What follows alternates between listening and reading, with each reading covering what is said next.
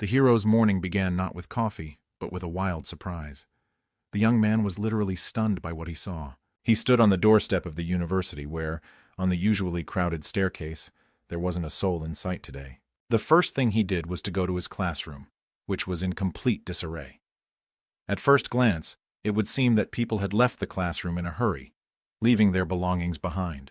The dining room looked the same. It had been left in a hurry, having never finished lunch. It was very strange for the hero to wander through the empty corridors of his institution, where there was usually a bunch of students. There was only one question in the young man's mind. Am I the only one who showed up for the pairings today? After leaving the educational institution, the hero came to the bus stop, but he did not wait for the bus, so he had to walk home. It was very quiet outside. The guy decided that as soon as he got home, he would get some sleep, in case it all turned out to be just a nightmare. After crossing the path to his house on foot, the young man climbed up to the right floor. Opening the apartment door, the hero shouted, "I'm home!" Mom didn't respond, which surprised the kid even more. Now he was not frightened at the horror, for at this time his mother was always at home. His gaze stopped on the clock. The hands showed 14:45. This fact further puzzled the hero. It struck him that he had left the university at about the same time. The young man decided to check himself and took out his smartphone from his pocket to compare the time. It was the same on my phone, 2:45 p.m., Monday the 6th of October. The hero tried to calculate in his head how long it should really be. His journey home took 2 hours and the sun is still in the same place. A sudden thought suddenly visited the young man's head. It's as if time has stopped. The hero stood at the window without taking his backpack off his shoulder. He looked out at the street, trying to understand what had happened. Suddenly the lad heard strange sounds that in the absolute silence startled him. It resembled the flapping of a bird's wings, but judging from the sound, the bird was gigantic. And in the next instant, that sound was replaced by the clatter of a woman's heels against the floor. Behind the back of the hero appeared a beautiful woman. Her appearance resembled an angel. She informed the hero that Earth time had stopped for everyone but him. The young man's eyes almost popped out of his orbits at what he saw. He asked fearfully who she was. Belle laughed and replied, "I'm exactly who you think I am." The guy didn't get her joke. It was like he hovered. At last he ventured to utter his suggestion. "Are you a burglar?" The girl was amazed that he could think such a thing about her. She pointed to her wings and white dress and asked irritably, "Isn't it obvious?" The hero wondered again who this uninvited guest might be. His next guess was, "Maybe you're a cosplayer." The beauty began to lose patience, for he was wrong again. She coughed, trying to regain her composure. At last the girl solemnly announced, "I am a messenger of God, an angel. My name is Lida. She shows up here to explain to the hero what's going on. He is a straggler." The hero was unable to answer anything. He was simply dumbfounded by the events of the day. That word, straggler, brought back unpleasant memories for the young man. It started with a field trip to an elementary school. He was forgotten and left. In middle school and high school, things repeated themselves. This became the young man's trigger for life. He was afraid of being abandoned. He wasn't even called to student meetings at the university. He was always forgotten. Note: an event held among university students in South Korea. It lasts approximately 2 days and is considered a free-form study session, where students spend time socializing with peers of the same major. The angel's news now literally crushed the boy. He fell to his knees and whimpered, "Why does this keep happening to me?" Lita smiled and explained that everyone had gone to the other world except him. The young man looked up at her. He wanted to know why he had stayed on Earth. The angel replied, "Because a great catastrophe is about to hit the Earth. Let me explain what it is first, and then we'll talk about you. This planet is moving to a new level as it has gained maximum experience. Mana will now be available to humans," Lita continued. "You will now have access to the Akasha Chronicles. Humanity will be able to utilize this data. We call this kind of thing status." The hero decided that this explanation was pretty simple, like in computer games. Angel smiled and said she was a good teacher. She continued her explanation. "Along with mana, monsters will also appear. You can't destroy them with ordinary weapons." After saying that, the hero decided that she was definitely a cosplayer. If we were to leave humanity in its current state, the risk of total annihilation would be enormous. God has stopped time and sent everyone to another world. There, people will have the opportunity and time to train in the use of mana. To be precise, their bodies are in a safe place, and the avatars have been sent to another dimension. Through this, people will be able to learn how to resist monsters with energy. That's how they get the basic skills to fight monsters. The hero raised his hand like he was in class. "I have a question. Monsters can't be destroyed with firearms or explosions?" Lita explained. "They are made of high-rank energy. Even a nuclear bomb won't be enough." The young man finally realized what it was all for. The angel asked, Well, isn't God merciful to organize a training of this magnitude? The guy decided it was time to talk about him. What is God's plan for him? Lita's answer infuriated the young man, for she considered it a mistake she could not undo. Bell explained. The portal is already closed, so that's not an option. Your stealth is astounding. Even God didn't notice. The hero's face turned red and he shouted in rage, "How can a superior being be so stupid?" The next moment he fell to the floor, and like a child he started kicking her legs and arms. "I can't believe it. Send me to another world and teach me how to use mana." The angel waved her hands. The merciful God is sorry for your problem and decided to give you a bonus. But the young man didn't want to hear anything. He wished to be in a parallel reality with everyone else. Lita explained in a calm tone, "We won't make it before the catastrophe. The others will be back in 10 years. I'll organize some food. Wait here." The hero was startled by this news, how he would wait alone for so long. He asked the angel, "What am I going to do here alone with myself?" Lita suggested that the boy train to prepare for the monster's arrival. The young man asked, confused, "What's the point if I don't know how to use mana?" The beauty smiled welcomingly and replied, "Just make you stronger physically." The guy wasn't very happy about this prospect. He looked disappointed. He decided to try to insist that he be sent to others, but it was impossible. Then the hero was seized by real despair. The young man screamed loudly, tears streaming down his face. This is how his lonely life on Earth began. The hero's hometown was indeed as if it had died out. There was not a single soul on the streets. The same deserted streets could be seen usually in crowded China. The Champs-Élysées and the Eiffel Tower were completely free of tourists. 5 years have passed since the disappearance of all humans on Earth. Only the lone young man left here by chance continued his existence, waiting for the others to return. He decided to waste no time and took the angel's advice, all these years improving his physical fitness. For 5 years he faithfully attended the gym and worked on his muscles. Meanwhile, others in the parallel universe were perfecting their own mastery of mana. People from different continents became stronger to face the monsters that would soon appear on Earth. The hero wasn't completely alone. Lita could at least entertain him once in a while. Angel watched the boy's actions carefully. She asked, "And how do you not get sick of it? How can you do the same thing for 5 years?" Lita wanted to know. The young man replied a little irritated, "Like I have a choice." The beauty watched the guy carefully, drawing certain conclusions. She thought while looking at the muscles of the young man's arm. "Yu Ilhan has gotten pretty good and stronger. What a stamina he has." People usually have a hard time focusing on one activity, Angel thought. Lita said, "I knew you were an unusual person. It was already clear by the fact that you were able to hide from God's eyes." The hero exclaimed irritably, "As if I did it on purpose." Right now the angel was his only interlocutor. She visited him once a week, keeping him from getting completely bored. Lita didn't just visit Ilhan, she took care of him, cooked his meals. When it was time for breakfast, lunch, or dinner, the table in the hero's apartment was automatically furnished with delicious dishes. The young man thought it was even tastier than his mom used to cook. And when the hero finished his meal, the dishes automatically disappeared. It was incredibly convenient. Ilhan informed Lita that the physical training was over. It was time to take on martial arts and weaponry. Angel asked how he was going to learn all this without a teacher. The hero replied that he would find a guide on the internet. "Electricity and the internet works, so I decided to study from videos I've put off in the past," explained the young man.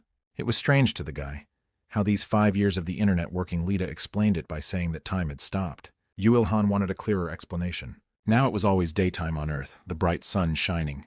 The hero decided to train outdoors, perfecting his new knowledge of martial arts. The young man decided to use a stick, for it was a weapon that could be found anywhere. The guy had watched a dozen videos on the internet, and was now trying to repeat the moves he had memorized. He was doing pretty well, like he had been practicing martial arts for a long time. Angel watched every movement carefully.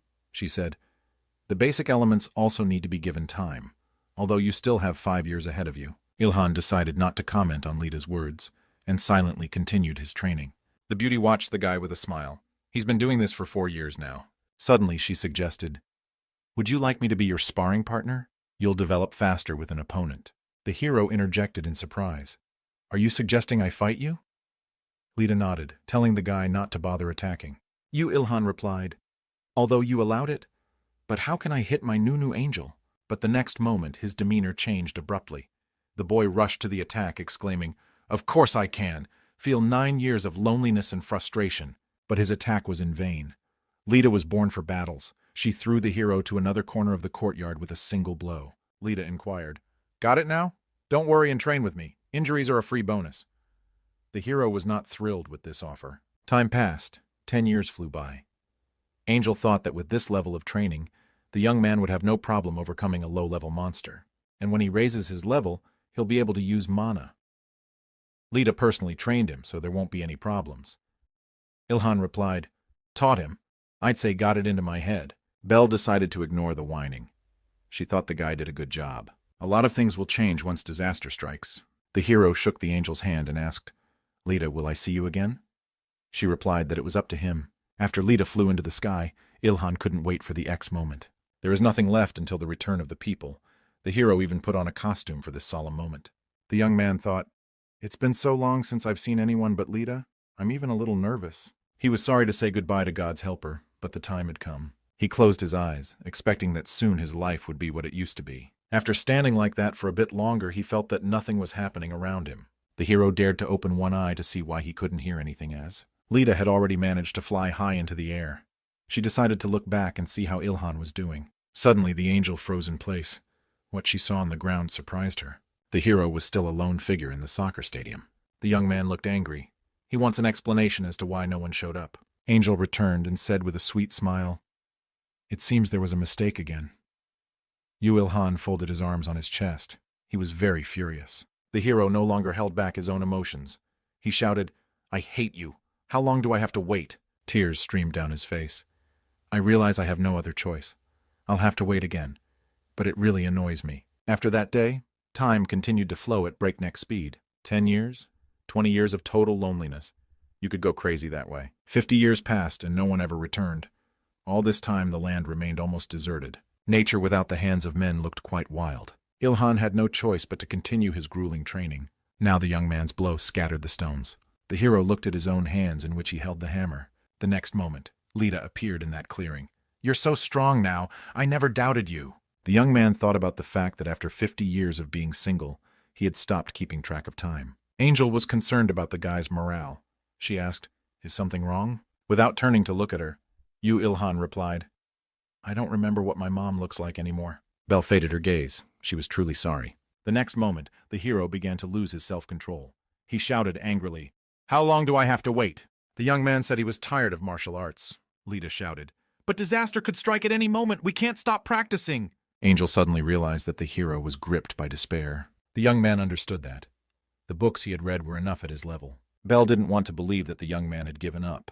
She wanted to cheer the guy up by all means. He should wait for the other humans to return to Earth. Ilhan recalled what he had been doing lately. He read all day long. He started with modern literature, then business books. Then came the basic sciences, history, geography, physics, chemistry, art. Time passed, and the literature in the library, which he had not yet read, ran out. It was then that it occurred to the hero to learn other languages.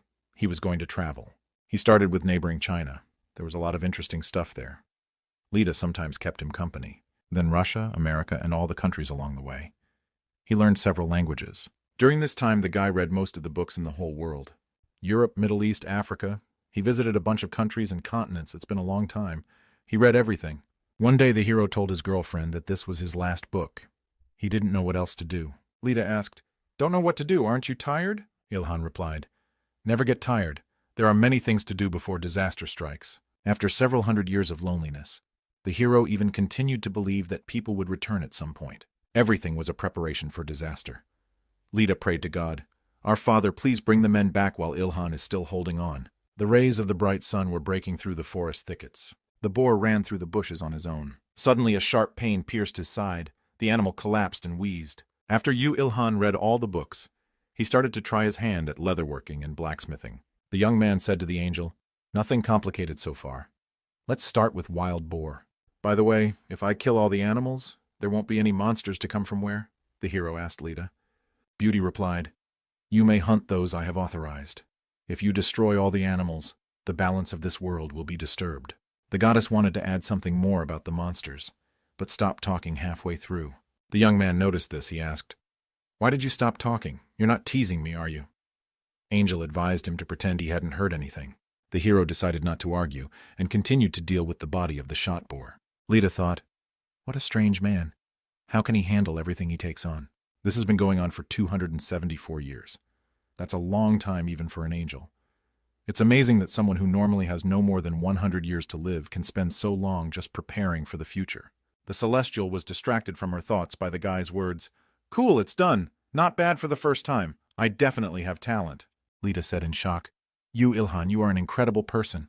Time passed, but the people did not show up. The waves were crashing against the sandy shore. It was cold outside, and the hero stood by the water in a warm jacket. He had learned to gut not only animals but also sea creatures. Another of his prey was a giant sperm whale. Lita shouted angrily, "It's an endangered species. It's illegal to hunt them." The hero asked if she could close her eyes at least this time. Ilhan laughed and said, "Call me Ishmael." The young man was referring to a character from Moby Dick. Angel exclaimed, "Stop joking, there's no one here to laugh." After 3 years, the young man had learned to be a master leather worker. It took a little longer for him to learn blacksmithing. When you read, everything seems simple and clear, but in practice and without a teacher, it is much more complicated. Sometimes all it takes is one mistake, and the labor you spent a lot of time on will be destroyed. An inaccurate sledgehammer blow, and the sword broke. The young man exclaimed in heart, "I have hands from my buttocks." At first, the hero's swords were constantly breaking. He spent 5 years to create a very simple sword. Lita was nearby at that moment. She wanted to look at this piece of gun art. Smiling, she commented, "You can't even slice radishes with that." The young man replied, "I didn't ask you to cut anything. Give it back." But the angel was against it. She wanted to keep this sword as a memento. She said, "God sent me to help you. Be thankful." Belle affectionately hugged the trophy she had received. Lita was blown away by this talented guy's skills. Over time, Ilhan attempted to create all kinds of weapons. Long swords, spears, axes, hammers, and so on. Another 50 years passed unnoticed during this activity. The perseverance of the hero knew no bounds. He tried to improve in any case for which he took up. He repeated again and again until he was satisfied with the result of his labor. He had a whole lot of time in his arsenal and patience, cultivated over centuries. After working with a hammer for hundreds of years, he finally became a true master blacksmith. He finally succeeded in creating the perfect spear. After 100 years of trying, he had finally created a masterpiece. Lita said, "Your tenacity is really impressive. This is the best spear I've ever seen. But with the advent of Mani, there will be other materials, much stronger steels," Angel added. The young man replied that in that case he would just make a new one. The Celestial never tired of admiring the hero, for he never gives up. After cutting meat and blacksmithing, the lad went back to perfecting his fighting skills. He practiced over and over again on a special simulator and completely lost his sense of time. Lita watched him and thought, Ilhan is constantly improving. Several generations of development in one man. But 1,000 years have passed. Sooner or later, it will reach its endurance limit. Angel dreaded to think what would happen then. Belle thought it would be wonderful to find some new and interesting thing for him to do. It had to be something completely new, something he'd never done before. Relationships with the opposite sex came to mind. She even had time to imagine herself in Ilhan's arms. But then the celestial woman came to her senses. She had no right to think such a thing. Such dreams threw the beauty off balance. She's an angel. How can you think of such vulgarity? But her mission is to help the hero. That's an order from higher authority, not her wish, so it's all right. Lita thought, if he needs help, I'll do my best. At this time, the young man noticed her strange behavior and asked what she was doing. Angel was airborne when she heard Ilhan's voice. Hey, Lita, what's wrong? She decided to pretend that nothing strange was going on. The Celestial was not feeling any. She hesitated to ask what she had just been thinking about. Their faces were so close that they could feel each other's breath on their own skin. The young man wanted to ask something. The angel thought, has he figured it all out? But that wasn't what Ilhan meant to say. He noticed that Lita's sword began to move and glow blue. Belle looked at her weapon. She was stunned, for she herself did not understand what it meant. Suddenly the angel's weapon took on a life of its own. The sword flew out of its sheath and into the air. Lita couldn't believe her own eyes. She had never seen anything like this before. She didn't seem to remember right away what kind of sword it was. When she did, she was completely amazed. It was Ilhan's first sword. She couldn't lose it and spread her wings and took to the sky. The hero tried to stop her, but the angel was unresponsive. Suddenly the young man noticed a definite change around him. The guy looked at his own hands and realized that he was now wearing the clothes he was wearing back then when time stopped. The martial skills simulator began to disappear right before his eyes. The hero immediately realized what was happening. Everything was going back to the original state. Meanwhile, high in the sky, Lita was begging the god not to take that sword away from her. She only took her eyes off her target for a second and glanced at the ground. Angel couldn't believe her own eyes. Had the disaster begun? Meanwhile, Ilhan lost his balance, his body flying. The hero found himself in the air. He couldn't believe he was flying. Lita shouted, Ilhan, wait, this can't be... Belle thought, gosh, this is too fast. We haven't even had time to say goodbye. But the angel was pleased by the fact that the young man's first sword had been left to her. She had managed to get attached to the guy during that time. but she didn't know if they would meet again. Lita was a celestial. First and foremost, she was a girl who fell in love with the person she was helping. They hadn't even kissed. Meanwhile, the hero watched his assistant swiftly withdraw. Would they really break up like this? They have spent so much time together, and now they don't even get a chance to say goodbye. It's a very sudden breakup. Lita thought, I'm an angel, a creature of the highest level. A thought crossed Ilhan's mind. If I reach her level, will we meet again? These two parted with heavy hearts in the hope of being together again someday. The time is finally here. The streets of the cities will soon be filled with people again. Strange lights suddenly appeared at the deserted bus stop, and in another second they turned into people going about their business quietly. A magical light also appeared in the still empty university auditorium. The next moment, the students and the instructor took their seats as if they had never disappeared. People also began to show up at the university's dining hall. The students looked somewhat puzzled. They looked at each other in surprise. The university courtyard was filled with people. Everything was exactly as it had been on that day several centuries ago. Ilhan stood in the middle of the courtyard with his eyes closed. He couldn't believe that this long-awaited day had finally arrived. He was no longer alone. When the hero finally opened his eyes, he saw something strange besides people. A screen with his personal information appeared right in front of the guy's face. Ilhan, human, unemployed, level 1. Title, Titan of Solitude, passive stealth. Strength 72, health 78, dexterity 81, mana 1. When the hero saw this status window, he realized that a major disaster had begun. He heard other students talking. Wow, you can also open a status window here, and it's only been 10 years. Ilhan thought confusedly. So for the rest of humanity, it's only been 10 years. It seems that only for me it lasted that long. The young men were disappointed as their performance from the parallel world rolled back. Everything returned to its original characteristics. The hero couldn't believe his own ears. He carefully eavesdropped on the conversations of others. He felt kind of strange being surrounded by so many people. After all, he had grown accustomed to solitude over the centuries. There was one strange moment. No one noticed Ilhan, as if he was invisible. Active hero skill, stealth, maximum level, evolution is available. Need materials for evolution. The skill is passive, which cannot be evaluated. The guy didn't understand what was wrong with this skill, why he couldn't manage to turn it off. The hero began to feel panic. He wanted to turn off this skill of his. Ilhan grabbed his head. Was it really his destiny to always be alone? These centuries he had waited so long for people to return, but it was all in vain. Was he to be alone from birth to death? After calming down a bit, the hero decided, I don't care, I'll just go home. Walking past the guys who were chatting with each other, Ilhan felt sad. But he was still excited, because it was wonderful to see people in the streets after spending so much time alone with himself. Time had finally moved on. The sky went from blue to the colors of the setting sun. As the young man closed the apartment door behind him, he breathed a sigh of relief, finally home. The next moment, Ilhan heard his mother's voice calling his name. The woman ran out into the hallway, all the while missing her son dearly. The hero could not look at the woman because during this time he managed to forget the features of her face. The next moment, the guy rushed to hug his mom.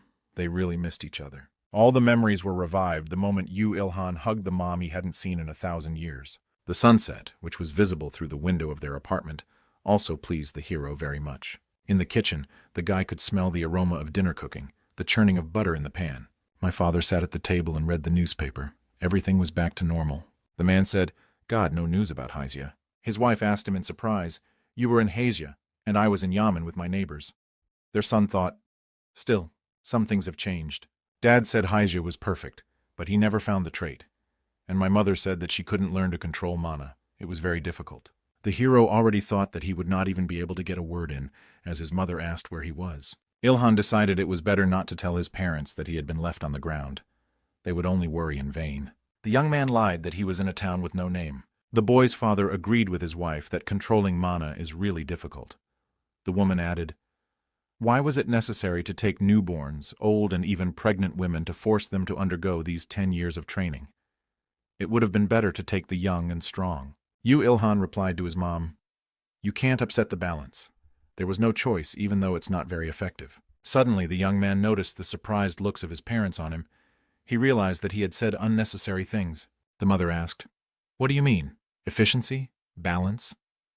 The young man replied that he was just guessing. He decided that he should think about what he was saying, or he would arouse suspicion.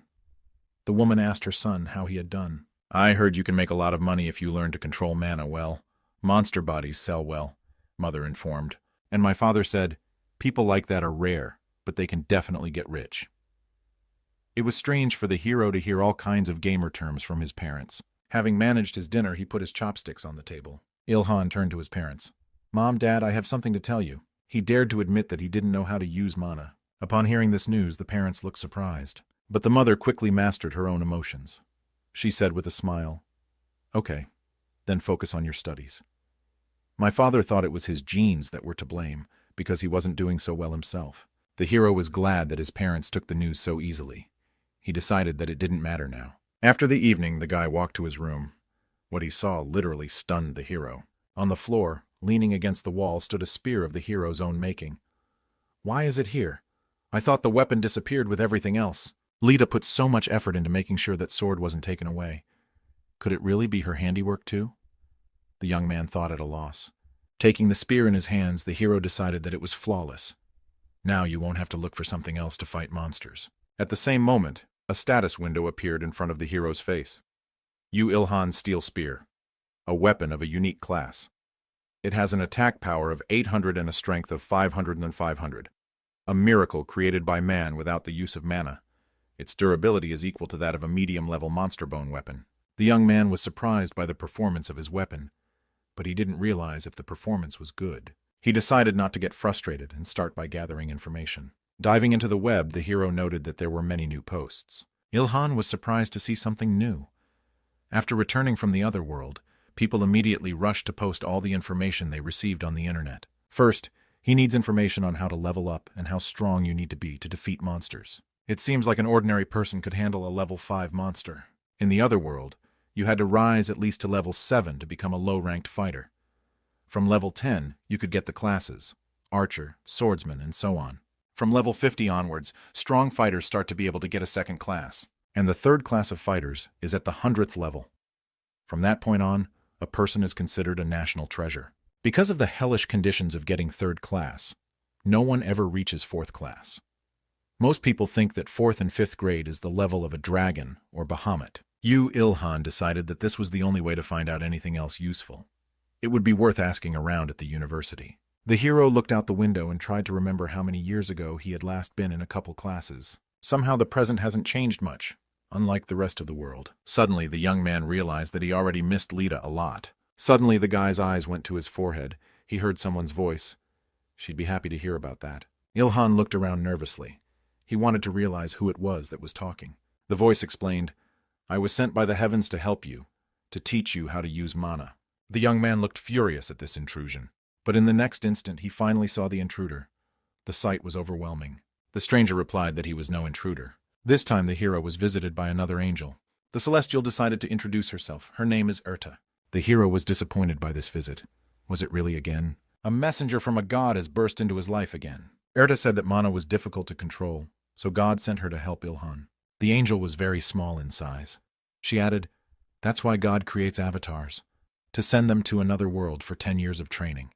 The young man replied, "It's clear, but it didn't do it for me." Erta reiterated once again that that was why she was here. "Someone wanted me to help the lagging Ilhan," Angel explained.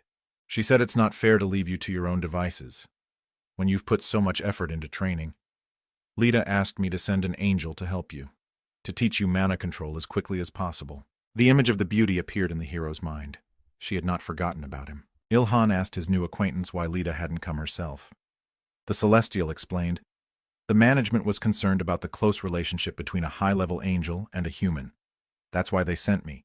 The young man replied that he understood, and thought to himself that he would like to see Lita at least one more time. Erta said that the young man looked nothing like the one her friend had told her about. Suddenly, the guy noticed the Celestial's eyes turn bright blue. She scanned him, surprised at his even fitness and appearance. Erta thought that the hero didn't need the angel's help. He could destroy the weak monster with his bare hands. Angel remembered Lita's words. "Ilhan needs to be taken care of. He's been alone for 1,000 years. He's the only one who can't use mana. Don't you feel sorry for him?" Then my friend's face resembled that of a kitten trying to beg for food. Erta decided that Lita was just pretending to be an innocent angel. The Celestial then sighed, accepting the fact that there was no choice, since the mission had already been assigned to her. She told the boy that he had done a good job of training his own body. She's here to teach him how to use mana. The guy looked confused. He didn't understand how to get started with this kind of training. The miniature angel flew up to the young man and stepped on his head. Erda said. I only need to be near you to activate it, for I am a supreme creature. All mana-related stats will increase 10 times faster from my presence. Even 1,000 years spent with Lita didn't accomplish anything, since the two catastrophes didn't exist. Celestia added, I estimate it will last about a year. The hero was annoyed that an angel was sitting on his head. He asked, Are you going to sit there all this time? Belle explained, I'm enchanted. The lower creatures won't notice me, so don't worry. But that wasn't what bothered the guy at all. How am I going to shower? What about my love life? Angel replied that there was nothing to hide. The hero wanted to at least be alone in the bathroom. Ilhan saw the problem as more than that. Due to Eartha's constant presence by his side, the young man would not be able to view 2 terabytes of his treasures. The Celestial replied, I am not concerned about the affairs of lower beings. Don't worry. The hero was stunned because it turns out she can read minds. She didn't care. Let the young man breakdance or rumba dance, and he could play his games all he wanted. Ilhan shouted, Wait, what did you say at the end? How do you even know about that? Angel replied, The higher creatures are not interested in how the lower ones have fun. The guy didn't believe her, for she was smiling. Now the hero wished that Leda would come back to him. But that wish was unfulfilled. He and Arita would spend a whole year together. The next morning the young man went to the university. It was the first training hike in 1,000 years. Erda nestled comfortably on the guy's head. The people around her couldn't see her. Ilhan asked the celestial woman, Are you really going to sit there 24 hours a day? The angel replied, The others can't see me, and you're not paying attention. The hero replied in despair, As if I could. Stop dangling your feet in front of my eyes. The young man exclaimed, Is it just me, or is the angel mocking me? Suddenly, the guy noticed people in military uniforms walking past him. Ilhan thought, Life hasn't fully returned to normal yet. It's unlikely to come back. The state is preparing the army for the appearance of the army. The young man wasn't sure how effective it was. Lita had said that only mana would work against strong monsters. Here was the university. How long it had been since he had been in its classrooms. Once on the notions, Ilhan felt invisible. None of the students paid any attention to him. The guy activated the system window, again trying to turn off the stealth skill. The character looked frustrated, as there was no way to turn it off. Erda thought this skill was not a bad acquisition, a nice bonus. The two communicated without words. Ilhan thought irritably, More like a loser's foray. Suddenly, the hero heard a conversation between 2 students. Did you get the skill? One asked. The other replied, One, but barely. The young man inquired of the angel what it was they were talking about. Erda explained that they combined a small amount of mana and negligible combat experience. Students are trying to get something that can be used against monsters in this way. The hero thought that the angel especially was very dismissive of humans. Erda replied, From the perspective of me, the supreme creature, even the combined skills of all the humans here can't compare to your disguise. That's why she said his skill wasn't bad. But the young man still thought he was for losers. Ilhan looked sadly at the other students who already knew how to use mana. Suddenly he realized that he could easily eavesdrop on conversations with his own skill. Not even his gaze is noticed by anyone. Now the hero no longer looked so frustrated, as he could easily get information. The next moment, the young man sensed a conversation that caught his attention. The speech passed a girl who had once studied at their university. She was called the Empress. Nobody knows exactly who she is. One of the guys said, We'll all know when the monsters show up. The hero concluded, Some female student showed outstanding talent in the other world. That's why she got such a name. The students were wondering when the dungeon would appear. They were sure that with their peers, there was no way to get there anyway. Ilhan thought, Oh yes, there are dungeons that have restrictions. The young man immediately inquired of the angel, What is a dungeon? Erda explained that it was a real trap. Her answer surprised the hero. It was a trap that God himself created. There are real monsters in the dungeon. First, God sends food to the dungeon to lure the monsters there. When enough of them gather, he closes them inside. Unlike monsters, humans are free to enter and exit as long as they meet certain requirements. A dungeon is a place where people can hunt relatively safely. Ilhan was stunned by this information. He asked the Celestial, Then why not just lock all the monsters in there permanently? It's not like they won't be able to get out. Belle explained that dungeons have a lifespan, so people should clean them up in time. Then there are the overly smart monsters that don't fall into these traps, the monsters that can break them. And some are so clever that they have learned to create their own traps for humans. That's why Erda recommended always being on guard. At that moment, the instructor walked into the classroom. All the students went silent. The man walked to his podium and decided to start the lecture by checking attendance. The teacher started calling one name after another. The professor gave you a long lecture that doesn't fit the subject matter. You need to adapt to a changed world. The organization united on these has already banned the free use of manam. Controls have also been put in place on the raising of rovens. China and other powerful nations have focused on monsters and how the world will change under the influence of mana. Depending on Korea's action, many firms will go bankrupt, but at the same time others will enrich themselves. The professor continued to narrate. At this time, Ilhan thought, so much water. I came here to study. Is it even worth paying that much money for such an education?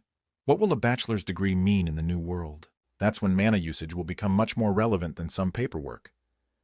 Until there are mana-related items in the program, Angel said, the best way to train is to hunt monsters.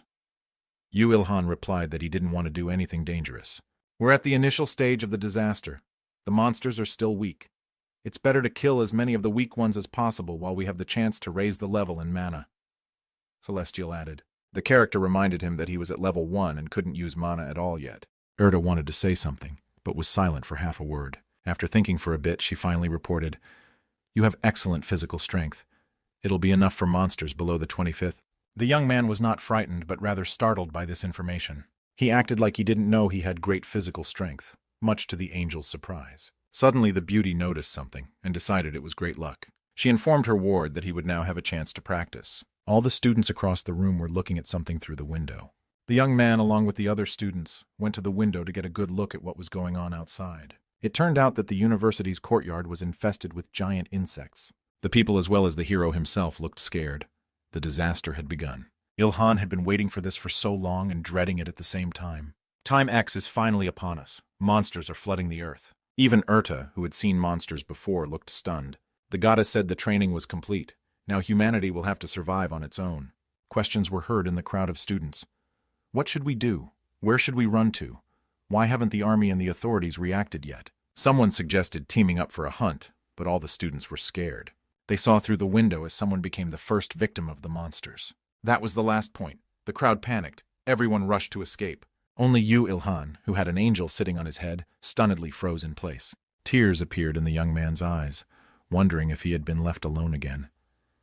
Heavenly Lady commented on the hero's condition. I didn't expect anything else from you. But the boy quickly pulled himself together. He began to trot his gaze around. Erda inquired, Do you want to fight them? The young man replied, Yes, they look weaker than a sperm whale. Belle decided to explain that monsters are different from normal animals, and the skin is incredibly tough, and they are stronger. Then she added that these are damaged below level 20, so they shouldn't make any problems for the hero. Ilhan at this time tore off a wooden leg from a chair. This would be his weapon. The young man waved the wood around a bit and decided it would suffice. Erda thought, he has a strong spirit and strong muscles. There won't be any problems until level 25. Meanwhile, the hero continued to swing his temporary weapon in a concentrated manner. His movements were so active that the angel could barely keep his head up. Ilhan decided that the makeshift stick needed to be improved. Having done so with improvised materials, he was satisfied. Erda asked, You made a suitable weapon on your knee. Have you been trained in the crafts? The young man replied with a smile. Is it really that noticeable? I've had plenty of free time. The Celestial remembered Lita's words. It's not like he can't do anything at all. He can't be abandoned again. Angel thought her friend was exaggerating. It was the result of extreme training. The hero had only one regret now. He should have brought his spear with him. For a low-level person to reach such heights is a sign of talent and skill. Ilhan asked Erda, My disguise skill won't work if I start attracting attention? I would like to hide my identity somehow. The beauty replied that a mask would be enough. Meanwhile, in the courtyard of the university, monsters were destroying everything around them. The professor's monument was cut in half. These creatures resembled mantises, but were much larger and much stronger. The hero didn't hesitate any longer. He went out to hunt and attack the first monster from the air. A mask hid his face, and in one hand he held 4 makeshift wooden spears. The guy's attack was precise. His jump on the monster's neck made it fall to the ground. Then it was a matter of technique. After the first kill, Ilhan gained 800 experience points and reached the 3rd level of stamina. His mana increased by 2, and his strength and agility by 3. The system reported, Taijutsu has reached the maximum level. Evolution is available if materials are available. A level 13 Greater Mantis entry was obtained. The hero couldn't believe that this was what a promotion looked like. He was pleased with his achievement. Levels are Akasha's Chronicle record system, in which you can bet stronger when defeating monsters. By taking an opponent's life, you gain not only a record in the Chronicles and experience, but also his future potential. Ilhan immediately noticed that his mana had gotten a little bigger. This fact could not help but make him happy as well. Erta inquired, "What's wrong with you? Did you feel the pleasure of violence?" The young man agreed, promising that someday she would as well. The next moment, the hero found himself surrounded by monsters of a different kind. The boy didn't hesitate and took up another spear. He managed to exclaim that there were no skills to fight a group of monsters. Angel advised him to rely on his reflexes. It would work itself out. Ilhan decided to heed the advice and rushed to the attack. He managed to cut the insect monster's protective armor in half. After another victory, the system reported 700 experience points gained. Spear Mastery has reached the maximum level. Evolution is available if materials are available. Level 11, Big Fly entry received. 850 experience points gained. You have reached level 4. Strength, dexterity, stamina, and mana have been increased by 1 level. Erta shouted a warning for the hero not to relax, attacking from above. The young man looked up and saw a bunch of flying insects that were rapidly approaching. There was no time for Ilhan to think now. He snapped out of his seat with lightning speed. Another monster was defeated. The young man received 400 experience points and a note about a level 7 big mosquito. But as soon as the hero overcame one monster, as another appeared behind him. This time the mosquito drove the guy into a dead end. There seemed to be no chance of escape. The sting of the giant insect was aimed straight at the young man's chest, but instead of piercing him, it bent. Erta was amazed at what she saw. He is so trained that his body has become invulnerable to the proboscis of a mosquito. The hero didn't look scared. He was quick to deal with the danger. Angel believed that Ilhan had crossed the limit of the human body as well. After destroying this monster, the young man continued his first monster hunt. Time after time, after destroying another monster, he received messages from the systems to increase his own experience. In the next moment, a giant mantis appeared in front of the hero as if out of nowhere. The creature was faster than the guy. It swung to strike. The guy barely had time to dodge. An ant had fallen under the mantis's sharp blade. The Celestial warned that more monsters were approaching. The next moment, Ilhan found himself surrounded by a variety of insects. The young man caught himself thinking that he was disgusted to even look at it. The hero exclaimed, "For bug extermination, call Sesko. It is one of Korea's famous pest control companies." As he flew up into the air, he worked both hands simultaneously with the wooden spears clutched in them. The system didn't have time to add experience to him. He had reached level 6. His stamina, strength, and mana increased by 1, and his dexterity by 2. Suddenly something incomprehensible happened, as if a bolt of lightning had struck somewhere behind the guy. It was as if someone invisible was destroying the monsters, helping the hero survive. Ilhan stopped, trying to figure out what the hell was going on here. Looking around, the young man saw a girl with powerful mana behind him. Her clothes resembled those of an ordinary student, but there was a strange piece of jewelry on her forehead. The young man realized that the mage in front of him, he wondered who she was. But Erta advised him not to get distracted and to kill the monsters. The stranger continued to destroy the monsters around her by applying her own energy. Angel said that the girl had incredible mana stats. Otherwise, how could one continuously use lightning strikes? Ilhan speculated. Perhaps she was just raising her level. I'm also increasing my stats. Finally, the young man exclaimed, "The last one left." He gained 1250 experience points and reached the 7th level. The other students had been watching the incredible battle with their mouths open the entire time. Now the hero could catch his breath. He had finally dealt with a whole bunch of low-level monsters. It was an impressive debut. It was at that moment that an entire army ran into the university courtyard. One of the soldiers exclaimed, "Sorry, our car couldn't go up." But the next moment the squad leader froze in place, stunned by what he saw. He couldn't imagine that their help was no longer needed. The military had received information that several insect-like monsters had appeared. What the hell happened here? Meanwhile, Ilhan was examining the remains of the insects. He hoped to find something like the Stone of 4 Souls, which according to legend gave great power to demons. Erta inquired, "You know how to cut up carcasses, don't you? You can find a mana stone inside the body." This information really interested the boy. The angel added that it was in the hardest part of the skeleton. That's where mana accumulates. She could point out the location. The young man took her advice. The military was shocked at this guy's level of training, how he managed to overcome these monsters on his own. The girl who arrived in time to help smiled and remained silent. Meanwhile, Ilhan, with Arita's help, got the mana stone. The angel explained that it was the basic material for all items. For a while, the hero paid no attention to what was going on around him, and when he looked around, he froze in place. A crowd of students gathered around him, all filming what was happening on their phones. The Sky Woman reassured the guy that no one would recognize him, so there was no need to worry. but he was embarrassed.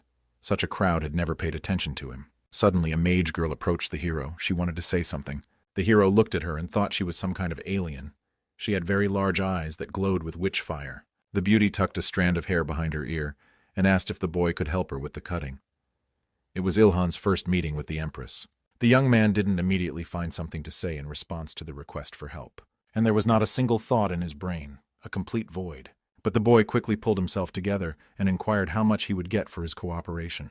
The Empress replied, 30 nor 40% is yours for your help. Ilhan agreed to her offer without hesitation and got down to business. The students in the crowd began to murmur, "Is it really the Empress?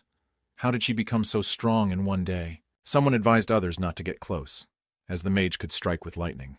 The hero, dissecting insect carcasses, thought, "It turns out this is the girl from the rumors. She's really strong." Suddenly, Ilhan heard a conversation. "Who's that guy?" From his palm and rays were shooting out. The young man countered to himself that there was no such thing. The students gossiped that he had killed a monster with a lightsaber. In fact, he wished he had. But that was a lie. Erda inquired, "How was it?" "Good stealth skill. It was enough of a mask that no one could remember what you were doing here." That made the hero feel a little sad. He began dissecting the monsters' bodies with even greater persistence, looking for mana stones. The Empress was pleased with the find. The stone did look magical. It had a purple color. Ilhan told his angel that he was done with this. It was time to get out of here. But the road was blocked by the military. They had something they needed to find out. The head of this squad wanted something from the hero, but he didn't have time to finish the sentence. The next moment, a bolt of lightning struck him directly in the back. The Empress decided to intervene to help Ilhan get rid of the army's attention. The beauty's face was hidden under a mask that was constantly smiling.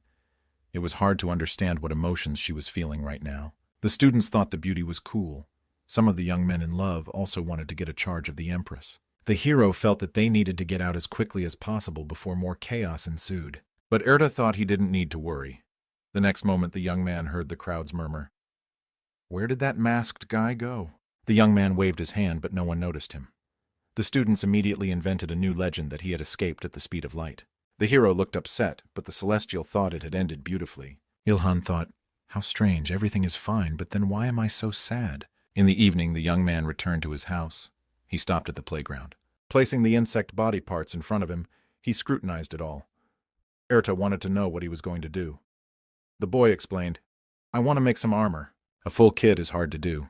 He hoped to be able to protect at least his arms and legs. The Celestial said, "Handling monster materials is incredibly difficult. You'd better wait for a chance to meet a real master. Ask him to make something." The hero smiled cheekily. What is she talking about? After all, he is the best craftsman on Earth. Erda remembered again her friend's words about pitying a guy who couldn't do anything. How wrong Lita had been. Angel covered her face with her hand. The young man realized what she was thinking and smiled. In fact, the Celestial woman thought the girlfriend was a fraud who had dastardly deceived her. Erda thought about the fact that in some ways this young man was like a cheater. She asked Ilhan if he knew anything about Manacraft. The hero replied that it was the first time he'd heard it, but it sounded cool. Angel smiled. "It's understandable since you didn't have any before." The young man grasped the beauty. He decided it was a new skill he already wished to learn. Erda promised to teach him if he stopped shaking her. Ilhan dismissed the winger and apologized for his behavior. Angel figured she hadn't gotten used to him yet, and she began her story. Mina crafting uses mana crystals that look like gems. You can use them to create certain items. For example, weapons or armor with special powers. This craft evolved from blacksmithing, but with the use of mana. The heroes grabbed Erda by the waist again, begging him to teach him the skill. Angel couldn't help herself and let go of his slap, reminding him that she'd already promised to teach him. She said, "I must remember to say a few affectionate words to Lita when I'm in heaven again." The young man wanted to know what she meant. The enraged Sky Girl thought about the fact that the girlfriend should watch her boyfriend on her own, but she had the good sense not to say that to Ilhan. She continued her story. "Before starting the armor cravat, you need to prepare materials and magic stones or mana crystals with special properties. For example, something that resembles a dragon's heart," the angel explained. The young man looked puzzled, but he quickly pulled himself together and decided that a dragon's heart sounded cool, like he'd gotten into some kind of game. "You need to place the magic stone next to you, synchronize, and begin the forging process. After you finish the piece, you need to grind the stone and apply it to the surface. The sand that forms from the artifact will become the base form. At this point, the work of the craftsman is completed. Thus, the forged item becomes magical. Such armor or weapons will add plus 30 points to your attack and plus 50 to your defense. Erta finished her explanation. The hero rejoiced that it was that simple, but the angel pointed out that the base form just increases stats. But there is another kind of crafting. It is the one that can bestow new skills. It is an advanced form. The Celestial thought that this level was much more difficult. With the amount of mana Ilhan currently possesses, it can't be achieved. The young man thought for only a moment, and then with a smile asked to tell anyway. For if you don't try, you won't know, Erta said. To enrich an item with abilities, the craftsman must put mana into the magic stone. If the mana runs out quickly, it won't work, Celestial added.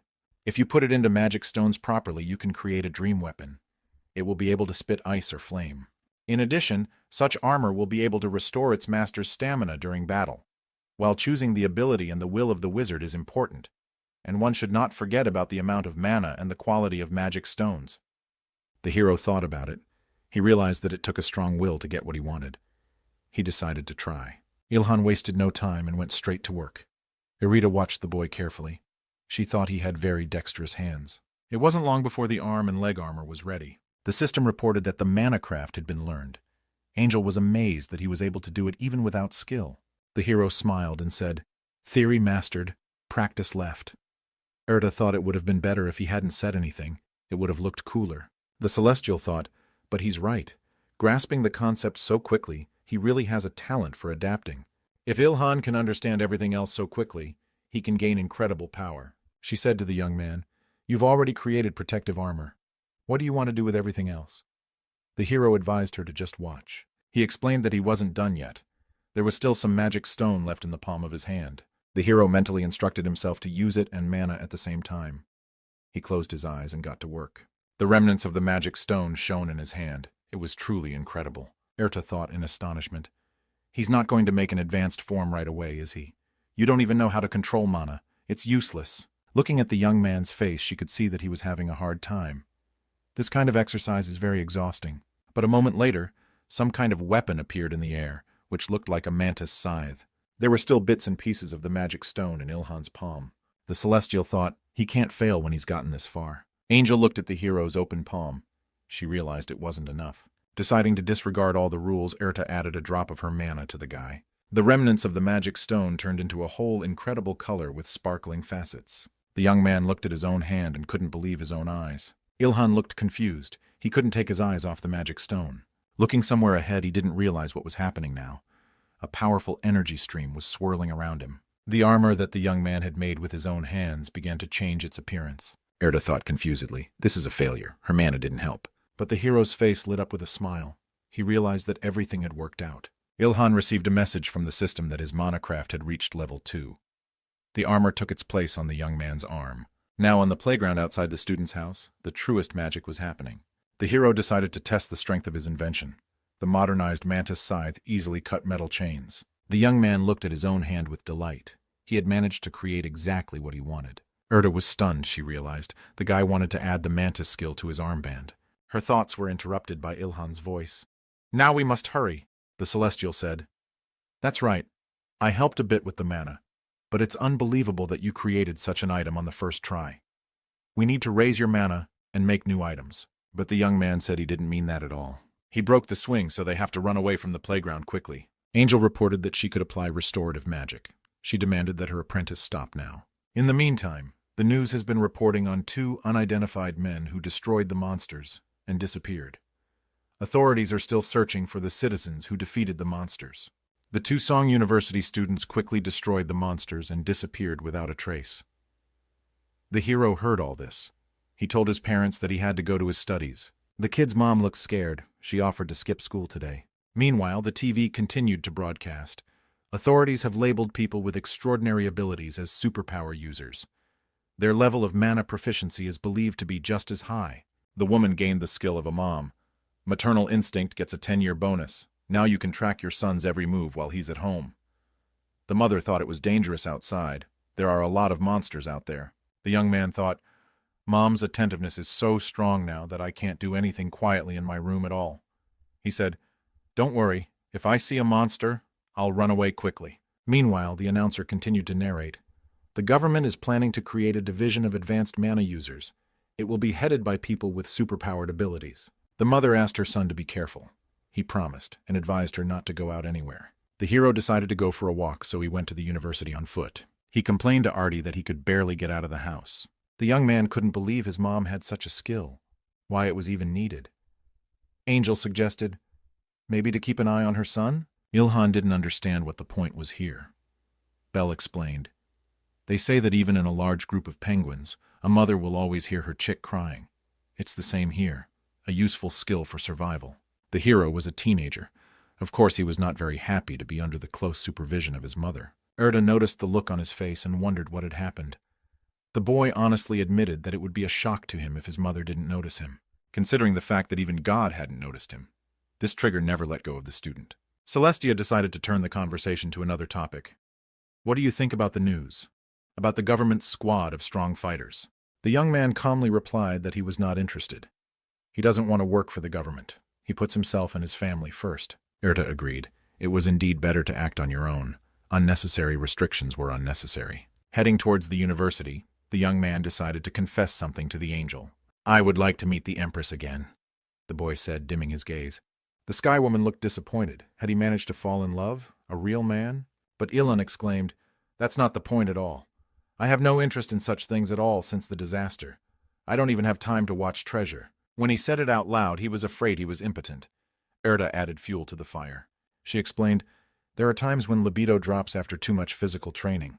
The young man's face turned red and he shouted in rage that he was not impotent. From the outside, it could seem quite strange, because the interlocutor of the hero could not be seen by passers-by. He could have gotten into an embarrassing situation if it weren't for his superpower. Erda said, even if you shout impotent in the middle of the street, no one will notice it. The young man angrily thought, I don't even know if this is a blessing or a curse. Taking a deep exhale, the hero said he had an idea why this happened. The girl who had helped him through the loneliness of 1,000 years appeared in the young man's mind. It's because of Lita. The celestial woman said, well, yes, enjoyed angelic beauty for 1,000 years and lost interest in ordinary women. Impotent. Ilhan coughed in anger but quickly pulled himself together. He wanted to know how the Empress had learned to control her mana so well. He has already raised his own level, but he doesn't understand how to use it. But the Empress's capabilities are really impressive. Erta replied, there's nothing surprising about that. God sent people to the other world for training. All but the hero, for his existence was hidden from the universe itself. You, Ilhan, who can destroy monsters with his bare hands, is much more unique than everyone else. Suddenly the angel hesitated half a word, as if she had some kind of hunch. The hero noticed the celestial's strange behavior and asked what was wrong. She explained that she sensed the presence of monsters nearby. A pack of 70 wolves and wild dogs. They are led by a level 35 diamond wolf. The student opened his mouth in surprise. He didn't expect such news at all. He shouted at the Sky Woman, for she had promised that there would be no high-ranking monsters anytime soon. Erda folded her arms across her chest and replied, something strange I noticed even yesterday. I'm not sure why such swarms of level 10 monsters have already appeared on the second day after the disaster. The young man looked puzzled as to why she hadn't said anything to him yesterday. The angel condescendingly replied that she didn't want to share her worries with lower creatures. The hero thought confusedly, Erda really is quite different from Lita. She acts like an understood rich girl, always drawing a line between the high and the low. Lita was different. Sometimes she seemed a little silly to the guy, but kind, like an older sister. Tears appeared in the student's eyes. He really missed her. Erda coughed to draw attention to herself. She wanted to be honest. Ilhan raised his eyes and looked at her questioningly. Erda looked serious now. I believe the earth is out of order. Something strange is happening here. I need your help. The hero stood as if flushed with the news. He did not know what to say. His mind was completely blank. It was scary to imagine what was behind it. Erda said, we have to hurry. I'll explain everything to you on the way. The young man asked to be shown the way to those monsters. The angel told him to move forward. The god teleported people through a disaster approaching another world. There they could learn how to use mana. But the animals have been left here alone for so many years. God thought nothing would happen to them in decades. But unfortunately, even God can be wrong sometimes. Due to an unknown error, the flow of time on Earth has been drastically altered. 10 years on other worlds turned into 1,000 years on Earth. The hero remembered how he waited for the first decade to end, and for people to return. For those 1,000 years, Lita had always been by his side, so he hadn't even noticed how much time had passed. The boy was pulled out of his memories by Erda. They needed to turn right. Ilhan obediently turned, but asked not to pull his hair. Meanwhile, Erda continued her story. Even considering the catastrophe, the animals lived for 1,000 years instead of their normal lifespan. The changes were unavoidable. The hero just ran out from around the corner and saw a pack of wolves right in front of him. Angel was just finishing her explanation. Right now, Earth's monsters are much stronger than those in other worlds. Seeing wolves with bloody mouths, the student decided that the Earth and all its inhabitants were doomed. Erda said that's why she needs Yuilhan's help. She was sure the heavens were trying to restore balance, but it would take time. Until that happens, we are responsible for destroying the monsters. Everything will be compensated according to the achievements. The Celestial Woman summarized her story. The two monsters didn't wait for them to finish their conversation and rushed to attack. The hero had time to put on his armor and retrieve his spear, but he found the task quite difficult. Erda looked silently at the wolves, who kept their eyes on their prey. She finally agreed that it was hard to argue with that, but there was still no other option. The young man took a step forward and began to fall downward, right onto the heads of the ravenous wolves. The monsters flew, whoever was where. This was a really powerful hero attack. It was incredible for him to wipe out a dozen wolves with one blow. Ilhan has gained 12904 experience and a level 35 Brown Diamond Wolf entry. He has reached level 9. Guy's strength has been increased by 4, agility, health, and mana by 2. Erda was stunned by her ward's accomplishments. Each day he amazed her more. Angel thought, maybe he's a masochist. Why does he like new challenges so much? Turns out she said it out loud. Of course the hero denied the allegation. It was at that moment that he heard a ferocious growl behind his back. The guy's reactions were great. As soon as he turned around, the dogs flew in different directions. The system immediately reported a level 18 no shelter dog entry was received.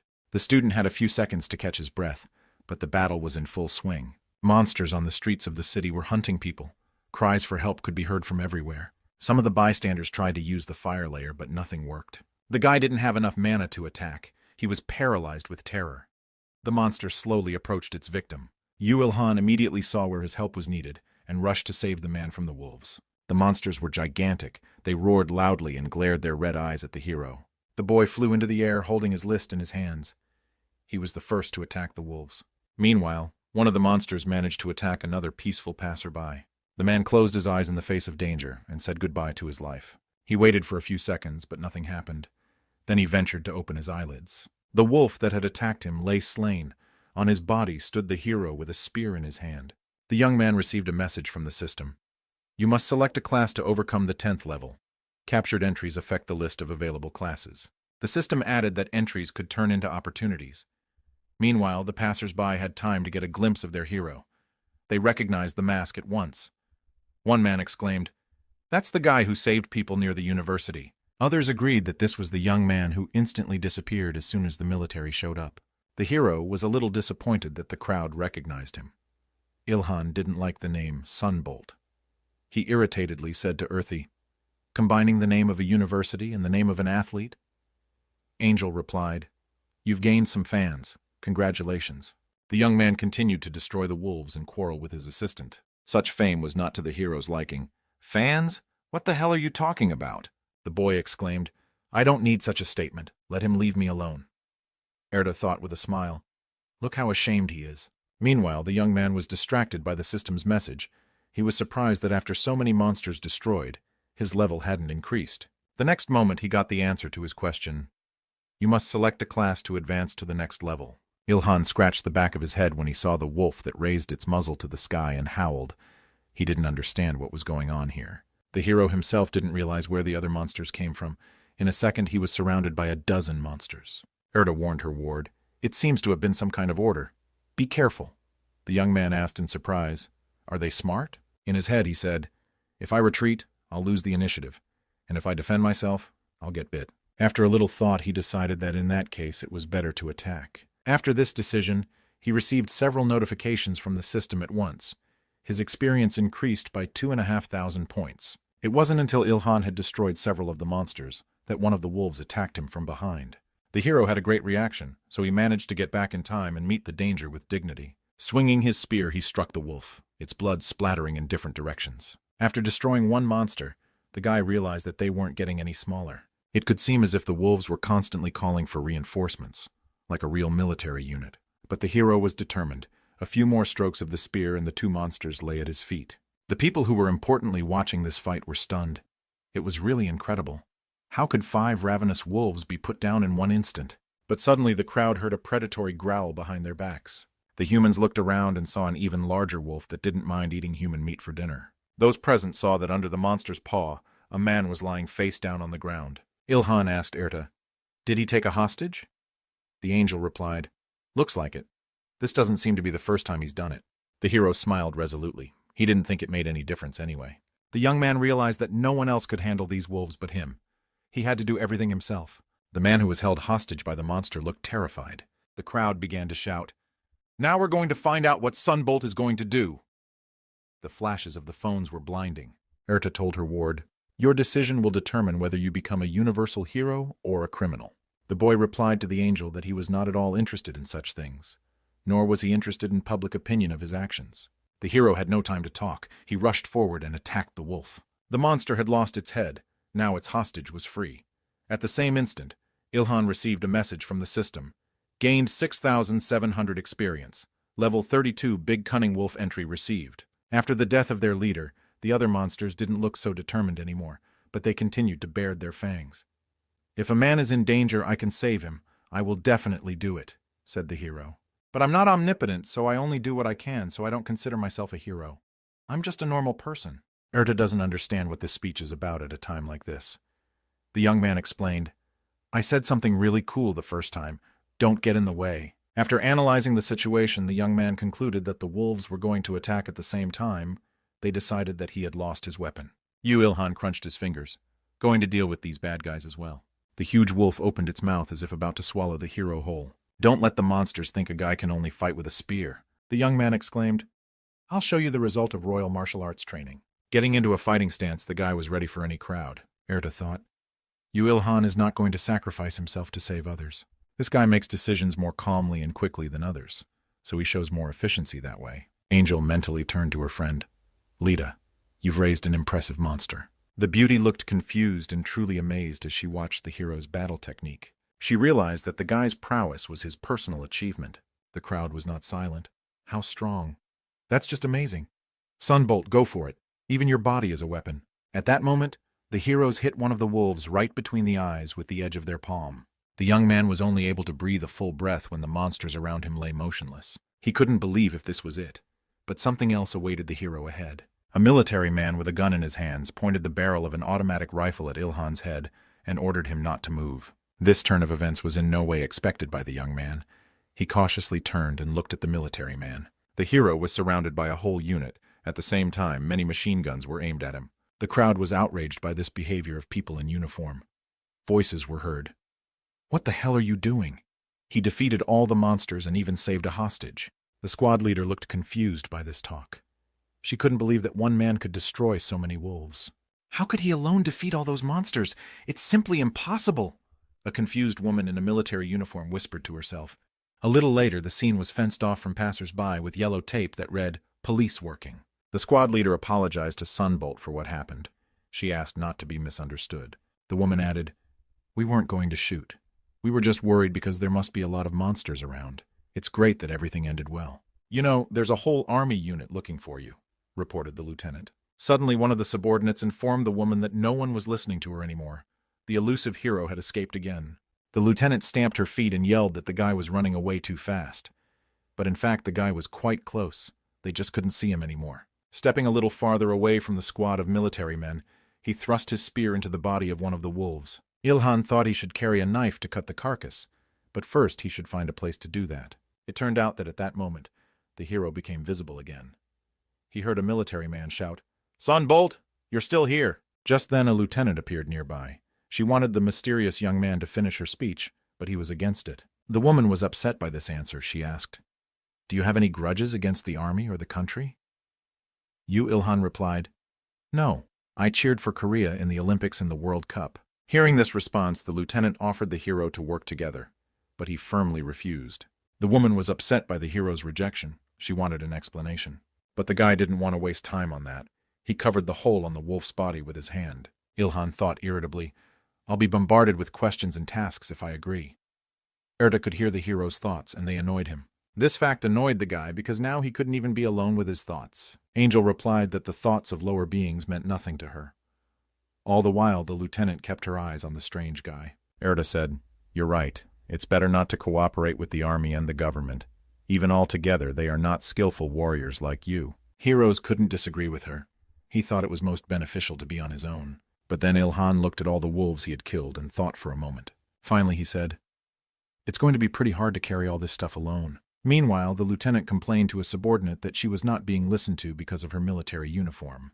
The woman was really upset and even thought about quitting the military service. It was at this very second that Ilhan approached the lieutenant. She smiled, deciding that the guy was willing to agree to work with the army. But the young man offered something else. "You want to buy the bodies of these dogs from me? I'll do the butchering myself." He thought to himself, "It's more profitable to sell them than to carry them home." The woman did not immediately realize what the hero was offering her. The subordinate whispered, "Lieutenant, monster bodies are very valuable." Military immediately agreed to the offer, deciding that it would be very profitable indeed. The lieutenant asked if the hero wanted to sell the mana stones as well, but Ilhan refused. The woman decided it was worth it to inspect the merchandise before buying. The military woman was stunned. The skin and bones are almost intact. It seems that's because he killed them with a single blow. The army had already found out that firearms made the materials deteriorate. It was impossible to use them in the future, recalled Lieutenant. Looking at the hero, the military were amazed. He skinned the wolves' bodies like a true master, with incredible precision and speed. The lieutenant pulled out her phone and filmed what the guy was doing.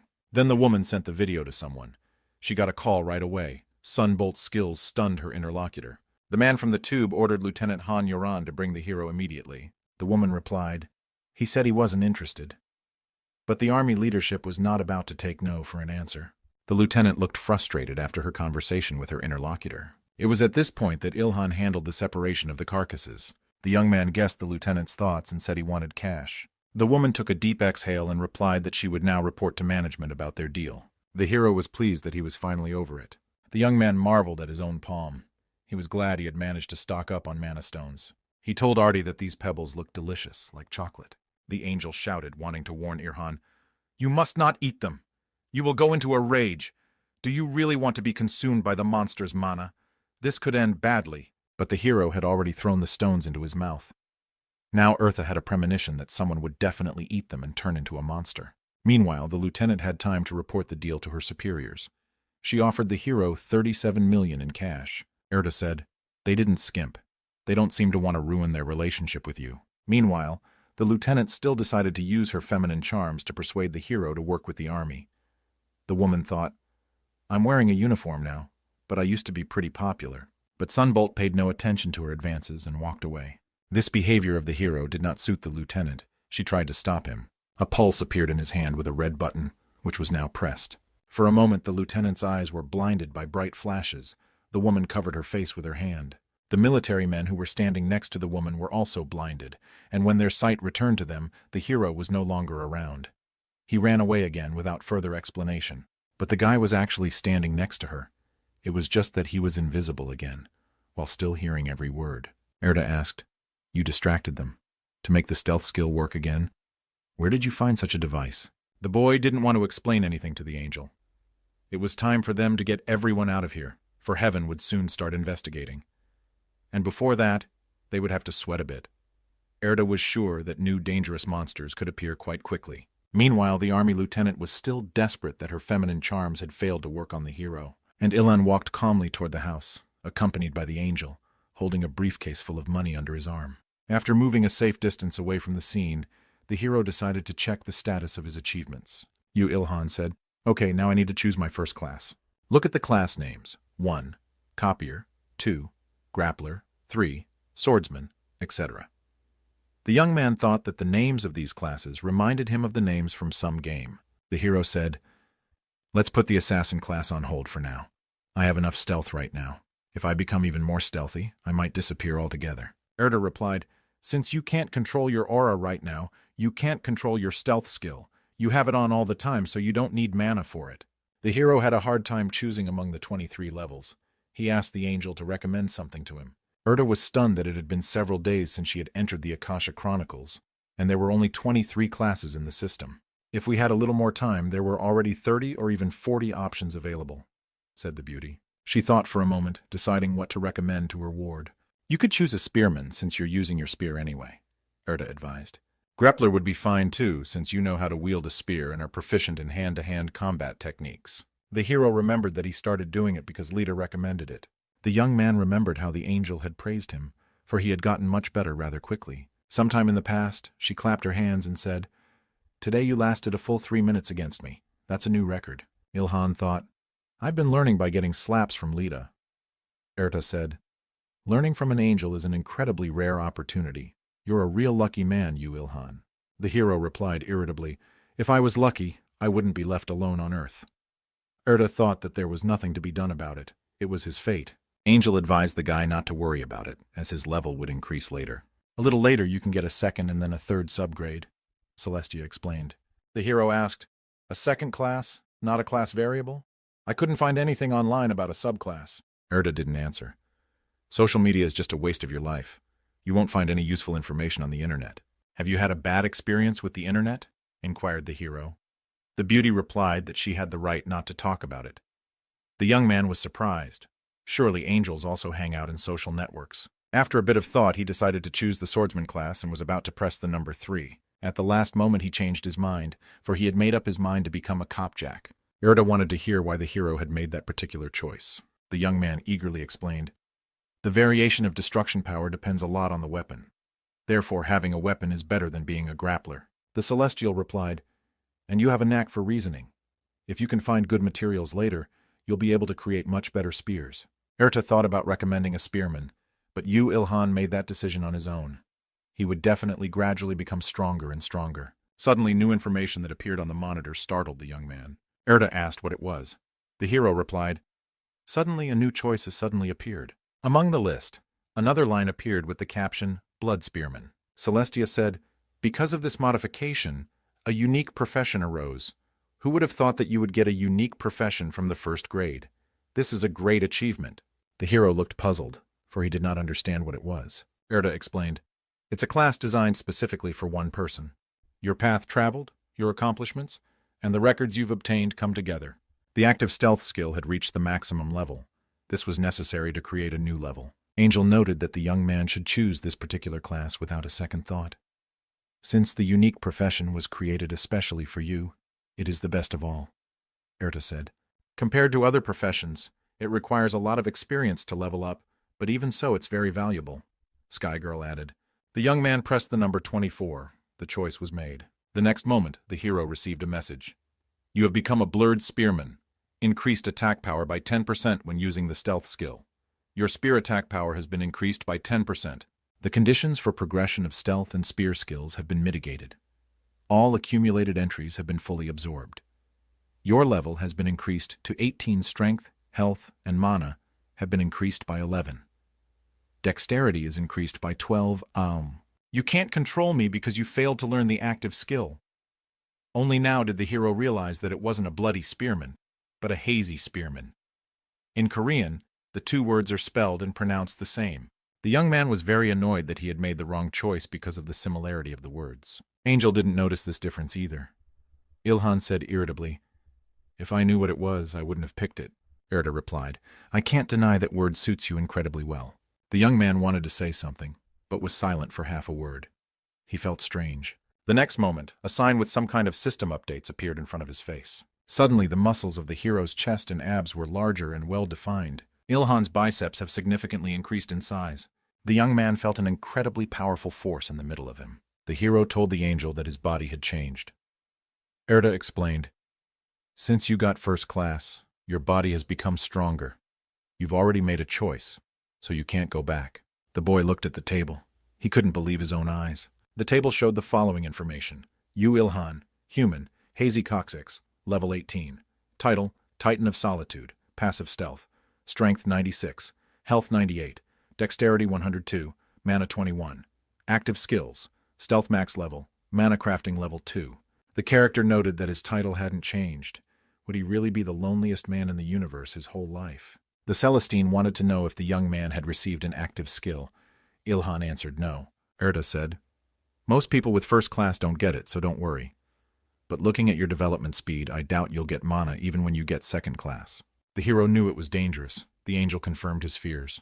But then the beauty added, "That is if you were an ordinary man." Celestia settled comfortably on the guy's head, about to tell him some more. "Yeah, you have nothing to worry about. If you can't get a skill at grade 1, 2, Your records will stack up, and after you get grade 3, you'll get a strong skill, Erda explained. The hero smiled and said, It turns out, instead of getting a few normal skills, I'll get one, but a strong one. Angel confirmed his hunch. The Celestial thought, Originally, Ilhan should have gotten 2 active skills since he was able to obtain a unique profession, but that didn't happen. If all the difficult records are put together before getting the 3rd grade, the guy will have a fantastic skill. Erda smiled at her own thoughts. She thought the boy was the first inferior creature worthy of being watched. The Celestial pulled the young man by the hair, guiding him in the direction she wanted him to go. The young man wanted to take his suitcase with the money, but Erda explained, I hid the suitcase with magic, so no one will take it. Now you, as an agent, should start looking for monsters. Angel pulled the hero's hair again. Ilhan exclaimed, I get it, stop pulling my hair. The young man looked into the phone. It turned out there were many other agents besides him. The Celestial advised against doing everything alone. Hunt monsters within your limits. Guy wondered if the Empress had also become an agent. Of course, such a talented person couldn't stay away. Erda exclaimed, This is an assignment from heaven. If you accomplish more than other agents, your rewards will increase. Try to stay focused. The hero smiled and replied, This kind of task pleases me. If there was a condition to help people, I wouldn't be happy about it. Well, that being said, I will get a reward depending on the effort I put in. God and angels are pretty cool. The young man continued to babble. The Celestial asked him to watch where he was going. Suddenly, Ilhan's gaze dropped back to the phone screen. The expression on his face changed. He saw a post from a hunting information community. Someone said a tiger lives on Bukan Mountain. An anonymous person wrote, Damn bears are scarier than tigers. The military shoots guns non-stop, but the bullets don't hurt them. The Chonin will soon break down completely. The hero then looked at the passers-by. They looked scared. Right in the middle of the street stood a giant bear, its eyes burning with demonic fire. People began to scatter. They were sure that this monster could not be defeated. But Ilkan was happy to have such booty. Now he would have a lot of fun. Looks like I get to eat a bear's gallbladder today, muttered the hero, pointing his spear at the monster. Erda said, You could if you had the poison resistance skill. 2. Angel advised the guy to learn the skill if he ever got the chance. The bear was simply gigantic in size. It looked down at its prey with a bloody stare from on high. Suddenly, rocks from the surrounding buildings started falling on the hero's head. The young man didn't realize what was happening. Did the military launch missiles? Suddenly, Erda pointed her finger upward and motioned for Ilhan to look in that direction. The bear roared wildly. The sound was so loud that everyone around him nearly went deaf. This time the military made it in time, rather than thwarting the hero's plans. The lieutenant ordered her subordinates to open fire on the giant bear. At once, dozens of shots were aimed at the monster, but the bullets bounced off its skin. The military realized that their weapons were useless against the beast. How do they fight this bear on the 3rd day after the Great Cataclysm? The giant paw of this monster was easily crushing cars. The lieutenant of the squad realized that the bear was changing its direction. The military men were ordered to rush for their lives. Someone exclaimed, Where are the users with the superpowers the government requested? Erda said, Your buildings are not sturdy, easily destroyed by the onslaught of only a 2nd-class monster. The young man asked the Celestial to be more understanding to humanity. While people were training in the other world, all the buildings, facilities, property, weapons, and technology existed before the current situation. In this world, there is only the knowledge and experience of ordinary people. The next moment the bear roared again. The hero realized without translation what he had said. No one can stop me. Ilhan hid his face under the mask and said, He seems to be having a lot of fun. Erta replied, I guess you could use the expression, a big fish in a small pond. The Sky Woman asked the hero what he planned to do and advised him to hurry. The young man calmly replied that he still had time. The next moment the hero was ready to fight. Red mana appeared around him. The system reported, Because of stealth, your strength has increased by 10%. Because of list ownership, your strength has increased by 10%. Vedmi stood with his back to you, Ilhan, but he sensed the danger. The hero attacked the monster from the air, intending to kill it at first strike. The bear roared. Relying on his own instinct, he began to turn around. Erda exclaimed, A bear shouldn't be able to spot you before attacking. Test your ability to hide even from God. Powerful mana began to swirl around the tip of the hero's spear. Right now, the hero's main priority was the giant bear. The military couldn't see the guy, but the result of his attack stunned them. The young man heard shouts of, Sunbolt is here! He thought, that nickname has stuck to me. When the hero landed on the ground, he looked at his prey. The boy thought, I guess I couldn't kill him with one punch. The bear continued to stand on its hind legs. Erda said, "That's understandable, since it's a Class 2 monster. It's not so easy to destroy." The hero decided it was time to act. He made himself visible and told the military if they wanted to live, let them run away. The men looked puzzled, so Ilhan added, "If you want to stay, let them." It was at this moment that the monster struck the neighboring building again, and rocks flew straight at the people. The bear became on 4 paws, and the boys ran who knows where, trying to save their own lives. Suddenly, the monster stopped and noisily sucked in air with its nose. The hero appeared in front of the monster's face suddenly, taking advantage of the moment of surprise. The monster prepared sharp claws to repel the attack. The young man exclaimed, "No chance." He was not used to giving up. Flying even higher into the air, he swiftly approached the bear. The lad's spear stabbed into the clawed paw of the monster. Erdi was having a lot of fun. Ilhan inquired, "Are you riding around sitting on my head? Stop it." The wounded paw didn't do much damage, but only made the bear angry. The Celestial said, "You've gone back into stealth because he's lost you. As long as the bear can't see you, you have a chance." The young man knew this without the angel's explanation. The only question that bothered him now was whether the spear would withstand the next attack. "Although my body is no different from the day I was left alone on the earth, I have managed to accumulate a lot of strength in it through training and getting a class," thought the hero. For a moment, he mentally plunged back in time to when he was still training with Lita. Angel said, "Don't think about extraneous things. Focus your weight on one point." She was teaching him to concentrate. Then the young man was worried about one thing. What if someone gets hurt because of him?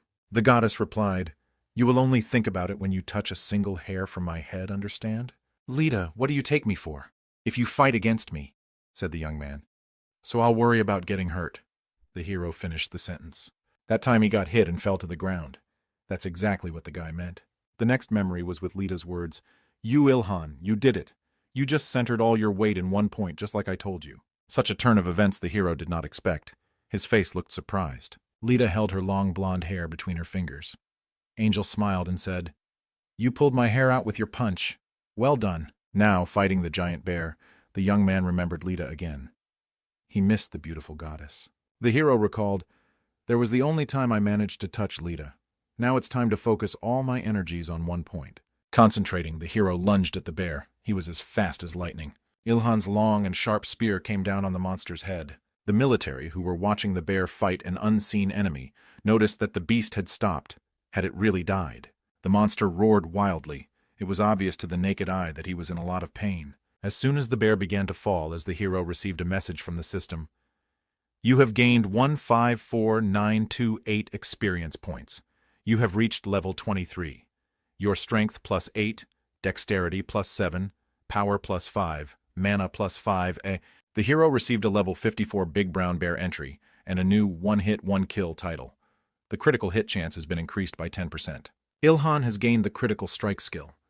Focusing into the vital organs of an enemy increases the likelihood of a fatal blow." Erda uttered in a daze, "You finished in 3 strokes without any skill." The hero looked at the angel and said skeptically, "Praise me better." The young man looked at his spear. It was still intact, and that was great.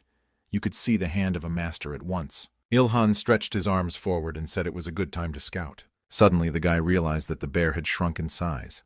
He must have had the skill of gigantism, which had disappeared after his death. The hero was pleased. After all, he had just gotten the critical strike skill. Erda replied, "That's great. It goes well with your stealth skill. All the records of your actions, accomplishments, contacts with someone have a greater impact on the formation and growth of your skills. Study and great deeds and learn skills." The hero was admonished by the celestial woman. Suddenly, a black car came around the corner at breakneck speed. She stopped abruptly, the back door opening. Feet in green boots descended to the ground from the car. Someone said, "We have arrived and will take care of everything here." Ilhan and Erta looked at the newcomers in surprise. Angel said, "It seems other ability users have arrived here." The hero replied, "I can sense their extroversion by the timbre of their voices."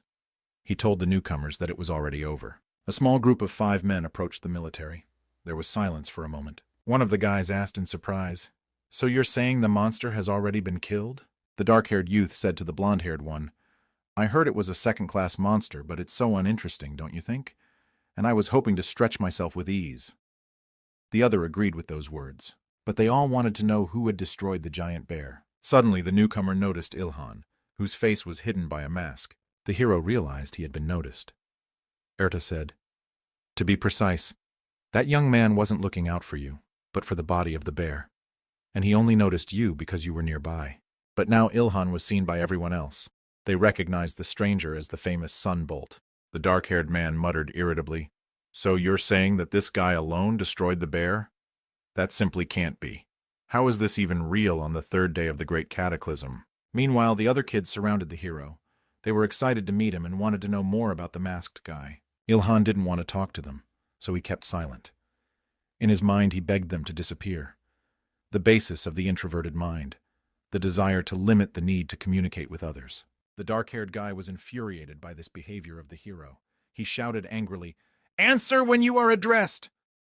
The comrade put his hand on his shoulder to calm him down. One of the young men realized that the hero did not want to talk to them and offered to leave him alone, which further angered his comrade.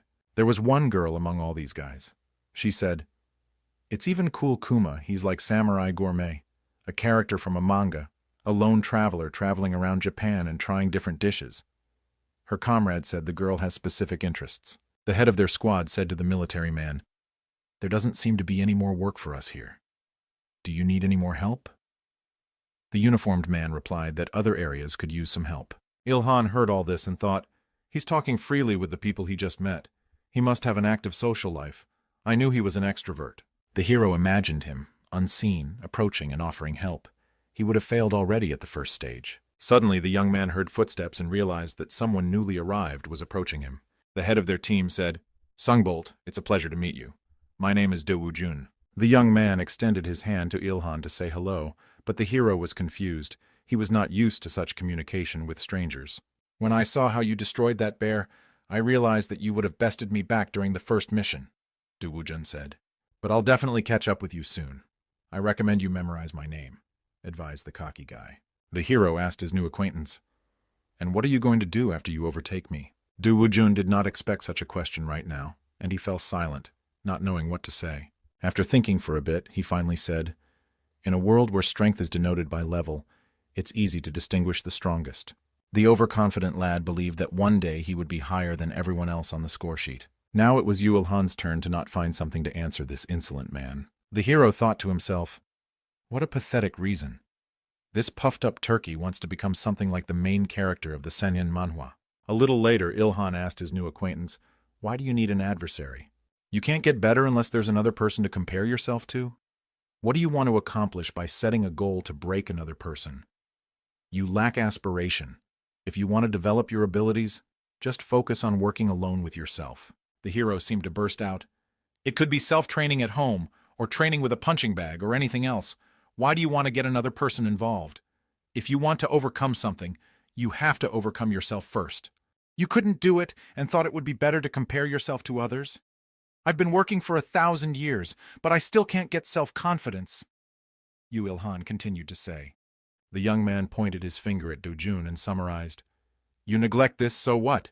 You say you'll get stronger? That's ridiculous." It turned out that the hero had actually said all this only in his own imagination. Erda noticed his depressed state. Only now did the guy look around and see that everyone had already left. The hero touched his face and replied to the angel, "What are you talking about? I'm very calm." The celestial replied, "Introverts cannot be eloquent in conversation with an extrovert. You'll only sweat with excitement. Better stop pretending to be cool." Instead of magic stones, the guy got a bearskin. It's pretty useful. Even bullets don't take it. Suddenly, the hero was approached by one of the military men.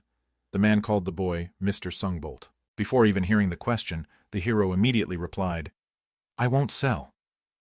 But it turned out that the representative of the army had a completely different proposal in mind. He began to explain something quickly, while gesturing vigorously with his hands. "And now, if you install the program I told you about, you'll be able to track the location of the monsters that appeared on the city map. It will be very helpful in hunting." The military man finished his sentence. The hero asked, "Isn't that a state secret? Can you talk about it?" The man replied, "It's for the safety of the citizens. We hope it will at least reduce the harm caused by dangerous monsters." Ilhan looked confused at this response from the military man. He looked back and walked away, while the two uniformed men stared silently in his wake. One of the subordinates asked the major if they were sure they could let this guy go that easily. They'd better get him to cooperate, using any means of coercion. But the elder responded, "Balboa, do you really think that an ability user who destroyed a Class 2 monster in 3 strikes would obey our orders?" I saw how in another world, an outstanding ability user alone ruled his nation, and how one monster completely destroyed that country. He will grow even stronger from here. If we try to limit his will, it will only turn out to be a complete failure. The Major added, "This world no longer obeys the previous rules. It's now a world where both the government and the army can collapse just because of one man. Therefore, there is no need to control a large force. It will be more reasonable to exist peacefully, benefiting each other." The Major's subordinate was stunned by the commander's monologue. The soldier said, "You just looked incredibly smart." The Major irritably replied, "Fool, I don't look smart, I am. I got my college education in Seoul." Erta said to Ilhan, "This military man is really smart. He will live a long life." The hero replied, "I don't know. I think he really overestimates me." Angel thought the young man was underestimating himself. The Celestial thought, if the army forced Yu Ilhan to cooperate with him against his will, then he would wipe out an entire military unit just for not following their orders. Now the military has no control over Yu Ilhan. That soldier quickly realized that and offered cooperation instead of coercion. He remained on good terms with him. It seems that Yu Ilhan hasn't realized how strong and valuable he is yet, Erta thought confusedly. Meanwhile, the hero was looking at his phone screen. He exclaimed, "Erta, look, 3 monsters have appeared at the same time. What should I do?" The angel replied, "Why bother thinking about it? Let's destroy all 3 of them." Such a response from the Celestial only amused the young man. He didn't mind working up a sweat to take down a few monsters. Using the map on their phone, they quickly made their way to the first place where the monster had appeared. It was some kind of abandoned building. The first hero destroyed a huge rat. It didn't take much time. Next, a giant praying mantis appeared in Yu Ilhan's path. The last monster was a giant black bird. The young man couldn't understand why he was still at level 24 after killing 3 monsters. A display appeared in front of the guy's face. "Why did I only go up to the first level?" Erta replied, "Because those monsters are weaker than the dreadful wolf and brown bear you defeated earlier. Your unique profession requires a lot of experience. If you were an ordinary person, you'd be at least level 30 right now. In what city can this blurry face be strong?" Ilhan decided not to be discouraged, for he managed to find many valuable items, which he sold to an interested army. The guy couldn't believe his own happiness. He now had 1 billion in cash. It was like a fairy tale dream. He could do whatever he wanted with that kind of money. Maybe he should look into real estate. Erta disagreed. "You shouldn't be so foolish with a lot of money. What would you do if you were tracked down? This kind of spending is just like shouting around that Sungbolt is Yu Ilhan. So, just this once, as a special bonus, I will erase the memory of the people involved. That's exactly how it will end," the Sky Woman promised. The hero clapped his hands together. "Angel magic is the best ever. Thank you. You've helped me a lot." The next morning came very quickly. The guy woke up in his own bed. Opening his eyes, Ilhan immediately activated the system to look at his vitals. He immediately received a message that said, "Communication with the other world has been restored. From now on, you can physically appear in the other world you were summoned to and perform tasks for appropriate rewards." At this suddenness, the young man's hands began to shake. The world I was called to. The hero had time to get upset. He decided that he would remain invisible again. The young man didn't want to be alone with himself again. He showed the monitor to Angel and irritably asked what it was. "The monsters on Earth have gotten much stronger. It was necessary to come up with some way to deal with this problem," Celestia replied. Barely containing his own emotions, Ilhan inquired, "Have you decided to send people to another world where they can safely gain experience?" Erti's answer was in the affirmative. The hero couldn't hold back any longer. He shouted, "Then what about me? Other people go to another world. But what about me? The celestial woman put her hand out in front of her and said, "You've always been alone. So what's different now?" The hero clutched his head in despair. "But still, Mom will definitely be asking me why I don't go to the other world." "Answer her that there's nothing to learn there, so there's no point in you going there," the angel advised. Celestial added, she feels very sorry regarding the guy's situation. "There's nothing I can do. I'm not the one choosing this fate for you," Erta added sadly. The young man calmed down a bit and replied, "That's right. I guess I can't go to another world after all." But suddenly, he heard these words, "It's not that impossible. If you become a supreme creature, you will have the opportunity to do it. If you, Yu Ilhan, become the highest creature, you will be able to enter not only another world, but even heaven. Then you'll be on the same level as us angels," Erta explained. The hero was shocked by such news because if he became a supreme creature, he would be able to see Lita again. The celestial thought irritably, "It's like they're lovers separated by distance." Hertha's mind was swarming with thoughts. She had a definite idea. Only now did she realize that she was playing the role of mediator between these two lovers. Earthy disliked it very much, for she herself had no object of affection. The Celestial exclaimed, "Train even more concentratedly to become a supreme creature, and then you will be able to enter another world and meet your beloved again." The hero inquired, "How long will it take?" and got the answer that it should be less than 1,000 years. Ilhan breathed a sigh of relief. Such news pleased him. When the young man entered the kitchen to eat breakfast with his parents, he heard the breaking news. The TV presenter was telling us that martial law had been imposed all over the country today. Such news stunned the hero. His quiet struggle with the monsters was over. The young man's mother said, "Martial law has been declared not only in our country, but all over the world. It seems that because of the monsters, the world government had no other choice. All schools and businesses have closed, and meanwhile the army is planning to destroy all the monsters. People are forbidden to go outside." The young man thought as he sipped his morning tea. Even the government has admitted that it won't be possible to live like before. The hero decides it's a good time for him to talk to his parents. Ilhan asked his mom and dad to go to another world. They would be safe there. The woman decided to talk to her son, to explain to him that this was not the best way out. But her husband managed to beat her to it. "What's the point? I was there for 10 years, but I couldn't even make it to 2nd grade. The young man objected, "But the monsters will keep coming. We need to get stronger. At least it'll be safer than Earth for now." The father decided not to argue with his son. He replied, "I understand. If that's the way you feel, I'll leave. Don't give up trying to manage the property and practice faithfully." The mom, on the other hand, disagreed. The woman wasn't ready to let her son go just like that. "I think a little differently than your father. I'll be happy for you to try, but it pays not to overdo it." The hero tried to change the subject by saying that today's breakfast was delicious. Suddenly, his mother's words made the young man freeze in place. "It's you, the masked hunter." Ilhan was shocked at how his mom found out about it. How can a mother not recognize her own child?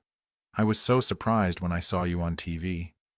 I guessed at first sight that it was you, despite the mask and different clothes," the woman explained. Mama Penguin always knows where her penguin baby is. Only now the youngster realized what a unique skill his mother had. The young man couldn't contain his emotions. He shared with the woman that she was ignored by the world. The woman said, "I don't know how you became so strong, but I am very worried about you. Be careful, we always make the right decisions. I think you realize how scary monsters are?" The hero did not have time to answer, but his mother added that people are much scarier than monsters. It should not be forgotten that there are much more evil people, so you should beware of them. Ilhan smiled. He was glad to have this conversation with his mom. The woman said, "I am pleased that you have such a good appetite this morning. I have to go now. Don't do any dangerous things." The boy waved to his mom and told her to take care. As the woman disappeared into another dimension, the hero looked around the empty kitchen. His eyes stopped at the sink full of dirty dishes. He remembered that Lita had always done the dishes before. The boy put on rubber gloves and took up the dirty plates himself. He thought, "My parents went to another world to gain experience. Although I can't go after them, I have other things to do." Suddenly the hero's thoughts were interrupted by Erta. "I'm going to heaven for a while to pick up the reward for the task." The young man asked the angel to grab some ice cream on the way back. The Celestial flew away, surprised by her ward's request. The young man watched her from the window. He was pleased with the kami that he was all alone for a while. Last night, Ilhan bought a small space with cash where his workshop will now be. He didn't have the tools and proper equipment yet, but he already wanted to try something. After all, without processing, the skin and bones would quickly deteriorate. The hero wanted to use metal, but due to the lack of proper materials, he would have to improvise. He decided what he had now should be enough to handle the bones. Ilhan thought, "But it seems that processing leather and other materials takes too long. At this rate, I don't know when I'll be able to complete the outfit." The hero was brought out of his reverie by Eartha's voice. "You can get by with magic." The young man smiled and asked why the angel had returned so quickly and if she had bought ice cream. But when the guy saw the face of the celestial woman, his smile disappeared. Now Erta had become human-sized. She was coming straight at the hero. Angel folded her arms across her chest. She looked annoyed. The hero shouted, "You also know how to use gigantism magic." The celestial replied, "What do you take me for? I've been using miniaturization magic all this time." "Okay, let's forget it. Hold out your hand to receive your reward," Erta said. The guy wiped his dirty hand on his sweater. He was a little dazed. As the young man's hand shook the angel's hand, a thought flashed through his mind. Eartha's hand is cold, but very gentle. At the same instant, the young man received a message. The task 001 that the heavens had given was completed. All of the hero's characteristics were increased by 1. He was the best at completing the task and received an additional reward. The name of this bonus is Eternal Flame. The guy wanted an explanation from the angel what it was. Erta smiled slyly and remained silent. She decided to pull a pause, and the next moment she pointed with her hand where the hero should look. The young man exclaimed, "When that fire broke out in the fireplace, I didn't light it." The angel explained, "The eternal flame, it is a living flame that never dies out and is constantly growing. It is the precious flame of heaven." The young man rejoiced. "A flame that never dies out, that's just what he needs," Erta replied. "I knew it, especially Lita emphasized it." Celestia remembered how her friend had begged her to bring down a bunch of gifts for Ilhan. She had replied at the time, "It's too much. What am I to you, a loader?" "In heaven, Leda worries too much about you," Erta muttered. The boy was amazed that Leda had actually sent all of this. Meanwhile, an annoyed Erta was very jealous of the two of them. She even muttered that couples should go to hell. Meanwhile, the young man paid no attention to her. He was looking at the gifts from heaven and thinking, Leda really understands what he needs. Earthy was hurt to hear about it, but she decided not to broach the subject. "I also have good news for you. Heaven has given you a second assignment since you can't move to another world," the celestial woman informed. Angel finally revealed the secret of this assignment. "From now on, you must create dungeons on Earth." The young man was silent. He was dumbfounded by this suggestion. There were more questions than answers in my mind.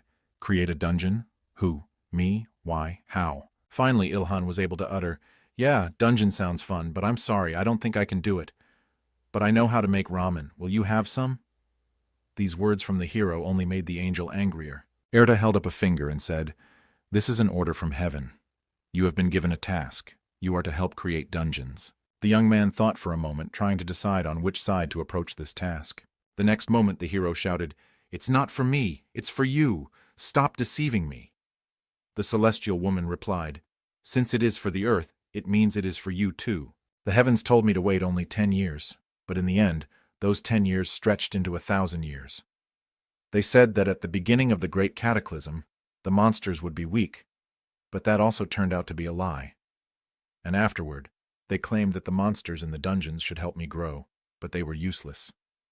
What was even going according to plan?" The hero didn't control himself with rage. The young man didn't understand the point of making him believe their words. Erta decided she could explain something. When God stopped time on Earth, this situation affected all living things. Animals, birds, and fish were able to develop immunity against this power.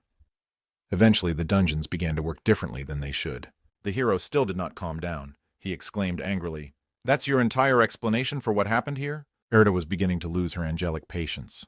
The boy wondered why she was so sure about this. "For thousands of years, you have been perfecting your skills. Especially your blacksmithing abilities have reached a divine level. The only being besides us who can build a dungeon is you." Ilhan didn't want to believe it was even possible. He didn't want any part of it. But suddenly it came to him. Erta had just praised him a lot. The hero decided that this behavior of his was rather suspicious. "You just said that to put a huge amount of work on my shoulders." The guy accused the angel of being devious. The Celestine replied, "It's a win-win for both us and you.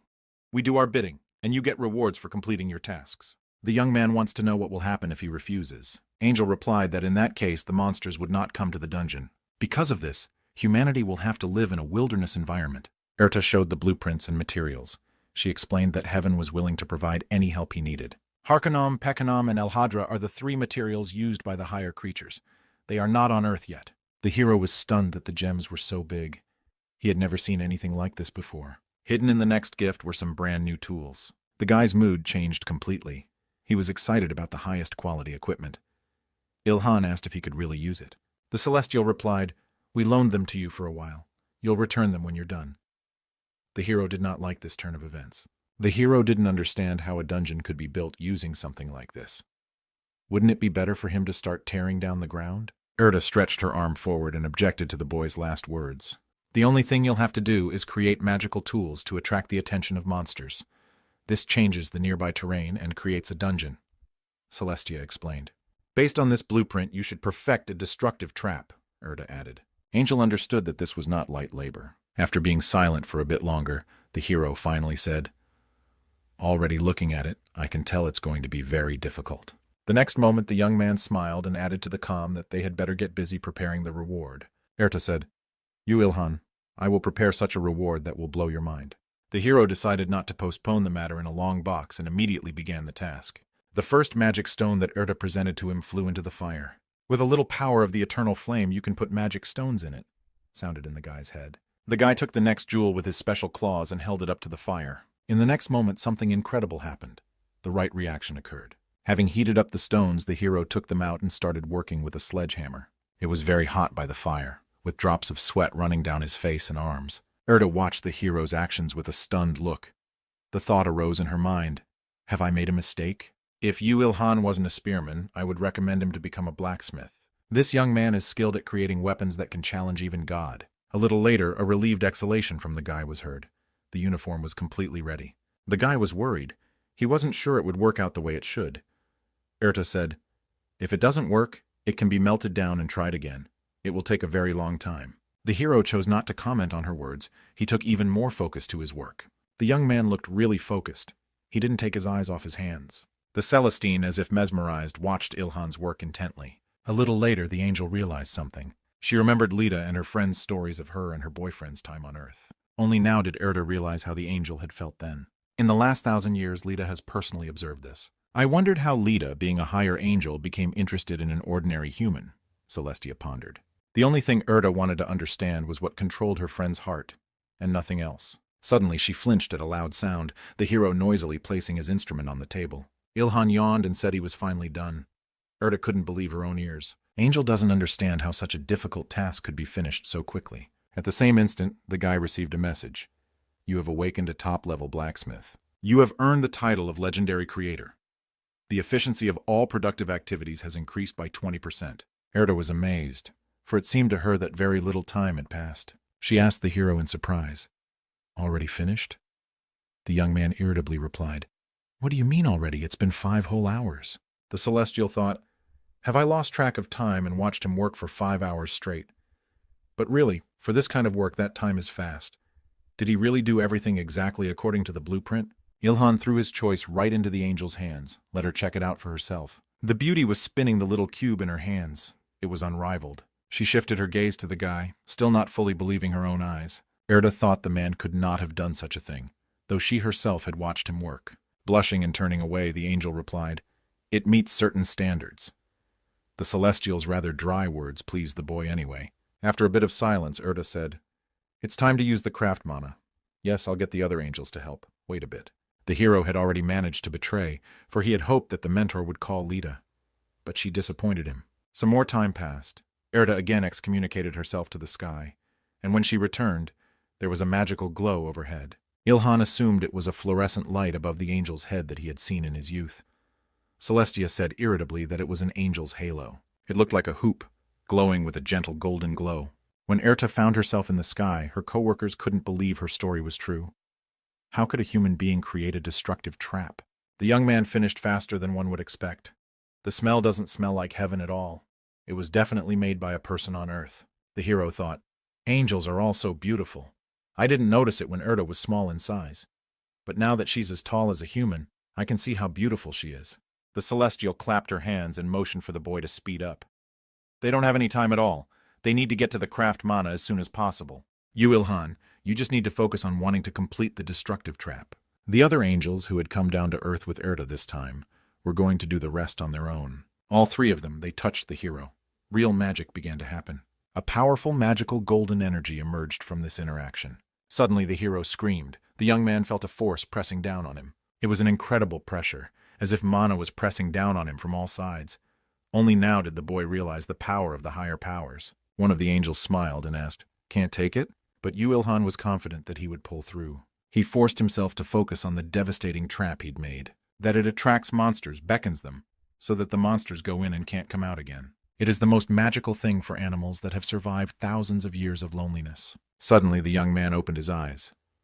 It occurred to him, we must find a way to soothe the loneliness of these unfortunates. The pressure of the angels on the hero's body continued, but he was already much easier to bear this divine energy. One of the angels thought, "He is strong for an inferior being. Usually people faint when they meet an angel. This guy has a special self-awareness." Suddenly another celestial exclaimed, If I am not mistaken, we will be knocked down. I will not allow my pride to be struck. The newcomer angel said, "It's really amazing. How could such an interesting person be born?" From the street, you could see how brightly the building shone from within. The hero received a message. You have completed Earth Compact Destructive Trap. Mana crafting has been upgraded to level 7, and the quality of the completed artifact has improved. Ilhan raised his head to the ceiling. He couldn't believe his own eyes that he had done it. The angel with long blonde hair gritted his teeth. He didn't want to believe this guy had gotten it right the first time. The green-haired celestial said, "I thought he'd spend at least 10 tries. But this guy even has alpha and beta options," Erda told the blacksmith. They are talking about the extra options attached to the result of crafting mana. These definitions of earthy and compact, they appear randomly depending on luck, the object, and the ability of the craftsman. It is not every day that you can see both alpha and beta in the first work. One of the angels clapped the hero on the shoulder and said, "You are an impressive man." And the celestial added that it was about time to set up the dungeon. Erda offered Ilhan to go along with them if he was interested in watching. The young man was pleased with the offer and gladly accepted. When their company was in the streets, the angels saw many destroyed buildings. The celestials moved through the air thanks to their own wings. They carried the hero with them as well. Ilhan said, "It looks quite like the apocalypse, the end of the world." One of the angels asked Eartha, "Don't we need to use invisibility on this man?" The celestial replied that it was fine. As long as the hero didn't attack first, he definitely wouldn't be seen. The higher being saw to it that the monsters in the streets of the city really didn't react to the young man. One of the angels exclaimed, "Of course, it's you, Ilhan, who is overlooked by God himself." The hero thought irritably, "Do they take me for a monkey in a zoo? Let's see if I'll talk to you after the next mission." At last the mountains that towered over the city appeared ahead. The celestials reached the place where they planned to make a dungeon. It was an abandoned piece of vacant land. Erda, who had been holding the trap in her hand the whole time, tossed it up. The object the hero had just created hovered in the air on its own and began to glow. And the next moment he just disappeared. Ilhan couldn't figure out where he'd gone. One of the celestials was pleased that everything was going very smoothly. The hero, on the other hand, looked confused or even scared. Meanwhile, somewhere in the streets of the city, military personnel with guns in their hands also looked confused. The people noticed that the giant rat they were hunting began to behave strangely. It stopped destroying everything around it, as if distracted by something. Huge ants from the side of the other military team started moving in the direction the rat was looking. People raised their heads to the sky, all of it darkened by the wings of huge birds. All these mutated creatures that had been making a mess of the streets were now obediently walking into the trap the hero had created. Angel said, "I hate to admit it, but Ilhan has a great talent for creating traps." Erda said that all the other dungeons had also activated. The young man asked confusedly, "The other dungeons? But you said they were unusable." The celestial explained that it was a pity to throw them away, so in other destructive traps, they used magic to change the energy of the dungeon to earth energy. Now the boy understood why Harcanum was in short supply. Recycling was the first step to an eco-friendly environment. The angel who came down to earth today said with a smile, "You two are so close." These words were addressed to Erdi and Ilhan, but they disagreed. Suddenly, the hero's attention was drawn to what was happening among the monsters. Despite the fact that animals have lived on Earth for 1,000 years, the result is that they just obediently head into the destructive trap as God and the angels wanted them to. Divine power is absolute. God can send all of humanity to another world in an instant, and monsters are helpless before his almighty power. After all, humanity also dances in the palm of the supreme ruler's hand.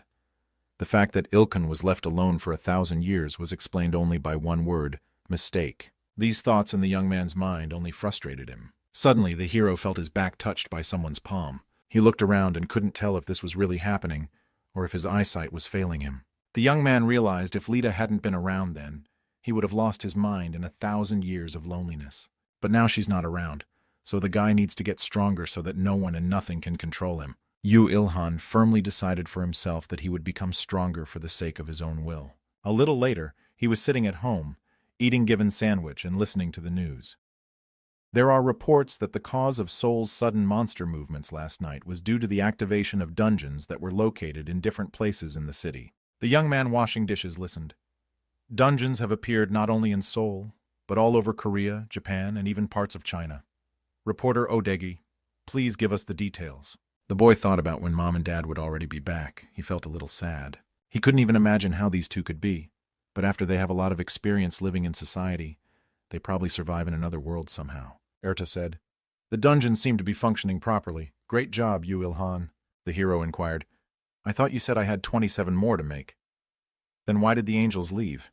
I could start working right now, the Celestine replied. It takes a large amount of mana to create a destructive trap. Angels need a few days to regain their strength. The young man said that they were not the only angels, and remembered that there was also Lita. He longed to see her at least one more time. Erda replied with a smile. Not all angels have a lot of free time. For your convenience, Lita is taking extra work. It's making it hard on her.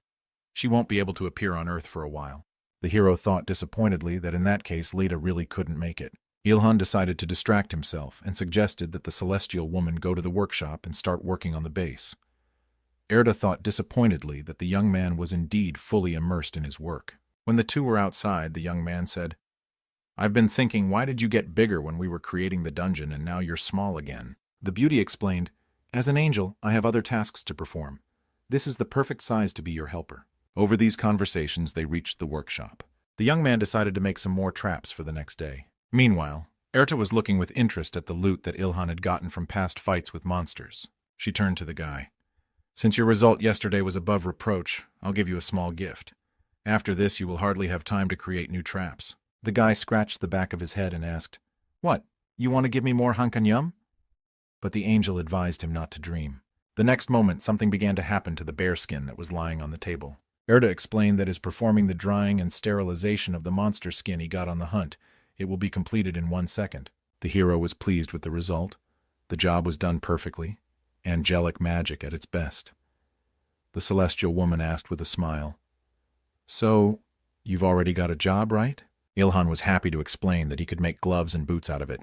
He got right down to business. The fire in the fireplace was burning merrily, and on the workbench was spread leather, from which the young man was cutting out parts for future crafts. The first to be created were the leather gauntlets of the Terrible Wolf, a rare class with 600-point armor and 700-point attack power.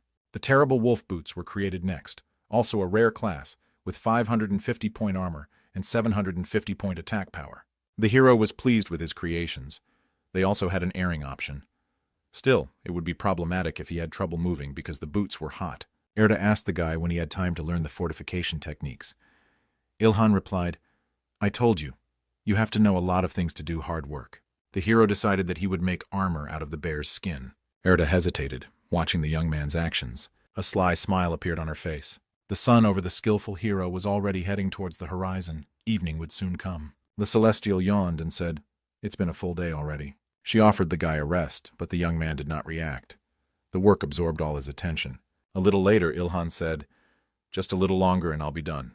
I'm not tired at all. Erda said, I guess a sleepless night won't affect your superhuman stamina in any way. But no sooner had she finished her sentence than the hero announced that everything was ready. The tough bear leather armor had a unique grade, 2100-point armor, 850 strength.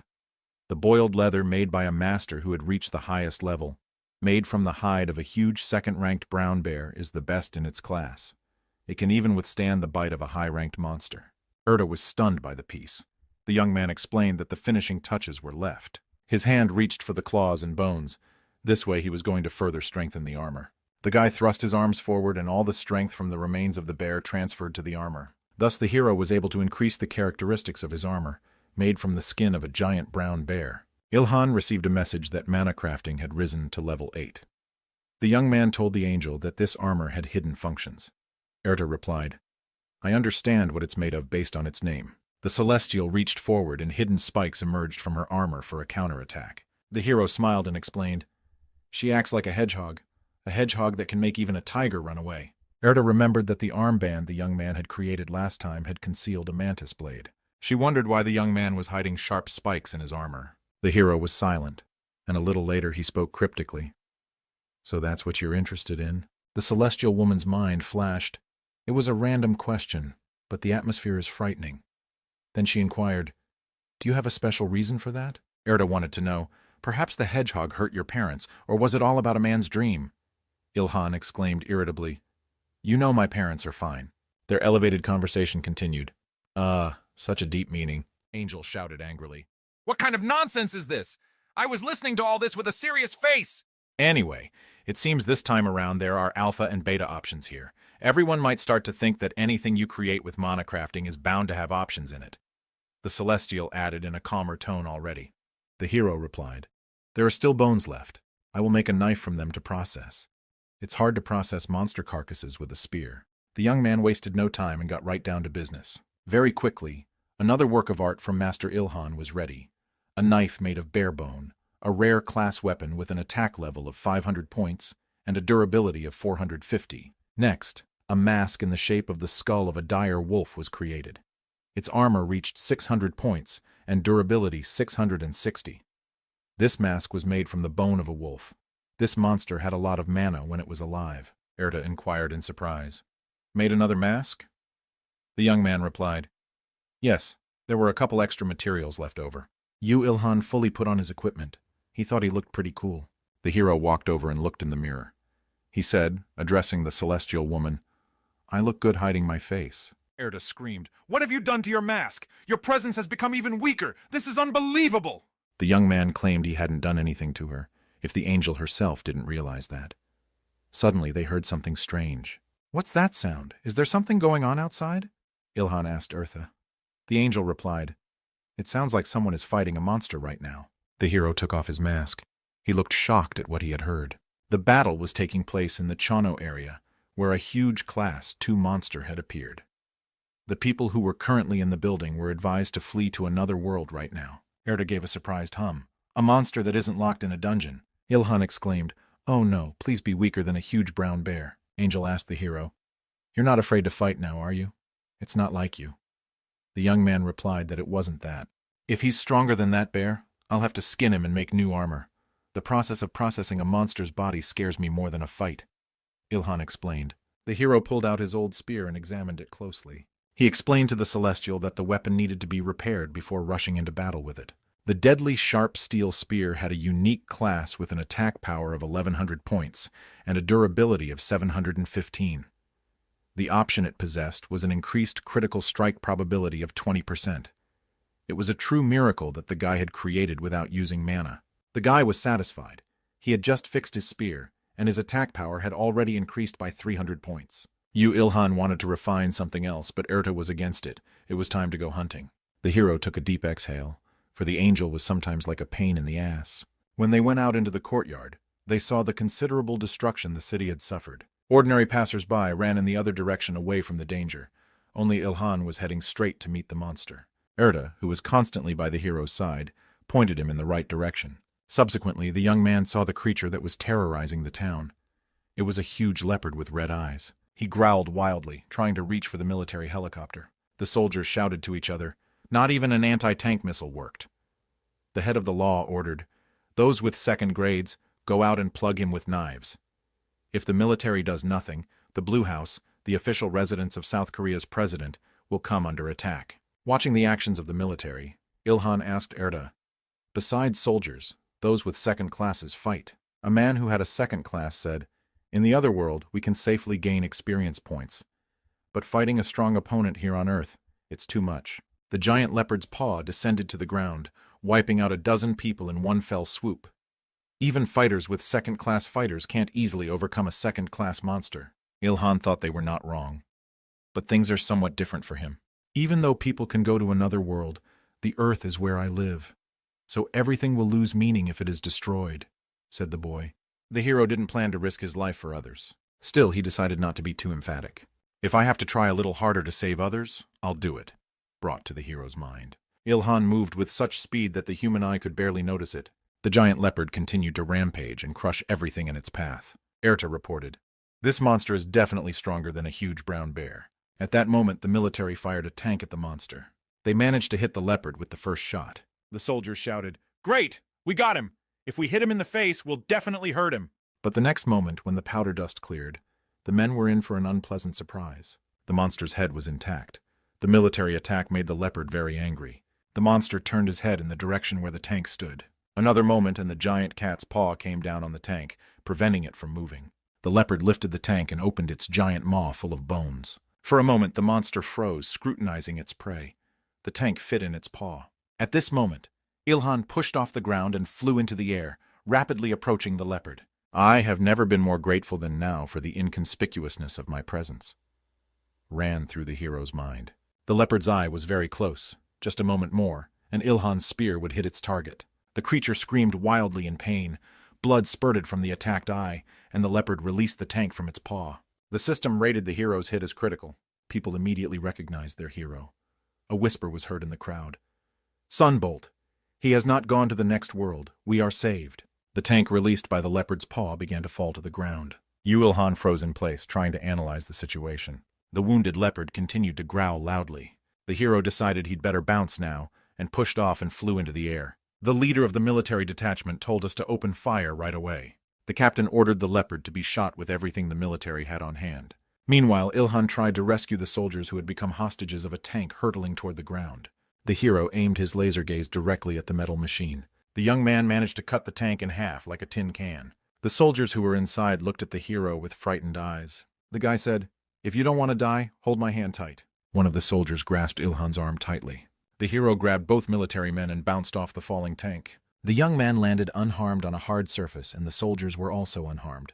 People thanked Sunbolt from the bottom of their hearts for their amazing rescue. Ilhan thought, "I didn't do it to be considered a hero.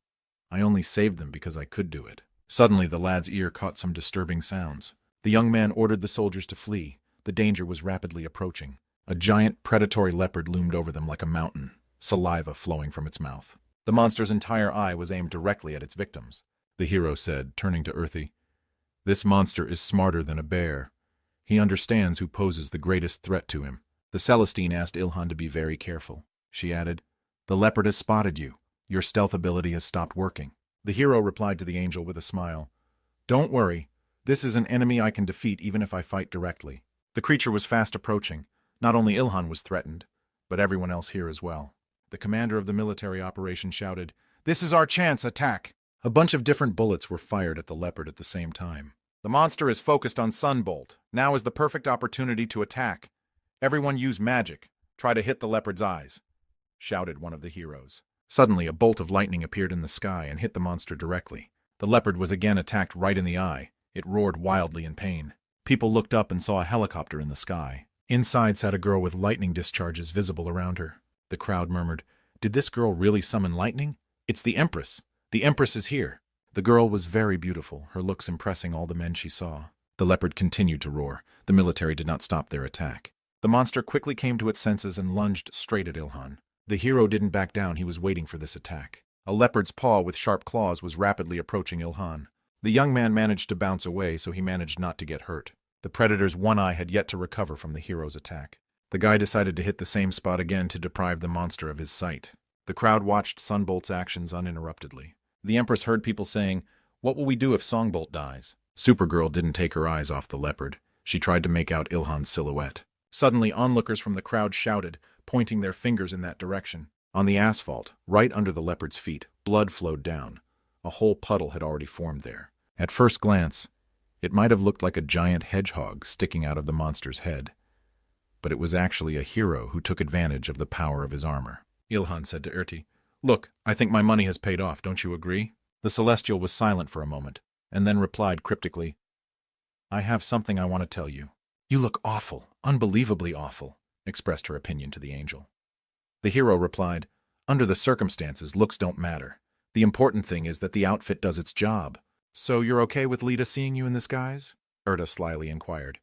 Ilhan exclaimed, "No, never." At this moment, the leopard roared loudly and rose up on its hind legs. The monster was moving too intensely. Eartha, who was sitting on the hero's head, began to vomit. Ilhan exclaimed as the monster tore forward, "I should have learned rock climbing." The leopard was really smart. To get rid of the hero, he decided to smash his head through a building. The needles on the hero's armor disappeared. He managed to bounce back in time. But that wasn't all. The hero did a somersault in the air and attacked the monster again. This time, sharp spikes appeared on the soles of his shoes. All the while, the young man did not let his super spear out of his hands. It was the turn of the critical strike, which Ilhan took advantage of. The hero's critical strike skill has reached level 2.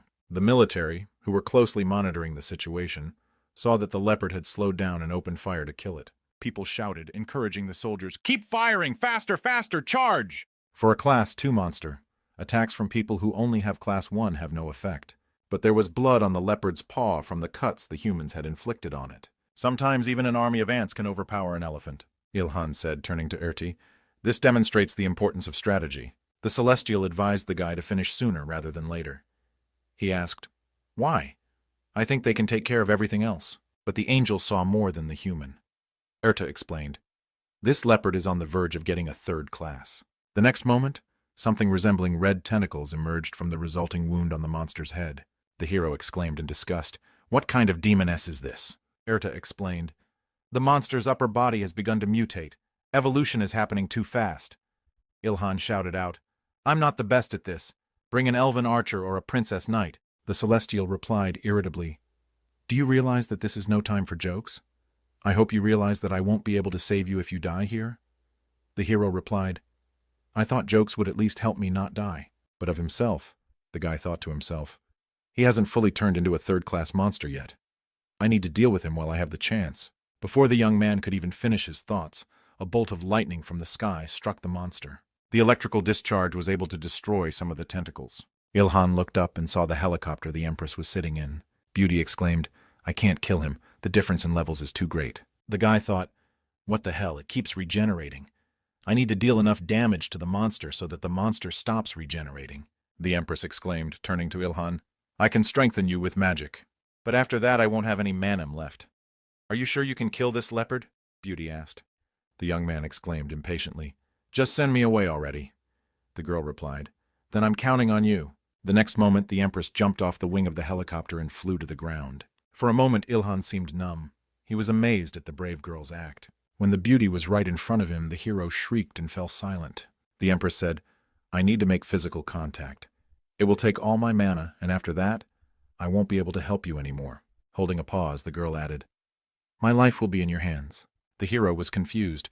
"What do you mean her life will be in my hands? You shouldn't be so gullible." The Empress stretched her hand forward and said, "It's time to begin." At the same instant, the hero received a message from the system. "The spirit of thunder has taken over your body. Attack power, movement speed, and critical hit probability increased by 50% for 30 seconds. Thunder is empowered during each attack. After the enhancement ends, the effectiveness of all abilities will be reduced by half for 3 minutes." Next message from the system. Erda said, "That's remarkable for a human. You were able to withstand that much mana, to both attack and have reinforcement while only possessing a first class." Ilhan made the decision to act this very minute. There was no time to lose. With a war cry, the hero attacked the leopard, thrusting his spear into it. The Empress shouted, "If we don't kill it, the military will launch missiles.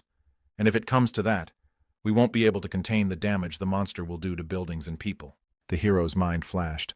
"I can't let this happen after all. My workshop is nearby." It was time to use the critical strike skill that had been strengthened with Empress magic. Ilhan repeated the blow, blood splattered in all directions. In the same second, the system reported that the hero had gained 784,983 experience points and reached level 28. His strength, agility, health, and tamana increased by 5%. The last message was the best. "You have received a recording of a level 87 giant leopard." Erda praised the young man. "Well done, Ilhan. It's great that you managed to finish off the monster before it got level 3. The Empress asked, shocked, "Is this leopard surely dead?" The hero replied, "Yes, for sure. Didn't you get the experience?" The girl said confusedly, "I wasn't on the same team as you." Such thoughts arose in the young man's mind. "A team? Is there really such a system here? I've always gone alone, so I didn't even know about it." "It's not my fault at all that I didn't know about it," thought the hero. Erda, who could read minds, mouthed, "Yeah, loners like that don't join a team. Forget about it. You don't need it." Message from the system. Reinforcement time has expired. The effectiveness of all abilities will be reduced by half for 3 minutes. It was at this point that the leopard began to fall, nearly dragging the hero down with it. It seemed like just a moment more, and the slain monster would crush the young man. Ilhan thanked Earthy for the advance warning. Otherwise, the leopard might indeed have crushed him. The Celestine replied, folding her arms across her chest, "You barely won. It would have been a great disappointment if you had died crushed by the leopard's corpse." The crowd shouted in shock, "You did it! You did it!" The young man froze in place, stunned by the shouts of his supporters. "The help from the Empress was impressive! Empress!" the people chanted. Erta said, turning to Ilhan, "You are being praised. Rejoice." Angel noticed the young man's stupor and asked, "What's the matter? The enemy is finished." You have won.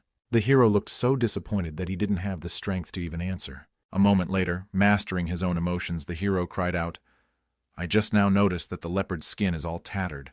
I can't make a new leather armor out of that. Celestia was amazed that this was so important to the guy. Meanwhile, a conversation was going on between the military men. The leopard is dead. Because of this, it has been halved. How shall we divide the trophy? One of the soldiers replied, First, we have to break it into pieces. Let me try. The uniformed man had yet to plunge his dagger into the monster's skin when someone behind him asked him to wait. It was Ilhan. The young man said, Processing corpses is my specialty. The hero apologized, turning to the Empress. He asked the heroine how it would be best to divide the monster's body. Meanwhile, from the crowd of men, one could hear, Wow, she's so pretty. Who knew the Empress was so pretty? After thinking for a bit, the girl said, addressing Yu Ilhan, You'll get 60%, 20% to me, and 20% to the others. The hero looked back to the others and wondered if everyone was okay with it. Then the guy raised his head to the sky and hummed, muttering to himself, 60%. In the next instant, pushing off the ground, Songbolt slid onto the leopard's body. The young man decided not to hesitate and immediately thrust his hand into the monster's head wound. After a second, he pulled out a pink magic stone. Ilhan said, I knew there would be one here. Erda said, You should expect high quality from this stone, as the leopard has almost evolved to 3rd class. It's a magic stone! A 2nd-class magic stone! Empress said it could be counted for 60%. Hero clenched the stone in his fist and said, Then this will be the part that belongs to me, and divide the rest as you wish. A man in military uniform exclaimed, But it's a magic stone. It must be counted separately. Other people picked up on his thought. We also put our lives on the line in the struggle. We have also been wounded. We are against this distribution. Erda said, It was to be expected. Low creatures are completely hopeless. I was a fool to think everyone was like you. The hero thanked the Celestial for this praise. The woman sighed. At least you realized it was a compliment. Yu Ilhan said, addressing the crowd. Okay, if everyone is against it, we'll do it like this. Angel didn't understand what he was getting at. A man in military uniform said, Good decision. How lucky you are to be a well-mannered person who listens to the opinions of others. A young man who was standing nearby added, We should have done it sooner. Erda asked the hero, What are you going to do? Are you really going to give them the magic stone just like that? Yu Ilhan replied, It's not easy to convince people in a situation like this. At such a moment, the hero remembered his mom's words. The woman was saying, Son, remember, building relationships with words between people who want to outdo you is very difficult. So what's the use of words when you can use your strong fists? Mom added with a smile. The boy was still young at the time and thought his mom was incredibly cool. He said, turning to the angel, Like a good son, I'll take my mom's advice. Ilhan said he was going to give away the magic stone, but he decided to do it in an unusual way, so he threw the magic artifact back into the leopard's body. The young man said, addressing the crowd, Divide the spoils as you wish. Like you said, I'll get my share. The next moment, the hero jumped to the ground and added, If I don't get my 60%. He paused. No one leaves here in one piece, Sunbolt later threatened. The young man thrust his spear into the ground with all his might, which frightened the people even more. A whisper was heard in the crowd. Those present had time to regret their behavior. Even if they all united, they couldn't do anything to the hero. After a bit of consultation, one of the men said, addressing Ilhan, Just take the magic stone. The military man added, Do whatever you want. They couldn't see the hero's face, but he was pleased with the crowd's change of mood. The young man jumped onto the leopard's body again with the intention of searching for the magic stone. The next moment, he heard the voice of the Empress behind his back. If you give me my share when processing, I'll give you 40% of it back. I'll give you more skin than bones. The hero decided not to argue, and immediately agreed to the girl's proposal. Time passed, and the leopard skin was folded into even posts. Ilkan thought that an auto would be needed to transport all this. The hero saw that the Empress was making a phone call somewhere. She must be calling for a car. She's either from a rich family or owns a successful business. If you think about it that way, the Empress flew here by helicopter. It's not a cheap pleasure. The military man asked Sunbolt pleadingly, Can you process our fate as well? This turn of events didn't really please Yu Ilhan, but his disappointed expression was hidden behind a mask. He saw the eyes of the crowd full of hope and realized that these men would not be up to such a difficult task. Sunbolt, please save us. We need your help, the people begged pitifully. We can't remove the skin on our own. Even if we try to do it, we'll only mess it up, the men said. And the military man added, I also want to get the trophy and go to the next world as soon as possible, Erta said irritably. Inferior creatures that they are. A minute ago they were trying to take the magic stone from you, and now they're begging you to help with the processing. Humans have a complete lack of shame. Celestia muttered to herself, I don't like my job. I guess I'll quit and move to the country. The hero heard everything and said to her back, Yeah, and get Lita as your replacement. After the guy's words, Erta calmed her own feelings and decided to work some more. You, Ilhan said, addressing the crowd. For processing, I will take 50% from you. People were displeased with such a proposal. What? Why take 40% from the Empress and 50% from us? This is discrimination. You want 50% just for processing fees? The hero was not going to bargain with them. He replied, If you don't want it, you don't have to. The men tearfully agreed to his offer. They watched the lad's labor intently, occasionally releasing a comment. Look, divide it into equal parts. Why are you taking one share more? Just look at the size difference. Why are you talking to me on a first-name basis? How old are you? Where is the respect for your elders? The men scolded unhappily. Ilhan thought tiredly, It's time to go home. The young man had already taken a few steps away when suddenly someone asked him to wait. Sunbolt paused, waiting for an explanation. It was the Empress. The girl said, Your stealth skill is astounding. I wouldn't have noticed you disappear if I wasn't focused on you. The young man irritably thought, I wasn't the one who chose this skill. Belle offered, I'd like to form a team with you if that's okay with you. I think you would make the perfect partner. Yu Ilhan replied in a confident voice, I don't think so. The girl replied with a smile. I see. I plan to stay on Earth. I'm not so weak that I need to return to another world for tasks. You too? We'll probably see each other a lot more often, the beauty added. She handed the guy her business card and asked him to contact her. Then the Empress turned around and walked away. The piece of paper was left in Yu Ilhan's hand. The beauty's name is actually Kang Mir. The hero confusedly thought, So that's what the Empress's real name is. I like that she's not pushy, but I'm not going to call her. But I'm not going to call her anyway. Sunbolt said to Earthy, Let's go home. There's still a lot of work left to do. Leopard skin won't treat itself, so the hero has something to do this evening. Once in the workshop, the young man immediately set about making traps. Erta said, The monster was already about to evolve to Class 3. What's wrong with Earth? Ilhan advised her to ask God about it. The enraged Celestial screamed, I can't come to a conclusion on my own. The hero calmly repeated his advice. I told you, ask God. Then you just kept quiet. Why are you complaining now? The boy inquired. Erta exclaimed, I must maintain my reputation as a superior creature. How can I show my displeasure in front of a crowd of inferior creatures? Ilhan replied, all right. But you don't mind showing your displeasure in front of me? The celestial woman asked, Why are you so calm? This is your world's problem. You don't realize what a huge problem it is to have a third-grade monster appear in a world where people with first-grade skills live. The balance of power right now is dominated by the monster's side. For the moment, humans are becoming stronger in the other world, performing the ordinary tasks that God has set before them. Angel revealed. But monsters evolve much faster. How can we adjust the balance? Erta Ilhan asked. The hero replied, I'm not calm, but I don't accomplish anything by mere worrying, so I just do what I can. The young man asked the angel how things were in other countries.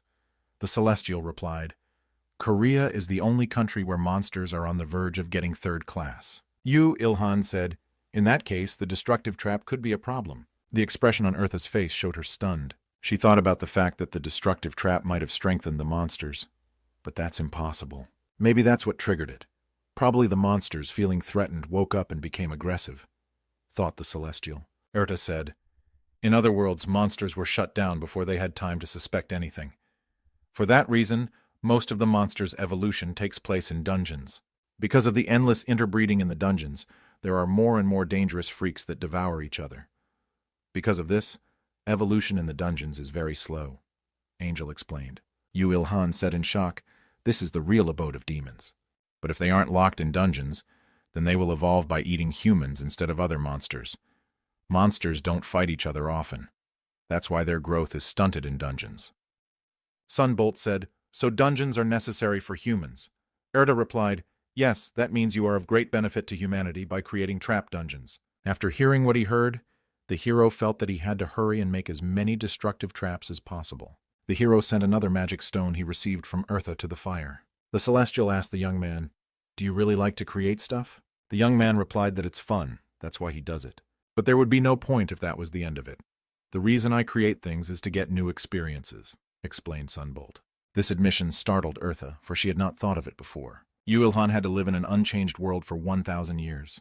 The young man was left all alone on Earth for a long time. Angel tried to imagine exactly how the guy might have felt alone with his own thoughts. Celestia thought, now I see why he's so eager to have a new experience. What was I just thinking?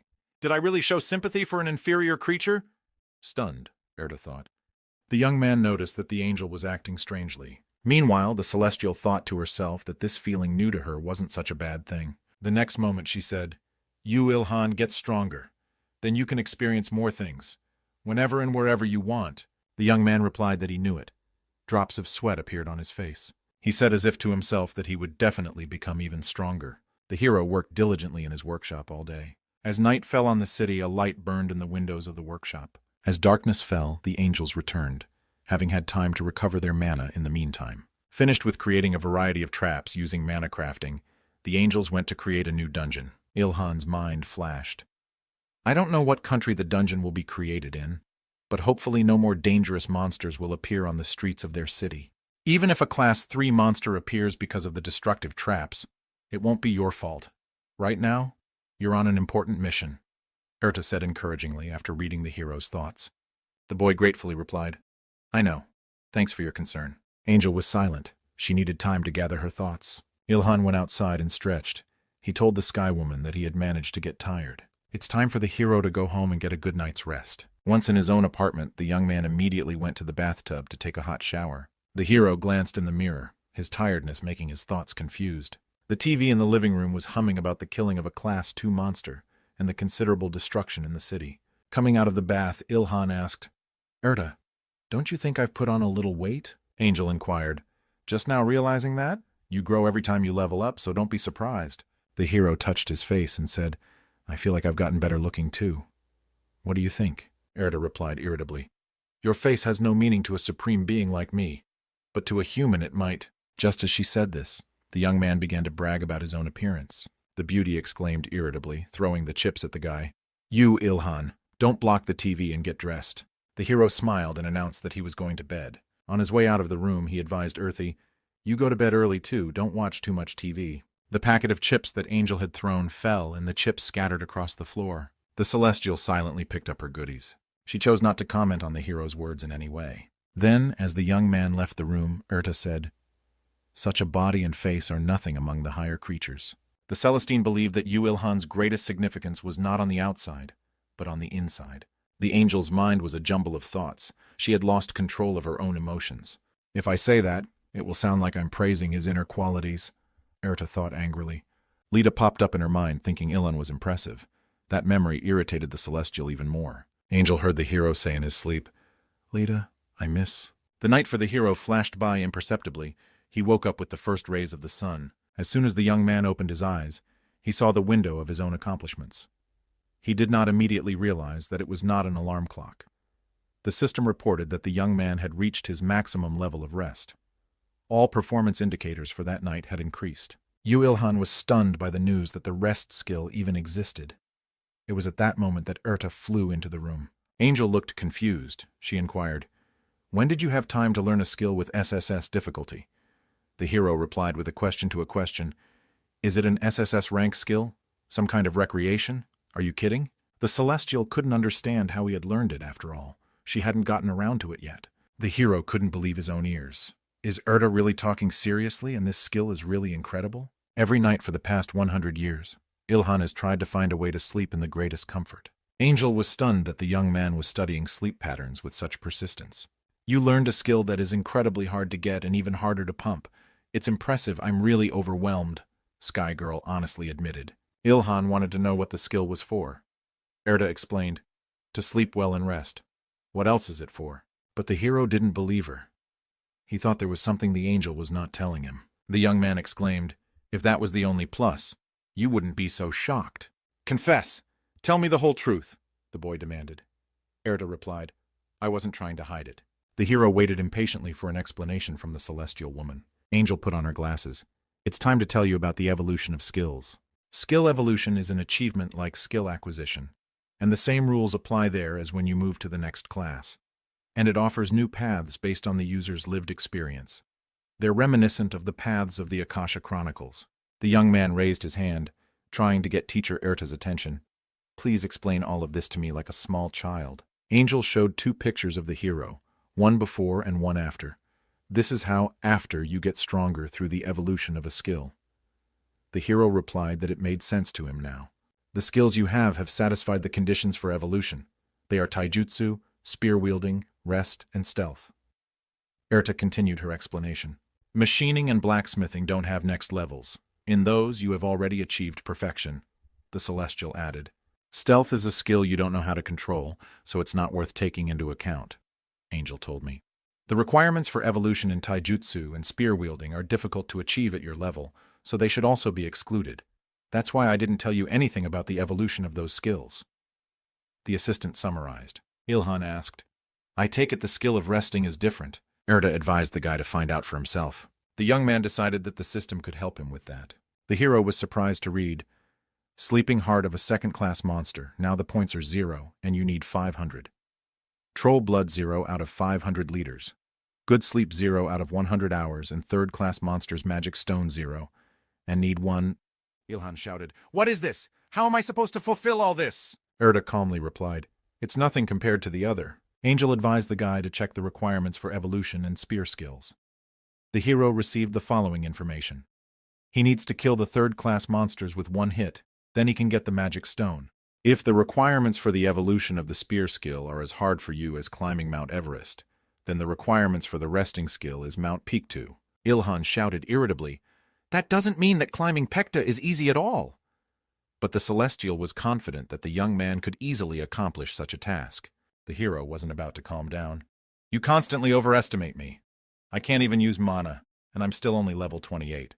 Erta thought, Ilhan's level increase is really too slow. Perhaps it's because of his title. The wall against mana is absolute. The difference between someone who can use mana and someone who can't is huge, concluded the Celestial. The reason why Ilhan is strong now is because of the martial arts he has perfected over 1,000 years, decided the beauty. If even one of his martial arts or characteristics is lacking, then other people can surpass Ilhan. But if he learns how to use mana, he'll be in charge over all the creatures from the Akasha Chronicles. Erta summarized her thoughts. That day will come without a doubt. What kind of revolution will he stage when he is stronger? Wondered the angel. Celestia took a deep exhale, trying to quiet her own thoughts. She decided it was best not to think about it. Erta watched Ilhan yawn. She knew it was dangerous to get so attached to her ward. When the hero went into the kitchen, he found breakfast on the table and a note from his mom. Son, don't skip breakfast. You'll find the rest of your meals in the fridge. The young man asked the angel, So where am I supposed to find and kill trolls? Do they even exist on Earth? Erta replied, Once the mana is activated, monsters that have not lived here before will begin to appear. It will intensify, and creatures that didn't exist on Earth before will be left to live here. Ilhan said grudgingly, Are you used to the role of teacher? Angel said, I am perfectly fine explaining at your level. The next moment their attention was caught by an announcer's voice coming from the television. This is where the Class 2 monster attacked a few days ago. That event caused significant damage to the buildings, the reporter recounted. The hero immediately recognized the place shown in the report. There he fought 2 days ago and left the corpse of a huge leopard.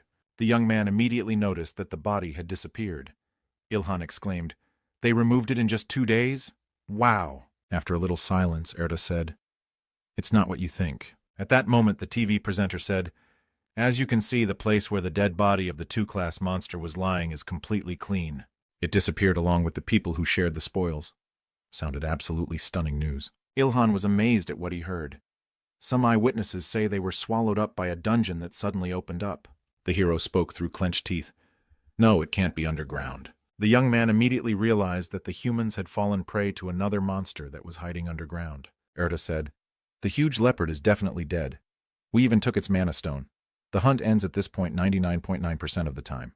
The guy wanted to know what about the 0.01% that was left. Angel held a finger up and explained, A pregnant monster. If the monster had a baby that was about to be born. Now the young man understood everything. It turns out the leopard was female and was pregnant. Only for a moment. But I saw a black leopard on the screen. Ilhan spoke thoughtfully. A picture of a dark shadow against a backdrop of ruined buildings appeared in the hero's memory. This monster is a master of stealth. The young man muttered irritably. This wouldn't have happened if I had brought the processing to an end. The Celestial exclaimed, It's not your fault, but the consequences of those people's greed. But many people died. Among them were those who trusted and helped me, the boy said sadly. Erda thought confusedly, This is not what I expected. I didn't think he'd be so caught up in this. Angel was frustrated, for she realized that she still didn't understand her ward well. Ilhan said, Now I understand why the leopard was so rampaging until the moment of its death. He was doing that because he wanted to protect his cub, summarized the hero. Erta agreed with Ilhan's musings. It's my fault for not thinking about the possibility of this situation, especially if that kitten's skill is stealth. The hero continued to blame himself. I left half the body without treating it. Surely that leopard was hiding where the young man's hands had not reached. The celestial girl muttered, Yes, I couldn't spot it because of the stealth skill. Because people were arguing over who would take what. The leopard mother's body wasn't processed to the end. Angel figured those people spent a lot of time arguing, so the little one had time to be born. Erda said thoughtfully, What a marvelous coincidence. She tried to imagine what the kitten had seen when it came into the world. A small leopard cub saw its mother killed, and a crowd of people shouting at each other. The reporter continued to report the news from the scene. Ilhan said, I hope it's not true, but if it's as we assume, then a third-class monster has been born. Erda said, Considering how good his stealth skill is, he's definitely a Class 3 monster. The hero walked over and turned off the TV. They'd had enough of the news for this morning. The celestial woman asked the young man, Do you think you can do it? Ilhan replied, It will be difficult to do it alone, but it's probably worth a try if I prepare well. The guy smiled and added, If the opponent is a stealth user, I can't afford to lose. Erda exclaimed, Wow! More expected from the master of stealth, Ilhan. The hero irritably replied, Don't call me a master. He doesn't have any other skills as good as stealth, does he? The young man decided to inquire. The celestial replied, I think not. It's impossible to have excellent skills in all areas. If the stealth skill is good, then defense and strength shouldn't be as well developed. If you make up for it with stealth skill, then it's worth fighting him, Erta added. The young man replied, All right, I'll create a new outfit right away. Ilhan put on his sweatshirt and headed away from the apartment. I should kill him as soon as possible because he's going to do a lot of damage alone. The hero had no sooner reached the door than he remembered that he had better ask for help. The young man rummaged through his pockets and found the business card the Empress had left him. Erda asked in surprise, Are you going to use this phone? In that case, you can just make a public announcement that Sungbolt is Ilhan. The guy realized that the angel was right. This way his identity would be easily revealed, so it was better to use a payphone. The hero stepped out of the entryway and walked over to the phone booth. A business card with Kanmeyer's phone number appeared in Ilhan's hand. Angel was sure that this girl would be able to help him, so going to the Empress was a good decision. The smartphone in Kang's room vibrated. The girl walked over and looked at the display. The Empress was surprised to see that she was receiving a call from a telephone booth. The phone was finally picked up on the other end. The young man heard a woman's voice. Ilhan said, It's been a long time since we've been in touch. 2 days. Kang Mir didn't realize who she was talking to. The character was unhappy that he would have to spell out the nickname he got from supporters. It's Sunbolt, stammered the boy. When the beautiful girl finally realized who she was talking to, she was overjoyed. Mr. Sunbolt, hello, I didn't expect you to call me so soon, the Empress said in a friendly manner. The hero was a bit uncomfortable. Kang laughed. She realized the young man was uncomfortable with his nickname. Ilhan didn't answer. He asked himself, Have you seen the news yet? This isn't a dungeon. It's a monster. A strong monster with a stealth skill, the young man emotionally added. Bell replied, I think I can guess what happened there, and I realize it's very dangerous.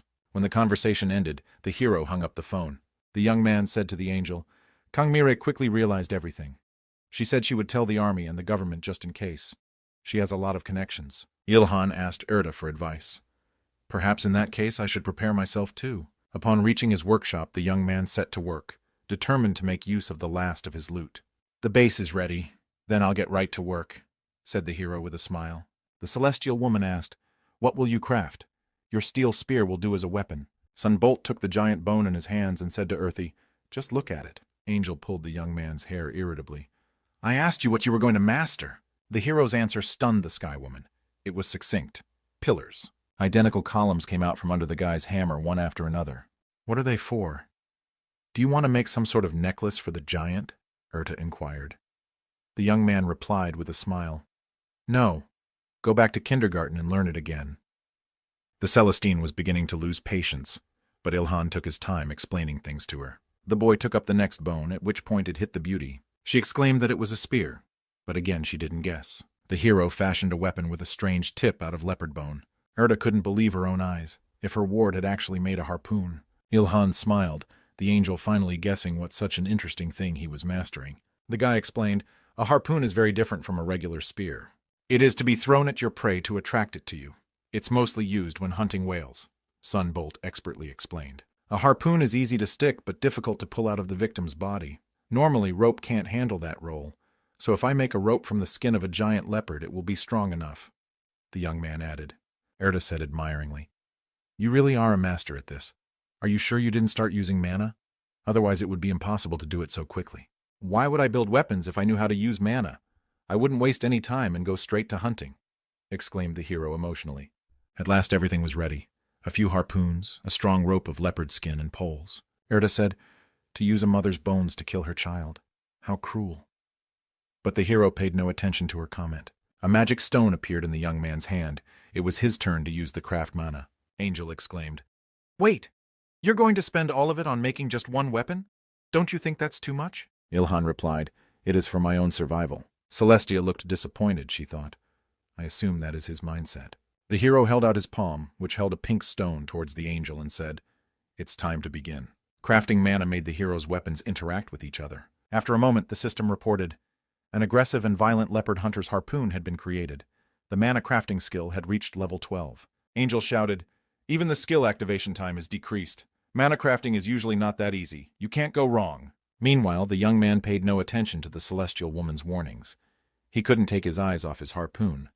Wow, alpha and beta options again. The new weapon, mastered by Ilhan, received a unique class from the system with an attack power of 1050 points. The harpoon had options: 20% increase in critical strike probability and 20% increase in binding power. Thanks to the first-class skills of the artisan, a hunter's harpoon made from the bones and skin of a huge leopard is much stronger and more effective than a harpoon made from ordinary materials. Erda was amazed that this weapon had gotten top-of-the-line options. The hero proudly said, "The Akasha Chronicles understand everything. The options are really great. This weapon turned out much better than I had planned." Celestia rolled her eyes and thought, "At this point, it's cheating." The hero noticed the strange expression on Eartha's face and inquired, "Is something wrong?" After preparing himself, the young man called the Empress. He informed her that he would be there soon. At the end of the conversation, the guy said to Kangmira, "Don't leave right now. The monster has a stealth skill. It might attack you from behind. He was born almost immediately after his mother died. That was 2 days ago," explained the young man. The hero was sure that the leopard was still lurking in the very spot where his mother had been killed. The Empress was already sitting behind the wheel of the auto. She asked Songbolt, "Why do you think so?" "Probably to get revenge on the people who killed his mom," Ilhan suggested. "We must be especially careful, for it was we who killed the huge leopard," the boy added. The Empress said she was prepared for such a thing. After a bit of silence, Kanmiri inquired, "Do you have any plan?" The hero answered in the affirmative, but was in no hurry to share his details.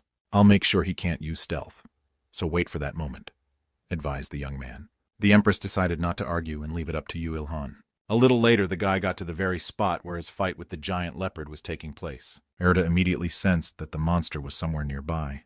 "He doesn't seem to be frightened at all. How brave," said the hero. "He's probably just trusting his stealth. He hasn't noticed you yet," replied the Celestial. With a fair amount of swinging, the hero slammed the heavy pole into the pavement. "I wonder how long I can make him afraid," Sungbolt asked as if to himself. He pulled the pole out of the ground and struck again. "I deliberately made a sound, but he's not attacking, and he should have attacked by now," thought the hero. Erda said, "I doubt he found you. It just means that your stealth skill is better than the leopard's. Your pillars and harpoon were also hidden by your skill," Angel explained. The hero asked, "He doesn't notice anything even though I'm setting a trap right in front of him?" The Celestial said, "You were indeed born to be an assassin. You should choose assassin as your subclass the next time you change your title. In any case, you have advantages in this situation. Don't miss this chance," Erta advised.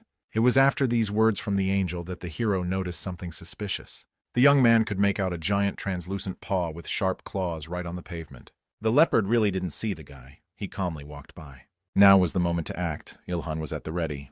The leopard's red eyes glowed in the twilight. The system informed the hero that his damage level had increased by 10% as a result of stealth and spear wielding. The young man thought, that makes sense. Since the system mistakes harpoons for spears, I get the skill effect. Sunbolt decided not to hesitate, and the very next moment he attacked the leopard with his harpoon. The throw was very accurate. The weapon flew straight into the target. A second later, the sharp point of the harpoon entered the monster's body. The leopard roared loudly in pain. Ilhan said to Erti, he's about half the size of his mother, but definitely third class. I got bonus effects from stealth and spear art, but the harpoon still only went in halfway, said the hero. Angel replied, if this monster was replaced by an ordinary class 3 monster, it would be even worse. Since it specializes in stealth, its health and defense should be reduced. Be glad he's only developed stealth, the Celestial advised. While they were talking, the leopard finally saw his opponent and didn't hesitate to rush to the attack. Erta managed to warn the boy of the danger in time. At the last moment, the young man managed to bounce away. He's fast, flashed through his mind. At a certain point, when the length of the rope ran out, the hero's harpoon prevented the leopard from moving forward. The creature froze in place, feeling a sharp pain and unable to move forward. The leopard made a few more attempts to move forward, but the rope of his mother's skin held firm. Ilhan stated, the rope is holding up just fine. The hero lunged forward, snatching up a second harpoon.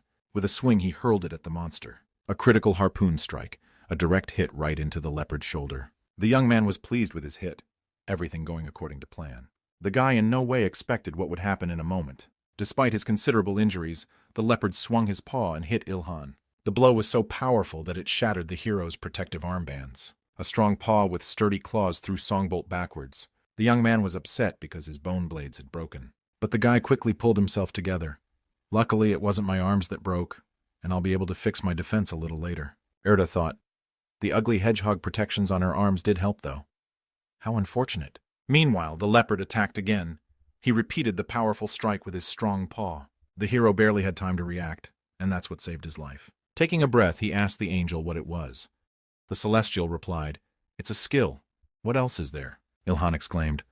Leopard definitely has a lot of trump cards up his sleeve if he wields a third class. The monster roared ravenously. He wanted revenge for the death of his mom.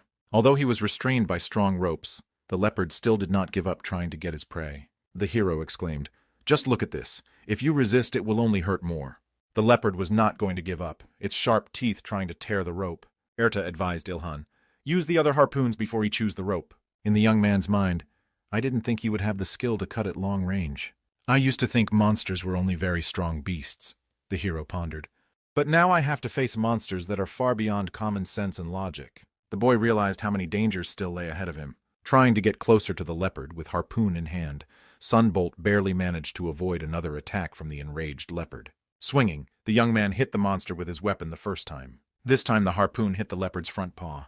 With a paw like that, he won't be able to use his long-range skill, the hero said. Erta called the young man talented. The hero put his left hand to his chest and said, call me Ishmael.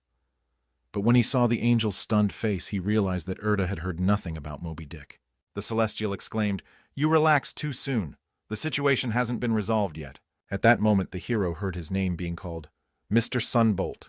The boy looked back and saw that the leopard had disappeared. Erta said, this monster is truly unrivaled in stealth skill. Meanwhile, a car was rapidly approaching the place where the hero was standing. The Empress leaned out of the window, holding something in her hand. Lightning danced around her.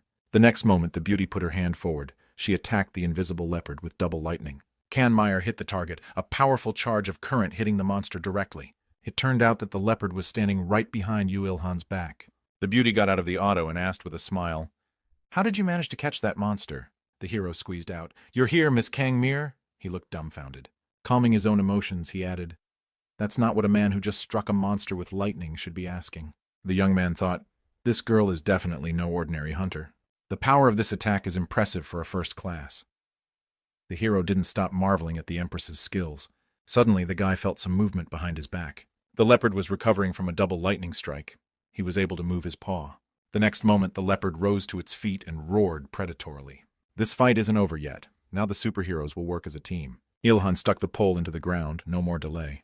The young man prepared to attack the leopard again. Another harpoon hit the monster's body, now held back by 4 ropes. Another paw of the leopard was immobilized. Attack him when you're ready. He's strong, so I don't know how long the pillars can hold out, Ilhan exclaimed. He asked the Empress, when can you counterattack? Kangmir replied, I can do it now by using lightning. I should be able to hit with more power in a few minutes, clarified the beauty. Then warn me when you use a strong attack, Yu Ilhan exclaimed. The leopard through pain tried to get rid of his restraints. The monster was trying to get closer to the enemies who destroyed his mom. Erta exclaimed, "He hasn't run out of mana yet." The hero realized this without her comment. The huge cat's red eyes looked directly at the object of his anger. "With that look, he informs me of his intention to destroy me. Such eyes I have met many times," thought the young man. The trapped beast becomes much stronger because of its desire to survive. The hero remembered his past hunts when he was alone on Earth. As strange as it may sound, it is at this moment that living creatures shine brightest.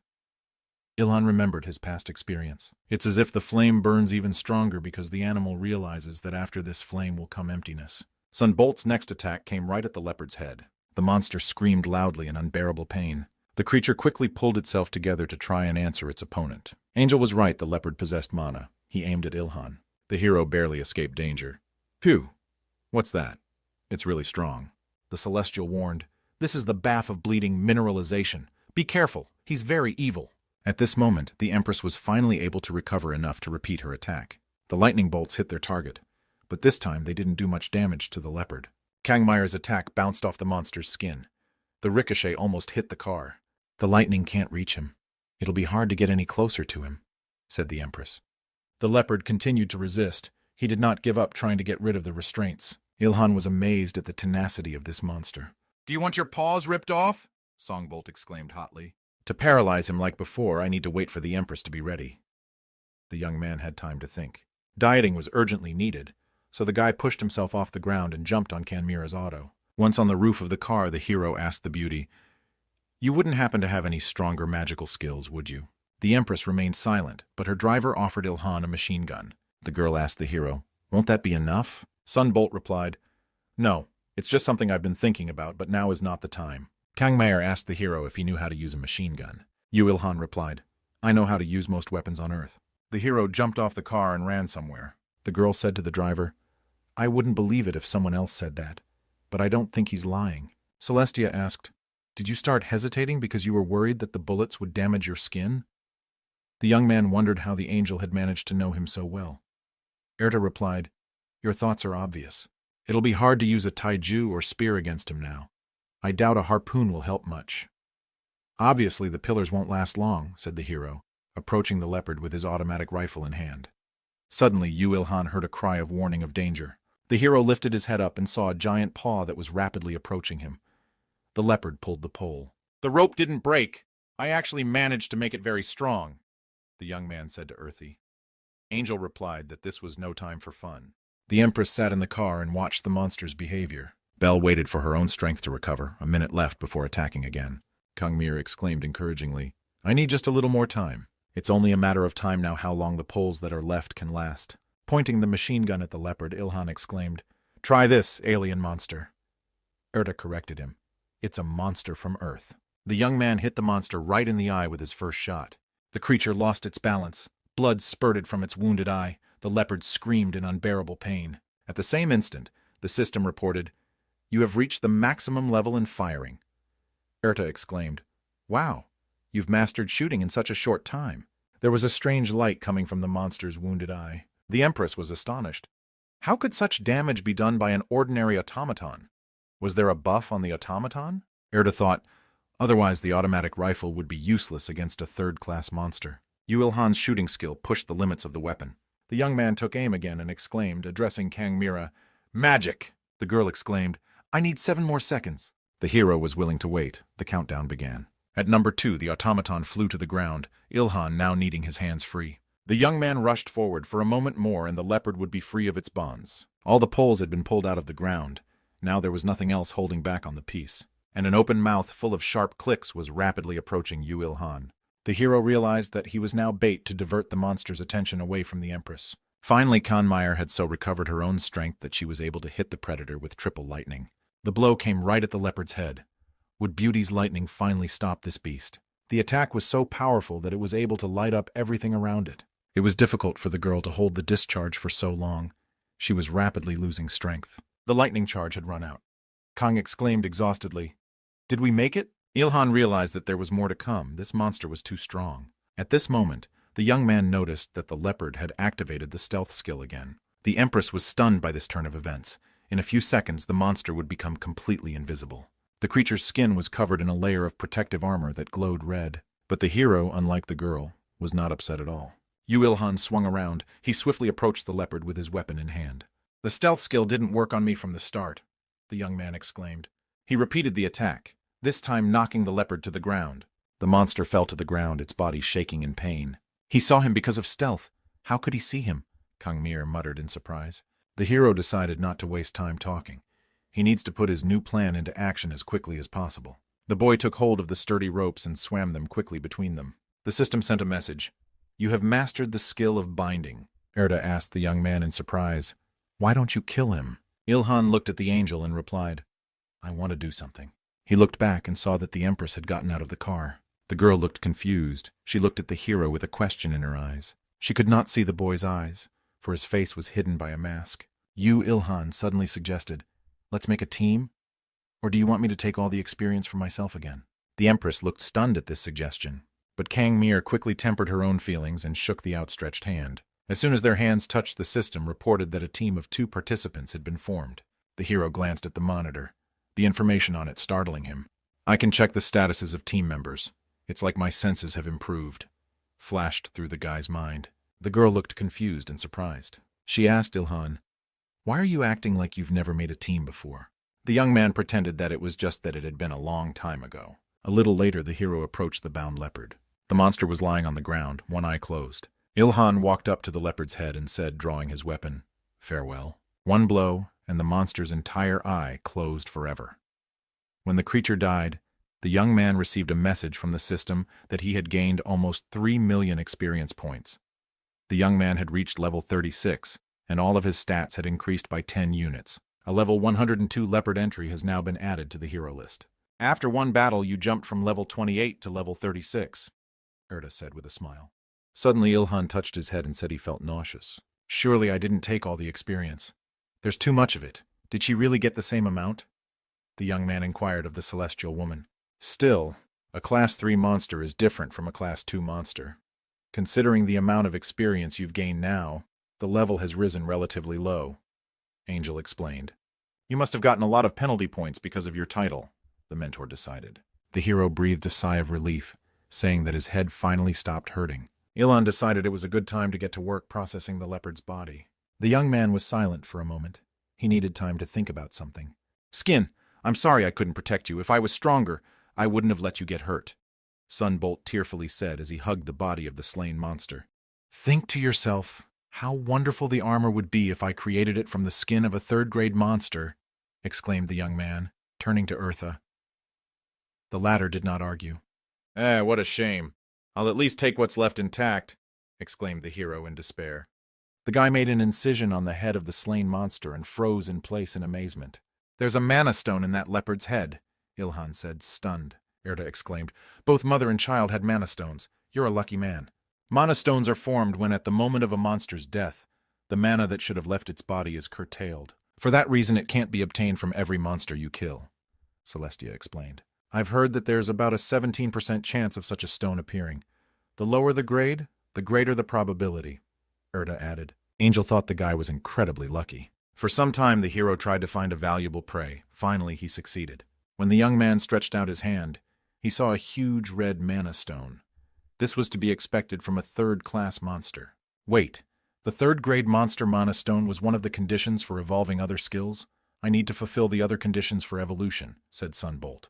If the manila stone was in the monster, should I share it with the Empress? The hero asked the celestial woman for advice. Kang Mir held her head. She asked, "I've gotten about 1.5 million experiences. How about you?" The young man named his amount of experience. It was about 3 million. "The contribution seems to be 2 to 1. I think I got too much," said the Empress. "No, if it weren't for you. I wouldn't have been able to kill him even at the cost of my own death. You helped me a lot," Ilhan admitted honestly. The beauty admitted that she was pleased to hear that. After a bit of silence, she ventured to ask, will you tell me your name?" The hero was confused. "Should I keep calling you Sunbolt?" With a cute smile, the Empress inquired. "Please stop calling me by that nickname. I am Ilhan," the hero finally admitted. "You can keep the mana stone. I'll just take half of the body if you work it yourself." Mana stones are about 6 parts in contribution, so that should equalize everything, Kang Mira said. The hero decided to clarify. Are you sure you don't mind? All this work for just half a body. What do you think is the most important job on Earth right now? Beauty inquired. Mage, warrior. What exactly are you interested in? Kang Mira continued to interrogate. Yu Ilhan was not prepared for such an interrogation. After thinking for a bit, he finally replied, Right now, the most important job is Carcass Master. There's no point in killing a bunch of monsters if you don't know how to process them in a certain way for rewards. Your processing skills are incredible. They are of incredible value, the Empress said. The young man plunged his dagger into the leopard's carcass and began the butchering. At this time, the girl called someone. She said a few words and the conversation ended. Erda said, She has a lot of connections. You should stay on good terms with her. It's hard to find someone who has skills, pride, and background. Without stopping his work, Yu Ilhan pondered what to say to the celestial woman. Erda, getting close to someone is really hard, Angel asked. Did I remind you of another trauma again? How do you know what it is to be lonely? Exclaimed the hero in his heart. The hero wiped the sweat from his forehead in relief. The processing was finally done. Kanmeyer asked the deputies to put all the pieces of the monster's body on the trucks. Thanks to you, we were able to get rid of the monster before it did any more damage, said the Empress, turning to Ilhan. The hero thanked the girl sincerely for her help. Suddenly the beauty said, Please forget about the fact that we made a team. The hero looked dumbfounded at such an offer from the Empress. Thoughts flashed through his mind that he had done something wrong, and by just not liking the girl. Belle decided to explain. She felt that she wasn't worthy of being Yu Ilhan's partner, because he was very strong and there was a huge gulf between them. The young man heaved a sigh of relief, but Kang Mir added, Sooner or later I'll catch up with you. That's when I'll ask you to be my partner. After a brief pause, the hero replied that he would think about it when the time came. The Empress laughed and held out her hand, saying that the young man was reasoning logically as always. As the two shook hands, the system reported that the team had broken up. In that same instant, Ilhan felt himself regain his freedom, but at the same time he lost his teammate. The feeling was both sad and refreshing. The hero checked his windows and saw that the team status window was gone. The driver of the car Mireille came in told the Supergirl that it was time for them to go. Belle caught up but asked her comrade to wait a second. She asked Yu Ilhan if he could give her his phone number. This question took the young man by surprise. Seeing that the hero was hesitating, Kang Mir decided to use feminine charms to achieve what she wanted. She smiled sweetly, fixed her hair, and promised she wouldn't tell anyone this confidential information. The young man faded his eyes. He pondered, taking his time to answer. Images of the Empress during the battle flashed through his mind. Ilhan wanted to figure out once and for all if he could trust this girl. Kang Mir could make the right impression, so the hero no longer hesitated. He already knew the answer to his dilemma. The young man had made up his mind that he could trust the Empress. Ilhan told the girl that he was willing to give her his phone number. The guy pulled out his smartphone and sent a call to the beauty's number. Now she knew how to contact him. Having reached her goal, the Empress got into the auto and promised that she would contact him when the need arose. The hero shared with Eartha that this was the first time he had gotten a phone number from a girl. Angel replied how sad she was to see Ilhan being made happy by such nonsense. The young man exclaimed irritably that he had only earned the right to be confident in the eyes of others. The celestial woman said, That's even sadder. A little later, once in his own workshop, the young man activated the system to remind himself of his own accomplishments. Leafing through the pages, he realized that until a few hours ago, he never imagined he would kill a third-class monster. At the time, he had thought it was impossible. The young man exclaimed joyfully, Karma really exists. Erda said she didn't mind his optimistic attitude. The hero decided to ask his mentor why her words didn't sound like a compliment, though the celestial woman thought she had made exactly one. Ilhan realized that the problem of the lack of trolls on Earth was standing in the way of his evolution. Angel said if he was a different person, he'd just go to another world. These words only made the guy angry, because he doesn't go to other worlds not because he doesn't want to. He just can't get there. Erda explained that the concentration of mana on Earth was getting higher every day, so the trolls would soon appear. The hero asked the angel if he needed the blood of trolls for his own evolution, just because it had healing properties. Erda confirmed her ward's hunch, but the next moment she added with a sly smile, That will only work if you have resistance to the deadly poison. Ilhan wondered why the level increased with every conversation the Celestial gave. First, the resistance to ordinary poisons increased, then to strong poisons, and now to deadly ones. The young man didn't even want to imagine what would happen next. Erta advised him not to even think about drinking the monster's blood or eating its meat. Angel thought only crazy people were capable of that. The big problem is the second-class sleeping monsters. You have to kill them with one punch. The boy looked at his own spear and decided he needed to strengthen his weapon. The hero looked at Eartha and asked her to share the hark. She refused. The goddess reasoned that it would create a great imbalance. She thought it was a big mistake to lend him the hammer and anvil. He'd better make a good weapon now, before Eartha took back the tool. Ilhan decided it was best not to argue now and went straight to work. The young man looked at his harpoon and decided that he could use it again after some minor modifications. He had made it from the bone of a huge leopard, so it was definitely a strong weapon. The hero looked at the muscles and tendons he had gotten after handling the monster's body, trying to decide what to do with them. Suddenly something unexpected happened, and the guy let the material out of his hands out of surprise. A part of the killed leopard flew straight into the raging flames. Ilhan was upset by this incident, for he wanted to create a strong antidote for his own use. Erda said, "Muscles and tendons will rot before you create an antidote." The boy stared at the flames as if mesmerized. He didn't know what it was. Was it the effects of the eternal flame? In the next instant, both man and angel saw the heated tendon change. The young man asked the celestial why she had not taught him. The young man asked the celestial lady why she had not taught him. The hero saw flaming tongues of flame. He addressed the fire as a living being and asked it to stop. The next moment he took the claws and pulled out a fiery piece. Placing the object on the refractory surface, the young man exclaimed that it was impressive. The hero exclaimed that this elasticity is simply amazing. He will call this material the giant's rubber band. Erta wanted to know what her ward was going to do with it. Ilhan replied, "Although it's very stretchy, it's also incredibly strong." The hero explained that this material gained resistance to fire by being heated by eternal flames. The material also has resistance to impact and water. The guy got the idea in his head to make a wonderful bounce house out of this material. The celestial was surprised by this decision of the young man. Ilhan explained his idea. Such weapons work on a similar principle to firearms, but it does not shoot bullets, but stakes. If you use tendons to work with this weapon, it will be more like a crossbow. This kind of eliminator is not easy to use, but its power is at a high level.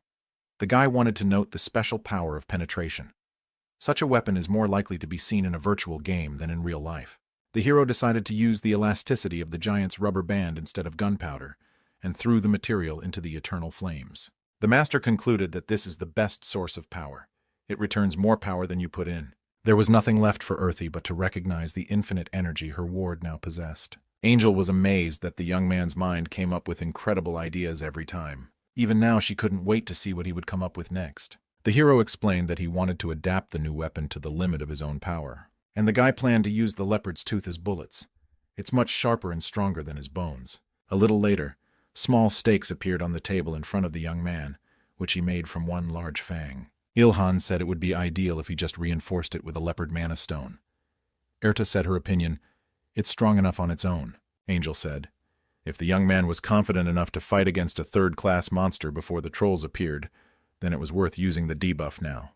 Scratching the back of his head, the hero decided he'd better save it for later. He didn't really want to fight another third-class monster right now. Ilhan promised his new creation that he would later get a mana stone especially for him. Erta thought that this guy didn't know how to give up. Not a year later, the incredible new device, which the guy called the Eliminator, was absolutely ready. Now all that was left to do was to put the giant's rubber band on a stake made from a leopard's tooth. The young man explained to Earthy that he had divided the power into 3 levels. Ilhan decided to test his product. It turned out that even he found it difficult to switch the lever. Without noticing it himself, the boy called out for his mom, but the Celestial reminded him that his mom wasn't here. She was in another world right now. The hero put a lot of effort into finally doing what he wanted to do. Wiping the sweat from his forehead, he asked Eartha how long it took to charge. She answered that it was only 2 seconds. The young man came to the conclusion that he couldn't be handled long enough to use the debuff during an actual battle. If he was still calling out for his mom at level 1, when he charges to level 3, he will call out to his distant ancestors. Ilhan realized it was time to experience the second level. It was even harder. Erta counted the time. It took the guy 10 seconds for the second level and 2 minutes for the third. The hero thought for a moment that he was dying. At this point, the system reported that the world flashback debuff was complete. Weapona received 1240 strength points and a unique class. The maximum impact strength of the third level is 2900. The weapon was made from the bones, tooth and sinew of a ghost leopard by a master craftsman who had reached the limit of his abilities. It strikes me that the excellent firing system was created without magic or gunpowder, but the heaviness of use and inconvenience of carrying it is a disadvantage. The hero showed this information to Erdi. The debuffer now has an alpha option even without mana crafting. It will have a reduced time cost for charging and attacking. The Celestial said that with the tooth, the length of this weapon exceeds 3 meters, a clear disadvantage. The young man remarked that Erta would find disadvantages everywhere. Ilhan replied that it was just in case a giant showed up. Now the guy was going to make smaller monster weapons. The Celestial advised taking a break before creating a new weapon, since it was morning outside. But there was no stopping the hero. He was passionate about his own business. The system didn't have time to send messages. Detailed underground destructive trap completed. The mana crafting skill had reached level 24. The young man was now able to create better artifacts with less mana consumption. Ilhan threw another completed trap behind his back. The angels who had time to recover were amazed by this trap. It was really good, had an extra option, and could lead to overflow. Erda noticed that this was the 17 destructive trap the hero had created. He had to make 11 more first, but it seemed he only had 8 left to create now. The young man wondered if it was because of the overflow. The Celestial replied that Ilhan was quick to grasp the point. He's right, because these traps are incredibly good quality. They have a wide range. Thanks to them, other destructive traps around the world have also been strengthened. Erda said that if all the monsters were involved in just one strong destructive trap, it would be a fiasco. But then the other traps would be left empty. Angel asked, if Ilhan continued to spread mana in an area without monsters for the sake of attracting them, what does he think would happen? The hero asked, did humans get trapped instead of monsters? No, said the Celestial woman. Bell explained that the Akasha Chronicles and mana traps could collide, and this would lead to new monsters. Ilan asked to interpret it as if he were 5 years old. Erta said that a super strong monster would then appear. He would chew his way out of the trap. The young man finally understood everything. He realized how terrible the overflow was. His only wish now, to stay away from third-class monsters. He was only able to kill the ghost leopard because the monster's ability was stealth. But that's not how even a guy could overcome this thing on his own. The hero realized that he couldn't overpower the class 3 monsters with his current strength. Celestia said that is why they will reduce the number of traps to prevent overcrowding. One of the newly arrived angels said, I am so annoyed by the appearance of so many unexpected things on Earth. What annoyed this Celestial the most was Ilhan's personality. He advised Earthy to take the boy under special control. The hero was struck by the angel's words. The Celestial decided to stand up for the hero and said that he was not a human being ruled by angels. She was ordered to help the guy. I wasn't told to watch him and limit his abilities, the beauty added irritably. The blonde angel didn't like Eartha's words, calling her unshakable. The Celestial raised her hand up and activated her own angelic mana.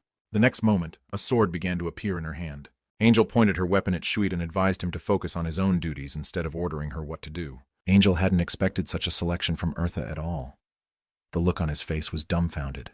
The Celestial gritted his teeth and stared at the tip of the blade, which was pointed directly at his face. Ilan was as amazed as Shuitu by Erta's behavior. The young man had never seen Eartha so angry before. The other angels agreed that Shuita was poking his nose into his own business.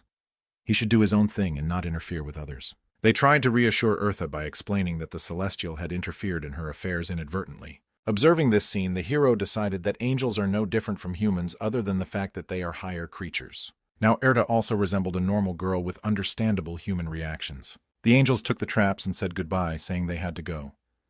Shuita was the first to plunge into the sky without saying a word. Erta sat on her ward's head. They watched together as the Celestials disappeared into the celestial firmament. Angelica told Ilhan that she had shown a side of herself she shouldn't have revealed in vain.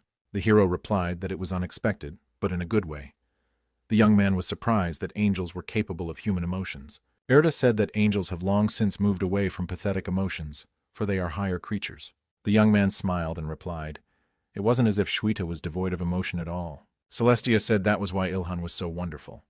The boy didn't understand what he had to do with that. Angel explained that she meant his talents and skills. They reach such a high level that they make even an angel envious. The young man had not expected such words in his direction from Eartha at all. After coming to his senses a little, Ilhan replied with a smile that she was overestimating him as usual. The Celestial replied seriously that the young man was underestimating himself. Erta thought the guy had too low an opinion of himself. But she immediately decided that this was not a bad thing in a way, for if one believed in oneself, one could challenge God himself. Angel hesitated. She looked at Ilhan in silence. The hero noticed that look and wondered what was on her mind. Erta decided it was best not to think about it. Celestia said she had something to tell me about the reward for the destructive trap assignment. The guy folded his arms across his chest and replied that he only agreed to a financial reward. Erda smiled and said mysteriously that he would change his mind once he heard what she wanted to talk about. There is a new kind of metal in a dungeon that has appeared on Earth. Angel is ready to tell us where it is. This news greatly interested the hero. He wanted to know now about the location of a new kind of metal. Ilhan decided not to delay. He packed up and went outside. The hero walked on, looking around. He said in surprise, turning to Eartha, "It is very strange that there is no one outside." Angel wondered if it had brought back memories for the guy of the days when he had been left all alone on Earth. Ilhan replied that not much at all, but it was different now. He knows everyone will be back someday. Plus, there are people like the Empress left on Earth fighting monsters. Now everything changed, for the boy knew he was not alone. Erda rejoiced at such words from the hero. Meanwhile, the city was far behind. Ilhan had entered the forest. The Celestial had been pointing him in the right direction all along. The young man saw a portal in front of him and wondered at Eartha if this was the entrance to the dungeon. The hero was glad that this dungeon was even in Korea and he was able to reach it on foot. Because of the state of emergency, he couldn't leave the country's border. No one can cross it either by boat or by airplane. The young man even had time to think about whether he could build an airplane himself. But Erda suggested not to waste time and to start what they had in mind as soon as possible. The hero stepped closer and touched the protective layer of the portal that led to the dungeon.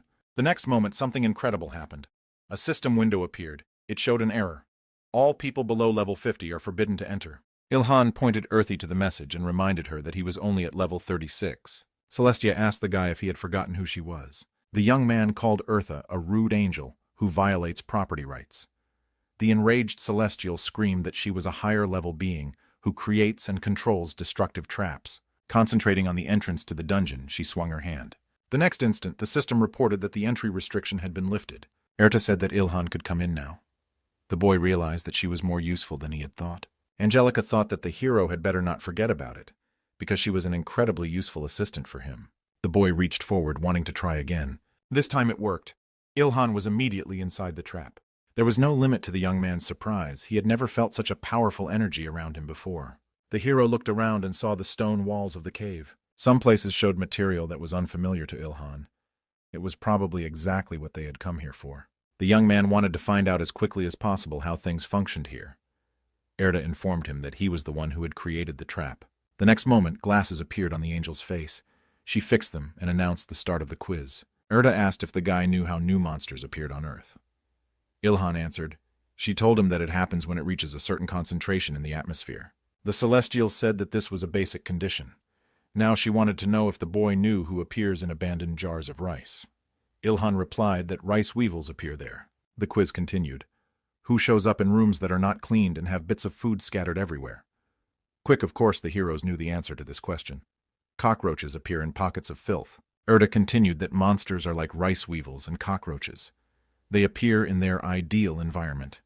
A thought flashed through the young man's mind as to why she had chosen to choose such examples, though it was because of them that he understood everything more easily. Ilhan asked his assistant why she was even bringing it up. The Celestial explained that from this day forward, he would have to kill the monsters in this dungeon and get their hearts. She then added that this is the metal that first appeared on Earth. This news struck the guy like a thunderclap. He froze in place. It surprised him that Erda had decided to bring it up now. You, Ilhan interjected. Monster hearts are metal? He wants to know why it happened this way. Why she only told him about it now, since he was looking forward to mining the metal from the rock. Erda decided to clarify that she had promised to find the metal, not mine it. Only now the guy realized that it was about hunting, not developing the adit. For nothing he had prepared all this equipment. The goddess was amazed that he had brought so much with him. The hero took the helmet off his head and decided to explain everything. It turned out that the young man was using the enchanted bag to enlarge the space. He couldn't help but use it when the opportunity arose. It's a very useful item. Erda said it's a reward for the quest, but it has a limit. Also, the spell does not reduce the weight of the items in that bag. Ilhan said he could carry several tens of tons without a problem. The Celestial was amazed at such human capabilities. The guy wasn't done yet. He had something to add. He thinks they look like mining dots, and Erda claims they're all monsters. Angelica confirmed his words and asked why the young man looked disappointed. Ilhan frustratedly replied, It's like I ran into a spoiler. He was supposed to run up to the rock and try to mine the metal and then get ambushed. Erda asked in surprise, Is that really what you wish for? The young man ran his hand into his backpack pocket. He wanted to experience something new. The next moment he pulled out some incredible tool he called a metal monster. Ilhan thought it should work better than a spear. The system called this weapon a rare class heavy combat destroyer. The hammer's strike power is 1250, and the axe's is 1270. Erta said he had a great idea. Strength is guaranteed since it's made from the bones of a ghost leopard. Plus, it has an alpha option, despite the fact that the hero didn't use the craft mana while creating this weapon. The celestial woman's mind flashed. Whatever this guy does, he easily gets a rare class. This was to be expected from Yu Il-han. He's incredibly capable. The hero said even if his metal monster had a really good option, he wouldn't use it while mining new metal. The boy swung and put all his senses into the blow. The guy's eyes were burning with fire. He was like a madman. The system rated this hit as critical. Il-han gained over 137,000 experience points. A level 51 metal heart entry appeared on his card. A young man has reached the maximum level of blunt weapon technique. His skill can evolve if he has the necessary ingredients. The guy doesn't expect to be able to kill a stone monster with a single blow. Erta called him a good boy. The next moment they saw a shining stone. It was the heart of the metal monster. It was the strongest part of its body, and it contained all of its mana. That's why metal hearts don't have mana stones. If a metal heart senses danger, it can reinforce that part of its body with mana. Usually one person distracts it while another attacks from behind. Il-han thought he was light for a Class 2 monster, but it was simply a matter of its weakness, its surprise attack. But the hero believed that danger finds a way to approach you when you lower your attentiveness. The young man told the celestial woman that people are always attacked when they think, "This is easier than I thought." That's how characters in short stories die all the time. But in reality, things didn't turn out the way the hero imagined. No ambush befell him. His adventure was not like a literary work. The system reported that the hero had reached level 38. His strength increased by 2 units, and his dexterity, health, and mana increased by 1 unit. The young man asked his assistant if the dungeon was always so uninteresting. Erta replied that it was just that it was unusual. He walked farther and farther, but the environment didn't change. Monsters on his path were caught occasionally. All of these stone monsters were killed by a single blow from the hero, even if it wasn't critical.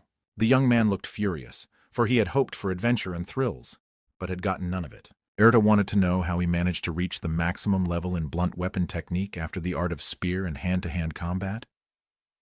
Il-han answered the question with a question. Have you heard the Buddhist saying, "All rivers flow into the sea"? It means even if you study different types of martial arts, once you peak in all of them, they will merge into one. The Celestial decided to remain silent as they suddenly heard strange sounds. The young man received a message from the system. There was a large level 74 metal heart ahead. So much for the adventure. The hero said that this monster was bigger than he expected. Angelica explained that it was a big metal heart. It is about 20 levels taller than its kin. Il-han rejoiced. Finally, he would be able to test his new weapon on a real opponent. He now decided to use the straggler he had charged up to level 3. Erta rolled her eyes. Her ward seemed to have prepared weapons for every situation. The young man pushed off the ground with his feet and flew into the air. The jackhammer was at the ready. The monster didn't stand a chance. The stake hit its target. Cracks went down the stone heart. Even for a monster of this level, a single hero strike was enough. The system reported that the young man had gained 548,000 experience points and a level 74 big metal heart entry. Yu Il-han was satisfied with the result of his attack. Looking at his stake, the young man saw that it was also covered in cracks. The guy realized he couldn't use it anymore. It was only good for 1 hit. The hero wondered how he could make it possible to reuse the orbs, perhaps to make a cartouche. Erta advised to think about it later. Right now it was worth taking the monster hearts. When the young man took out his loot, he realized that the big metal heart was stronger than the hearts of other metal monsters. The Celestial added that the King of Metal Hearts is a normal form of metal hearts. It has the highest durability in the world, but it won't be here since it's a Class 4 monster. The young man advised her not to jinx it as she usually does. Erta said that it was just a coincidence. Unlike the monsters that came through a typical evolution, metal hearts had appeared on Earth quite recently. Il-han was extremely lucky to see a large metal heart here. It won't happen again. Suddenly, sweat appeared on Angelica's face. She was sure it wouldn't happen again, but she was wrong. The hero pointed his finger at another metal heart. The celestial woman's mind raced. Damn Earth, my predictions never come true. Yu Il-han reacted instantly. He decided that the debuff was better put aside. It was time to use the ferocious hammer of the 1,000 bombs of the unique class with the power of a 1974 strike. The guy rushed to attack, and the angel decided he was the only person in the world who was beaming with such joy. The hero and his mentor spent several days in the cave. The young man reached level 40.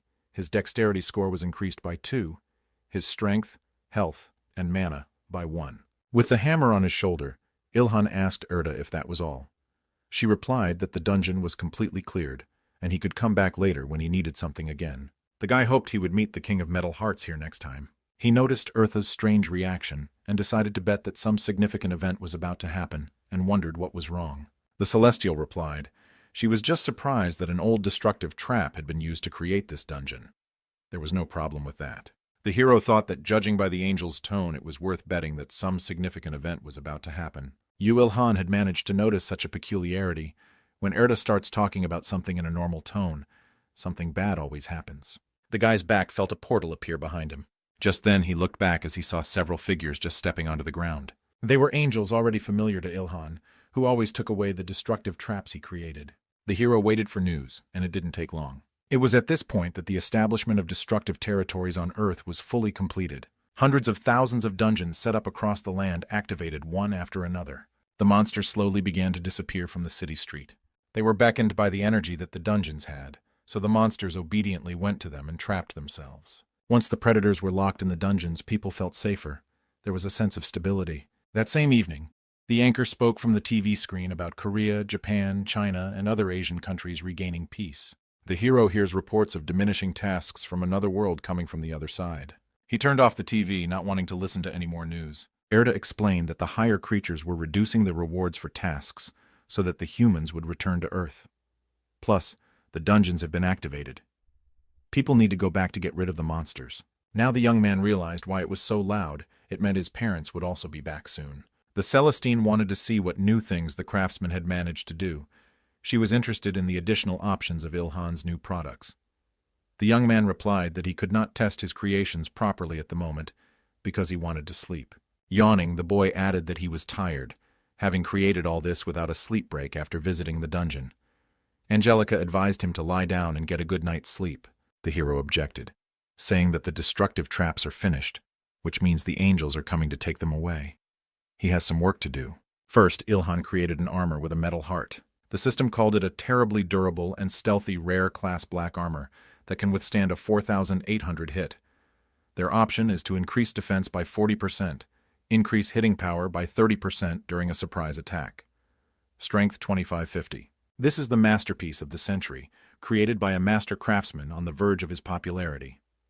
Armor materials, only the heart of a large metal heart.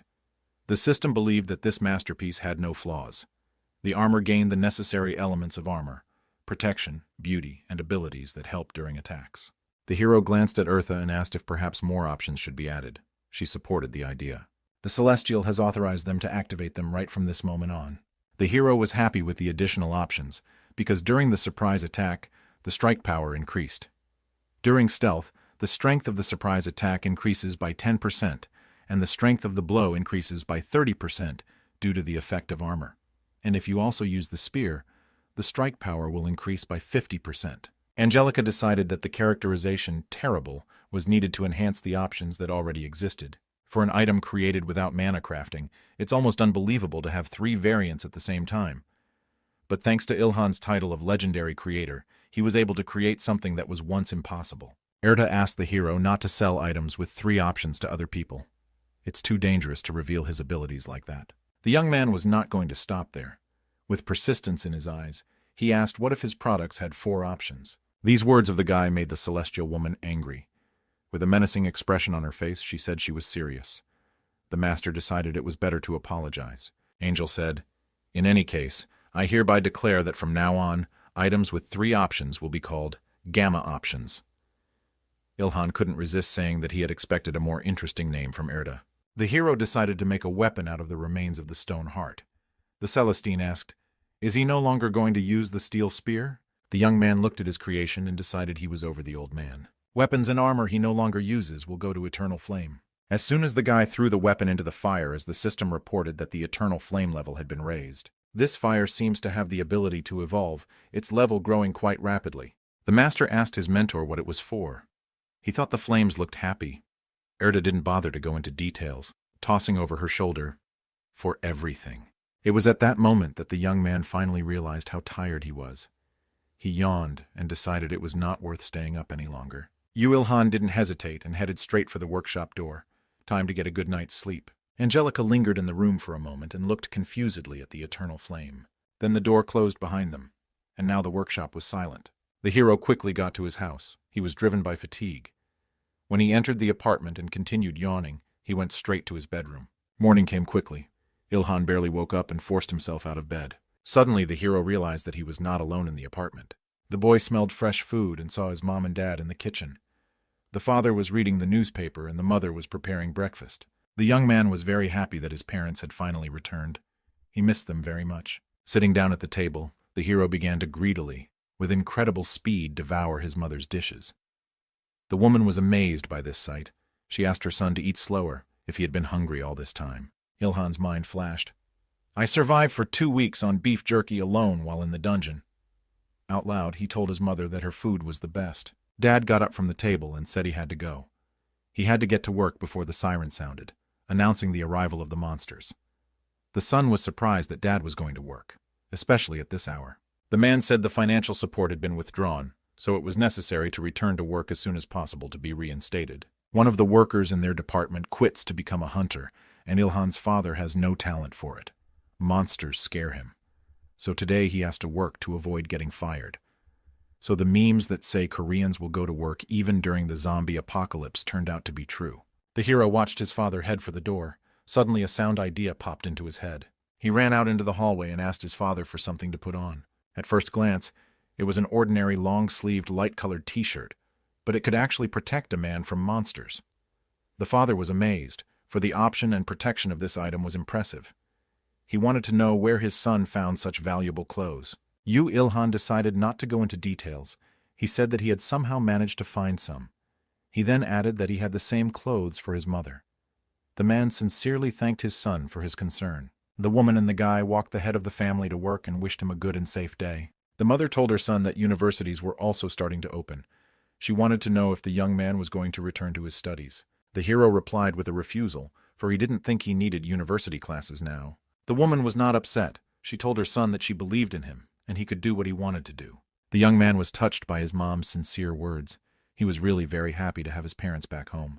The boy took out another t-shirt from his bag and held it out to his mom.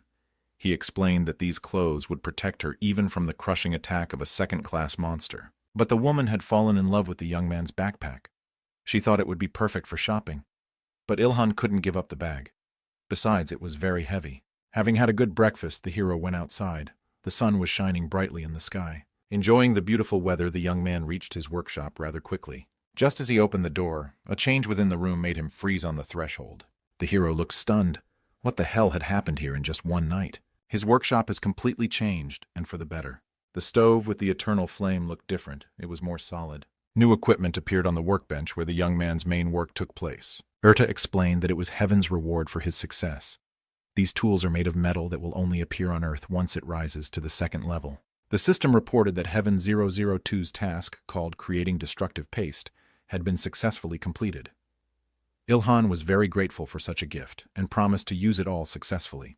Erta said that wasn't all. All characteristics were increased by 5 units, and the young man received an additional reward for a perfectly completed task. In the next instant, a large book with the title Recording the Deadly Poison Resistance Skill. This will avoid being poisoned even by a rank 4 monster. The boy was dumbfounded by such a gift, because this book is incredibly rare. Once he had its knowledge, he would be able to eat even troll meat. As a final reward, the Celestial told the lad the location of the troll dungeon. It turned out that the hero will have to go to the United States to achieve what he wants. Ilhan made the decision not to delay, and went straight to Incheon Airport. Already entering the terminal, he whispered quietly to Earthy that he was going to fly on an airplane for the first time. The Celestial said the young man had forgotten something. He needs a passport and a visa to travel abroad, but right now he has neither. The hero realized that the angel was right, but he seemed to have some idea because he said, "It doesn't matter at all." The next moment, the young man explained what he meant. Ilhan had decided to make his journey illegally. Murmuring a little song to himself, he walked past the registration windows. In the hero's mind, a plan to make his idea a reality. The young man kept humming that he was going to travel illegally, which annoyed the angel. She asked him to shut up, because it was too loud. Already in the airplane in the empty seats, Ilhan said to Earthy, "Even the most advanced security system is unable to detect me with my stealth skill." The Celestine replied that this system would not notice him, even if it was equipped with magic in the future. At that moment, A flight attendant appeared in the airplane corridor, pushing a beverage cart in front of her. The hero reached in and pulled out a blue jar from there. The woman couldn't see it, but she thought she hadn't taken enough coke. Ilhan looked out the window. He saw a fighter jet flying rapidly nearby. Erda said it's a fighter jet that the ability user controls. It was needed in case there were monsters in the air. That explained why tickets for this plane were so expensive. To get to Arizona, where the troll dungeon is located, they need to make a layover in Los Angeles. Erda was confident that this time everything would go smoothly. But Ilhan had already noticed. When she said that, something bad always happened. It wasn't long before there was a commotion all around. A monster appeared somewhere nearby. The hero couldn't resist saying that the celestial woman's next phrase should be, "There must be some mistake here." So well, he had time to study the Angelica's behavior. The young man added, "If the angel could not foresee such a trouble, he, a human, would take care of it." It flashed through Erda's mind that the prediction had finally come true. Redundancy is a phenomenon that occurs only in a particular case, related to a destructive trap. If it explodes for some unknown reason, the result is a large number of mutated monsters on the loose. Such redundancy creates mutant monsters that are significantly stronger than previous ones. The biggest feature is that everything around it absorbs the energy of the destructive trap. Because of this, everything around it changes. The hero looked around and saw that part of the airport had become a stone desert. It turns out the monsters that are closed in the dungeon in case of excess turn the land into a dungeon. Erda confirmed the young man's hunch. She explained that redundancy happens when the world evolves and the dungeon forms. It could also be a side effect from very strong magic or the disappearance of a dungeon. But the Celestial believed that right now was not the reason. The biggest problem is that mutants created with redundancy can interact with other dungeons and provoke redundancy after redundancy. In other words, if Ilhan misses even one monster, there will be another overabundance. These words of Erti made the hero stop. He wanted to know if there was another prediction. If the hero misses a monster, another overabundance will occur, and he'll have to work his ass off to solve the problem. The goddess said that this must be thwarted. She would give the boy a task, for the fulfillment of which the reward would be characteristics and skill. The young man decided to accept the offer. It was at that moment that a massive explosion occurred to their left. People screamed, begging for rescue. Dark figures could be seen through the hole in the airport wall. Some of the bravest tried to scare the monsters with firearms. The man even fired at the giant crocodile, but the bullets bounced off the armored skin. The monster growled and said he needed to find the tape. Ilhan told Earthy that it was some kind of light monster. The Celestial explained that the monster was a second-class mutant monster with a special ability. Don't underestimate it. The hero reminded the angelic girl that he had great armor and a sharp spear. The system named his weapon the Black Spear of the Reaper of Death Unique Class, with a strike power of 2,400. Optionally, increases the probability of a critical hit by 30% during a surprise attack. Strength, 1,700.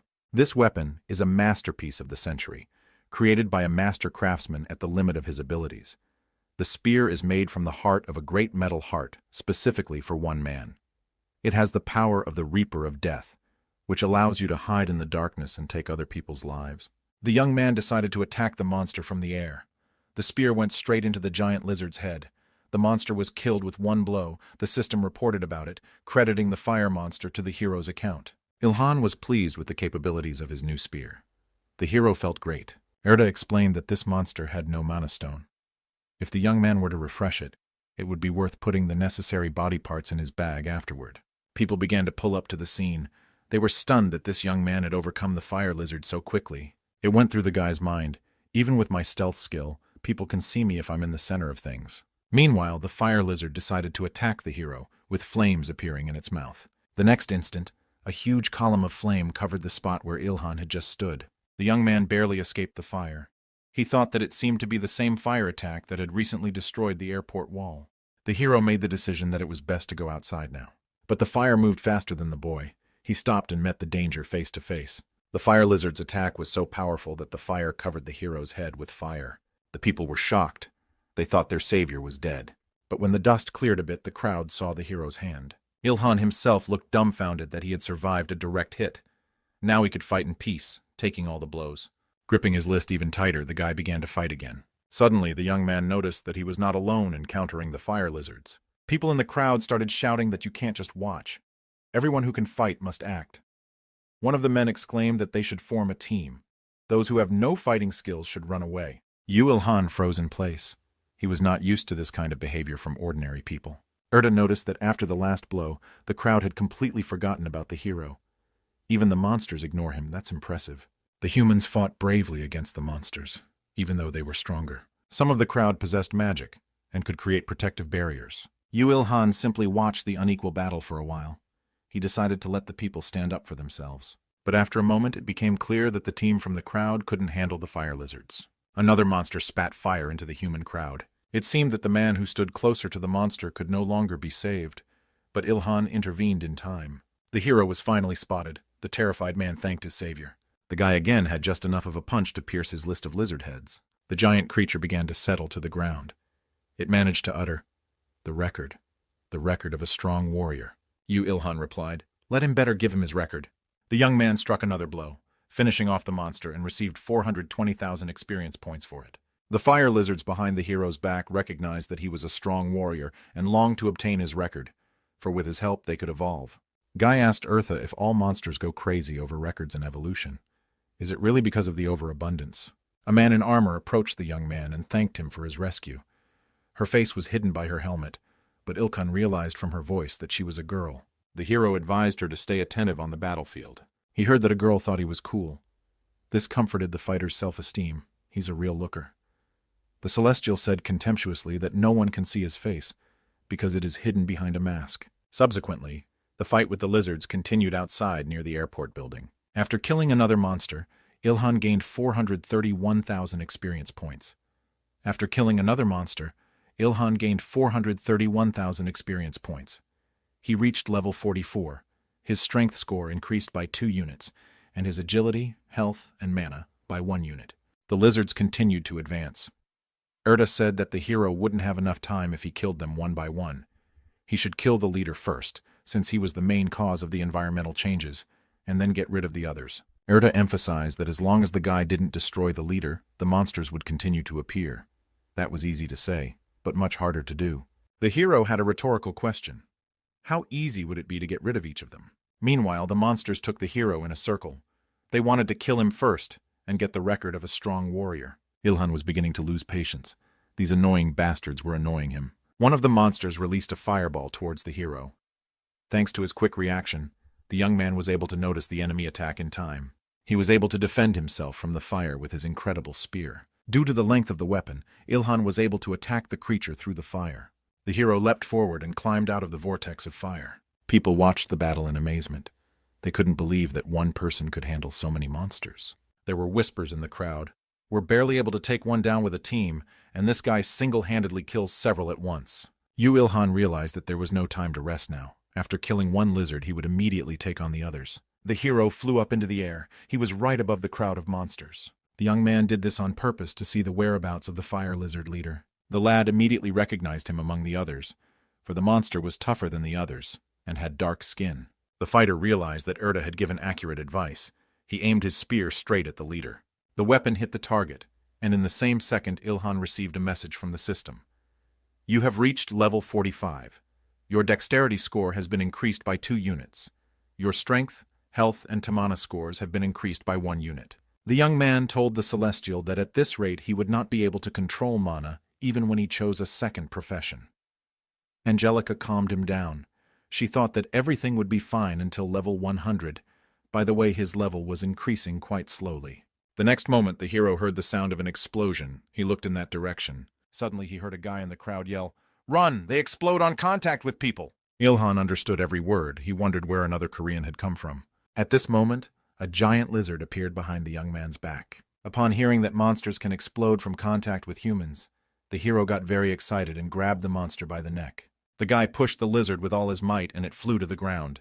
The explosion came the very next moment. It was so powerful that pieces of rocks flew in different directions. The people in the crowd thought it was a great way to kill monsters, but they wouldn't dare to repeat it themselves. Yu Il-han was at the epicenter of the explosions but remained completely unharmed. Meanwhile, the monster leader threw a piece of building at the hero. Swinging around, he took a step forward. The ground shook from his weight. The young man jumped up with ease and found himself on a rock. Yu Il-han exclaimed that balancing it was the easiest thing to do. For a real surfer who fought the waves of the ocean to catch Moby Dick, it's not hard at all. The next moment, another explosion sounded. It was more powerful than all the previous ones. The frightened people decided that this time their savior was dead after all, because it is simply impossible to survive being in the epicenter of such a fire. But a moment later they saw an unharmed hero who knew in advance that the depths would explode. The hero dipped his hand into his magic bag. He exclaimed, "It's time for a new weapon." In his hands, a unique Class World Flash debuff appeared. This weapon received an additional option: charging and attack speeds, as well as hitting power increased by 20%. The jackhammer is crafted from the bones, tooth and sinew of a ghost leopard by a master craftsman who reaches the limit of his abilities. Even the soulless system was amazed that such an incredible weapon was created without magic or gunpowder. But the jackhammer was difficult to use and carry. The metal hearts amplified its pros and cons. The hero aimed his superweapon at the leader. Time to call it a day. It was a critical blow of incredible power that literally knocked the giant lizard off its feet. Falling to the ground, the monster was still alive. It was wheezing and snapping its teeth. The leader's subordinates saw that he was in danger and rushed to his aid. But at that moment, observers from the crowd intervened in the fight. They prevented the monsters from approaching the leader. The humans persisted in trying to stop the monsters, allowing Yu-Il-Han to finish off their leader. The two crates ran straight into the sharp blade of the sword. The hero managed to change weapons. This time he wielded the dark great sword of the stupid giant. The weapon was a unique class with a strike power of 2,300 and a durability of 2,100. The sword had an option. Its weight increases by 50% and the user's strength by 20. Erda said that it sounded strange. The system reported that the young man had reached the maximum level of swordsmanship and could evolve the skill with the accessory of some components. Dropping his last breath, the fire lizard leader still dreamed of obtaining the record of a strong man. Suddenly, the young man felt some powerful vibrations behind him and looked around sharply. Everything around him began to collapse. The ground began to crack, which rapidly turned into deep chasms. The huge stone wall began to fall to pieces, and people rushed to avoid being killed under the rubble. The monster wanted to lift the whole place into the air. The energetic vibrations were so strong that the airport building and the rocks next to it could not stand. Everything around him was like the frames of a horrible disaster movie. The leader of the fire lizards was still alive. He wanted to take the strongest warrior with him to the other world instead of a bunch of frightened people. But Yu-Il-Han got tired of listening to his chatter, so the hero launched a giant sword at Patwaru's head. The young man muttered to himself, "You wish." His phrase was addressed to the slain fire lizard leader. The hero received 1,897,000 experience points for killing this monster, and a level 91 fire lizard entry. Ilhan asked Erda, "Are these monsters really lower in level than black leopards despite being able to change their surroundings?" The goddess replied that such mutated monsters, their level does not match their strength. The young man feels some disappointment, because after killing such a monster, he expected to receive a greater reward. Suddenly, the guy froze in place. He wasn't used to the attention. He was surrounded by people, all of whom thanked him for saving them, and said that the hero had incredible abilities. The first to stand were a girl and a young man. The beautiful girl wanted to kiss Ilkan in gratitude for his rescue. The master immediately remembered that he had met this Korean couple before. Erda told her ward that she sensed envy in his emotions. The hero advised her to shut up. The young man muttered to the people that he was fine and advised them to get rid of the other monsters. After all, there could be big problems if people missed even one of them. The girl inquired of the comrade, whom she called Hajin Oppa, whose hero had attained the third profession. The young man replied that it was unlikely. He had not heard of a man who had been able to attain such a level. Belle thought Yu-Il-Han was incredibly tough.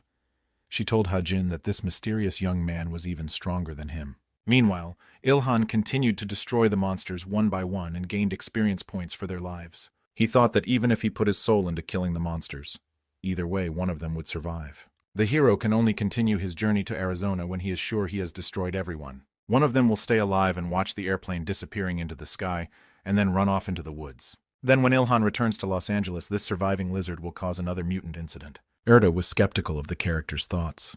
It was more like a movie script. But the guy didn't listen. He rushed to destroy the monsters as if in his second breath. The character moved so fast that at first glance it could seem as if he was in several places at once. After the lizard leader was destroyed, they decided to flee. But the monsters didn't stand a chance. With one swing of his sword, the young man cut them in half. At the same moment, he received 2 messages from the system and double his experience points. Looking around, Yu-Il-Han breathed a sigh of relief. The lizards were finally finished. Erda wondered what the hero was sure he could carry them all off with. He hummed in response. After the battle was over, a mountain of monster corpses lay on the ground. Suddenly, the guy felt the ground under his feet as if it were splitting apart. His foot went under. Ilhan felt an incredible heaviness. The young man asked the Celestial for the weight control option over his gear bag. Angelica wasn't surprised. It was as if she knew this would happen. The airport was finally cleared of the green mutant monsters. The window displayed information that Heaven's Quest 003 has been completed. All characteristics have been increased by 2 units. The hero successfully completed this task more successfully than anyone else, and received a special award. It was time to fulfill Ilhan's request. Erta flew into the air and directed her angelic magic at the boy's bag. At the same instant, 2 more angels descended from the sky to the ground who had previously taken away the traps. They wanted to know why their colleague had called them here. Erta explained that she needed help with mana crafting. The higher creatures immediately realized what the mentor wanted. They joined her efforts.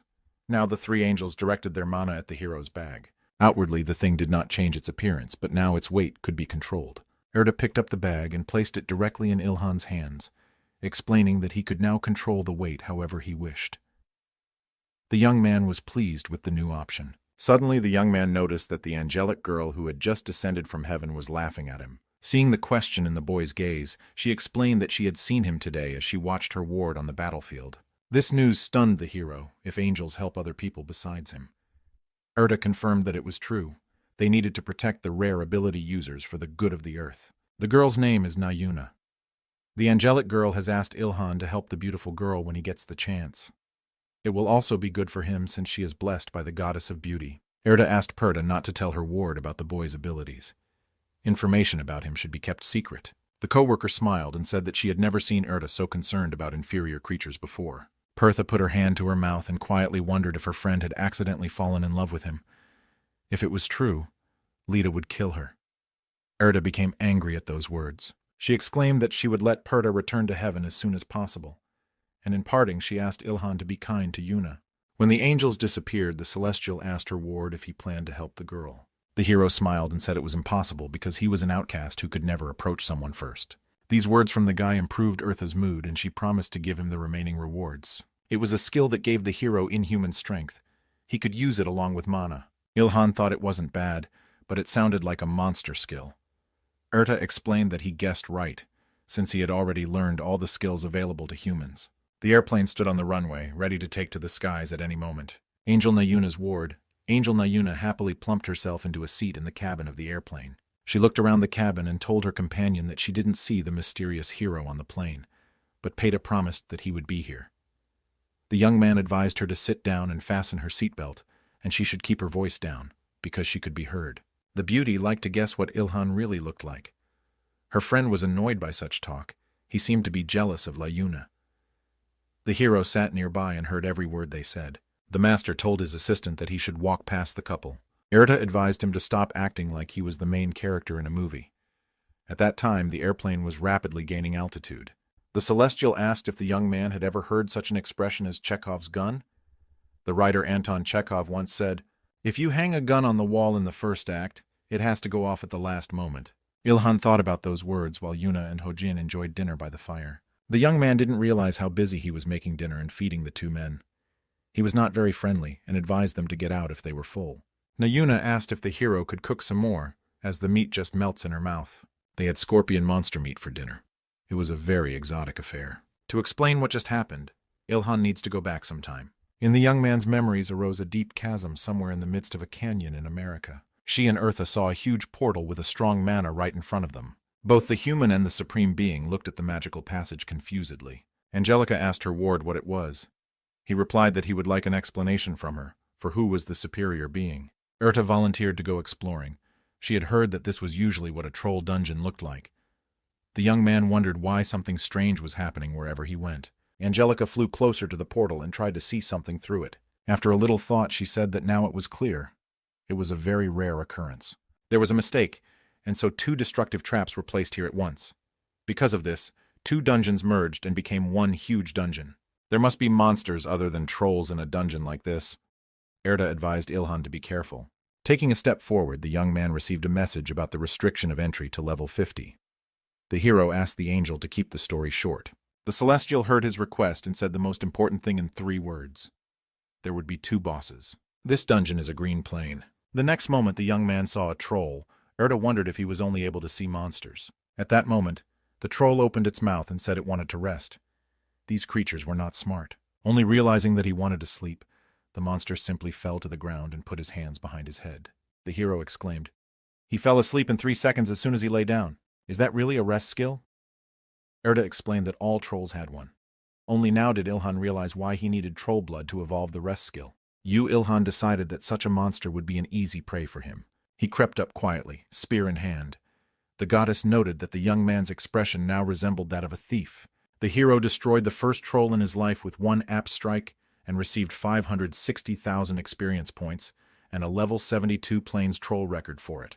In the next moment, the young man obtained the heart of a second-class sleeping monster, 1 out of the 500 needed, and the blood of a troll, 3 liters out of the 500 liters needed. The boy shared with Eartha that it was very easy. Ilhan, satisfied with his easy victory, did not hesitate and immediately rushed to find the other 499 trolls. Meanwhile, other members of this expedition approached the portal in the cave. They were Nayuna, Hajinopa, and the angelic Peta. The latter said that it was a giant dungeon that had a level limit of 50. The assistant advised the girl to be careful, because you can never predict what will happen in the dungeon. Appa said that it was time for them to go. He wanted to get the scorpion poison as soon as possible and return home. Yuna called this outing a date. The girl believed it would be a lot of fun. The young man said in surprise that she had never thought of meeting him as a date before. Peta shouted, trying to draw attention to herself. She wanted to warn them to be very careful in the dungeon. When the people disappeared into the portal, it changed color from blue to purple. Meanwhile, a fire was blazing in the midst of the plain, on which a large piece of meat was roasting. Ilhan pitched his tent and waited impatiently for his dinner. The young man saw that the meat was cooked and took it off the fire. Erda was surprised that the guy decided to satisfy his hunger with troll meat. Had he forgotten that it was poisonous? The hero didn't argue, but offered the Celestial a taste. The meat reminded him of beef, but it was a little tougher. The young man activated the system window and read that the deadly poison resistance skill had reached level 2. He rejoiced at the increase. Angelica explained that it only meant the fact that the meat he was eating now was very poisonous. Ilhan objected. He thought that because of his skill, everything would be fine. A little later, dinner was finished and the fire was put out. The young man sat down near the tree and said, "How delicious. My cooking skill has also increased. Because I cooked monster meat, its growth has accelerated." It had been 5 days since they had gotten to the troll plain, and they had met only them here. The boy was making a fire and cooking meat, but no other monsters had appeared. He thought that was strange. Erda told her that she had a theory, but the angel wasn't sure about it. Ilhan didn't mind hearing it. The Celestial said, "Your stealth also hides fire and the smell of meat." The hero exclaimed that this went against the laws of physics, to which the Angelica replied, "The laws of physics. Your stealth has fooled even God." The next day, the young man and his assistant found the last 500 victim. A lot had happened in those 5 days. The young man had been eating troll meat all this time. The two met difficulties along the way. Ilhan wanted to taste the meat of other monsters because he was tired of eating with trolls. But the desire to become stronger gave him the motivation to keep moving forward. Erda thought he couldn't stop, because this meat increased his skills in resisting deadly poison and cooking. Angelica read her ward's mind, much to his annoyance. The hero decided it was no longer worth the delay, and struck the last troll on his list. At the same moment, he gained 572,000 experience points. Suddenly, the system reported that he could not reach level 50 until he got a second class. All records obtained would be counted once the second class was chosen. The path shown to you that you can take is built on your achievements and the records you have received so far, the system wrote. She advised the hero to choose a class and complete a challenge that would be appropriate for that level. 4 levels to choose from: Expert, Arcane Spearman, Combat Expert, Novice Reaper, and Berserker. Erta congratulated the boy on finally getting a second class. But the Angelica warned that much could change. It was finally time for an explanation. The Expert Misted Copeler is a new level he has reached. It would greatly enhance the characteristics he already had. Ilhan supposed if he became even stronger, even his mother wouldn't recognize him. A martial expert wields any weapon. Even one's own body can be used as a weapon. The hero thought it sounded too much. Did he really have to take blows with his naked body? A berserker is a warrior who does not leave the battlefield until the enemy or he is killed. The boy was stunned by the explanation of these categories. Erda explained that these 3 classes are rare and powerful. They are mana independent, so you can choose whichever one you like best. Yu Ilhan realized that the celestial woman hadn't said anything about the aspiring reaper. Erda honestly admitted that she didn't know, as she had never seen anyone like this. Surely this one must be some unique class. She suggested that in practice this class may be a little different from its name. Without a moment's hesitation, Ilhan chose it, the Novice Reaper class. "Just as I thought, you like solving mysteries more than anyone," the Celestial said. The young man knew she had time to study him well. Once selected, the system reported, "Beginning Reaper is the stage you must go through to become a Reaper who deals death honestly to everyone. It is also the only path you have, because you have chosen to deal with death by being alive. You must prove yourself worthy of this position." The guy got an assignment. He needs to kill the second and third class monsters in one hit from an ambush. The young man exclaimed angrily, "What's wrong with complexity?" Now he understood why people didn't go past level 50. How could you kill a third-class monster with a single blow at level 50? But after a little thought, he decided it wasn't such an impossible task. Erda folded her arms across her chest and wondered if Yu Ilhan had found a way. A hammer appeared in the hero's hand. He decided to wait with the evolution of his rest skill. But if he uses a mana stone to strengthen the weapon with mana crafting, it might work. The next moment, somewhere in the middle of the forest, a strong energy surge appeared on the troll plain. Ilhan looked a little confused. He didn't realize if that would be enough. Suddenly, the hero felt a strange sound and turned his head in that direction. There, he saw a giant sand scorpion that held Na Yun in its claw. The girl looked scared. She begged Yu Ilhan for help. The beauty tried to resist, but it was all useless.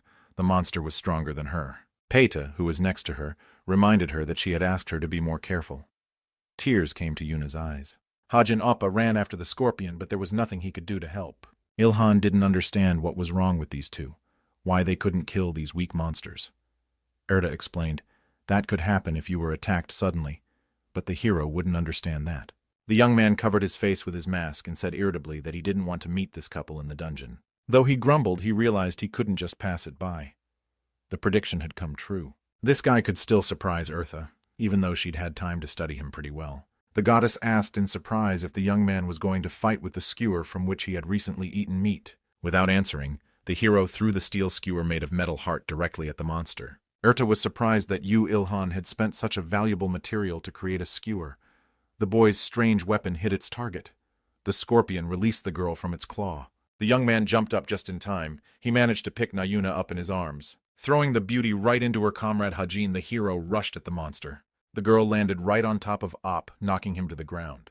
Meanwhile, Ilhan reached into his magic bag and pulled out a more serious weapon from here. Holding his spear in his hands, the young man swiftly attacked the giant scorpion. Swinging around, he hurled his sharp weapon, which hit right on target. The hero took advantage of the critical hit and gained 668 experience points. The system reported the recording of a level 78 giant sand scorpion. The young man's critical strike reached level 9. He rejoiced at this news, for he thought the monster's level was lower. Erta informed him that the scorpion's main weapon was poison, but luckily Ilhan had resistance to deadly poisons. This fight was not a bad one. Looking over the slain monster, the hero said, "A giant sand scorpion. I bet it will turn out delicious. I think its meat is similar to lobster meat." The Celestial was surprised that the young man was going to eat it. Did he really only come here for food? Meanwhile, Yuna had come to her senses. Her guardian angel was by her side, worrying about her ward's health. The girl looked confused. Suddenly her gaze stopped on her savior. She called him the Dark Prince from Los Angeles for some reason. Ilhan looked dumbfounded after hearing this. Yuna showed her Instagram photo and asked, "Don't you know? You're trending on Instagram right now. People are calling you the Dark Knight of the American government." Hajin Appa said that some are even saying as if the hero is an FBI agent. The girl smiled and said that in her opinion, Dark Knight sounds cooler. Erda, who heard all of this, only confirmed that the internet is garbage and evil talk always ruins everything. The hero decided that he would just pick up where he left off and went to the slain scorpion, ignoring the rescued couple. Hajin realized that Ilhan was taking the scorpion apart. They watched the young man's work in amazement. Ilhan was at it until late in the afternoon. He finished when the full moon appeared in the sky. On the fire was a pan on which pieces of white meat were roasting. They were sizzling appetizingly. The aroma was such that Yuni and Hojin were drooling. They remembered that they hadn't eaten anything all day.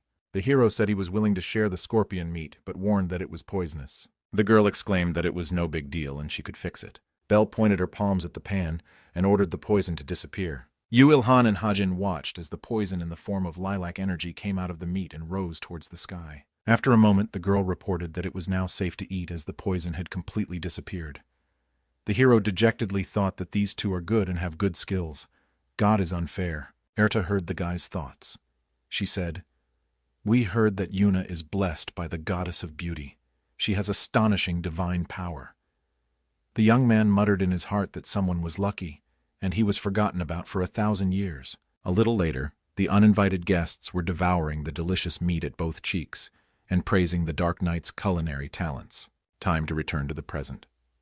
Yuna and Hajin thanked their savior profusely for the delicious dinner. The hero didn't find anything to reply, and he faded his eyes. He was still hiding his face. The girl inquired if he was sad alone and offered to join their team. A weighty argument was transferred to Yuna, that he would have a beauty like her by his side. But the hero refused. Yuna was stunned. She complained to Appa that she was turned down in a second despite her incredible beauty. Hajin thought that was what she needed to do. Thoughts arose in Ilhan's mind. Are these two not dating? That's not the reaction I expected from a couple. Appa thanked the hero for saving his teammate and said they should get going. He held out a piece of paper with a phone number on it and asked him to call to get paid for his help. The business card had a phone number and the owner's name, Kang Ha-jin. The young man realized that he had seen a similar business card before. This one was similar to the one he had gotten from Kang Mir. He decided that the three of them were from the same company. Yuna decided it was worth keeping her card as well. The girl said they were only here on business, so as soon as they finished, they would go straight back to Korea. Kajin silenced the girl, asking her not to reveal the secret information. Ilhan glanced at the girl's business card and realized that they were definitely from the same company. The young man continued to reprimand the girl for her chatter, and she excused herself for not saying anything unnecessary. Angel Peta flew after them. The hero told Earthy that he would most likely run into them again in this dungeon. The Celestine asked him not to predict the future, but the young man added that he was going to pursue the couple. He had no other option to find a new scorpion. Angelus thought that was even worse. Meanwhile, Yuna assured her comrade that the Dark Knight would move to their team if she had time to seduce the guy. If he was interested in girls at all, he would give in. Hajin didn't bother to argue with his friend. The pretty girl thought it was hard to work with only two people. She wondered if the hero would help them if they offered him everything from the scorpion except the poison. Khan asked the girl what if it was the poison that the Dark Knight needed. It wouldn't be good if he wondered why we needed poison. You need to watch your own words, Hajin emphasized. Ilhan, who was quite close by, smiled at the boy's words. He thought that was why one should watch their own words as well. The beauty wondered why they had to hide the task from the heavens. Besides, this young man had saved them and fed them. She's sure he's a good man. Kang replied without looking back that he was amazed at Yuna's naivety considering her age. The girl smiled and replied, "It's all because of him and Meyer's tutelage of her." Ilhan shifted his gaze to Erta. He wanted an explanation, for the Celestial had said that they had come to a troll dungeon, and it turned out that scorpions lived there. The one noted that she did not possess this information. The hero thought this was suspicious. He decided that the angel was just mocking him because of the fact that he accurately foresaw what would happen. At that moment, a new scorpion appeared in the clearing behind the men. The Dark Knight only needed one hit to earn 697,000 experience points. Erta was stunned that the hero once again used a skewer made of metal heart instead of his usual weapon. Ilhan noticed that the two didn't even notice the monster because of the hero's stealth skill. The young man didn't understand how they could get into such a situation when they have their own guardian angel. Erta explained that on Earth the angel's power was limited. The Celestials are not allowed to interfere too much in a person's life. He can only share hints and advice. The hero said that guardian angels do not help at all, only bring trouble. These words of his angered the celestial woman. Meanwhile, Yuna looked super giant scorpion. Kang decided to clarify if she was referring to the giant death hunter. Ilhan, of course, heard every word. He was surprised and excited at the same time when he heard the monster's name. Angelica looked no less stunned than her ward. At that moment, Hajin finally noticed the threat behind his back. It seemed to be exactly what the two had come down to the troll dungeon for. It was the giant death hunter they needed to overcome. Yuna was amazed at the size of this monster. Khan exclaimed, addressing the girl that now was not the time to be amazed. The young man told the beauty that they needed a buff right now. The girl didn't hesitate. Activating her magic, she appealed to the higher powers to strengthen Hajin. In the next instant, a magic amulet appeared under the guy's feet. Kang didn't hesitate a moment longer. Holding his shield in front of him, he rushed at the giant scorpion. Ilhan asked Erta in astonishment. "Paladin and healer, I don't need to interfere, do I?" The Celestial agreed with him. They could probably handle it themselves. Nayuna clapped her hands, trying to encourage her friend. The girl was so focused on worrying about Hajin that she didn't notice the huge troll behind her back. Finally, the girl heard some strange sounds behind her back and looked back at the noise. It was at that moment that the monster roared loudly, its eyes burning with red fire. Belle screamed, warning her friend of the danger. In the next instant, right above the troll's head, as if from nowhere, Ilhan appeared. The hero held his superweapon, which hit its target with a stake. It entered the back, piercing the troll through and through. In the same second, the monster fell to the ground. It didn't move. Nayuna screamed loudly, covering her face with her hand. Kang Hajin froze in place. He didn't expect this turn of events at all. The young man landed on the troll's body. He was a bit disappointed by the message from the system. The Mineral Death Strike debuff has a unique class and a 5th level of impact. The option is a 50% increase in hitting power. A 50% increase in piercing power will be destroyed after use. Ilhan said to Erti, "I can only use it once." The Celestial replied, "That's because you didn't pay attention to durability and put everything into punching power. Who makes things like that anyway?" The system told her that the weapon puts everything into one attack. It's unstable and destroyed after one use, but this attack would definitely destroy the target. The hero thought that one had to be very strong to destroy a third-class monster. The young man didn't want undue attention to his own person. Ilhan said, addressing his new acquaintances, that he was done and they could continue. All this time, the giant scorpion didn't move, its attention fixed on killing the troll. Kang Hajin slowly turned his head towards the monster. At the same instant the scorpion struck with its giant claw. The young man barely had time to roll away. He had completely forgotten that a moment before he was fighting a giant scorpion. Nayuna screamed. She saw that Hajin was in danger. Belle realized that her friend couldn't do it alone, so she stopped Ilhan. Belle shouted, "If you help us with killing the scorpion, we will give you everything but the poison." The hero agreed without hesitation, for it was a favorable offer. Hajin was angered by his friend's offer, which she made without consulting him. Nayuna begged Appa to be smarter, for he couldn't do it alone. It was at that moment that the scorpion struck again. Kang barely had time to bounce back, but he couldn't escape the trap. The monster's strong tail grabbed the young man. Ilhan got there just in time. He wondered if Hajin was ready to stop arguing, he would help. One swing of the spear and the scorpion lost its tail and Khan flew to the floor. The hero didn't stop there. He attacked the monster again. Once on the ground, Hajin watched Ilhan's actions in amazement. He was shocked by his skill. Nayuna shouted, "Hajin, you also need to attack!" The boy heeded his friend's advice and rose to his feet, taking his sword in both hands. He used a strengthening strike and attacked the scorpion. Erta explained to Ilhan, "The skill he just used affects the previous attack, causing the next one to become stronger.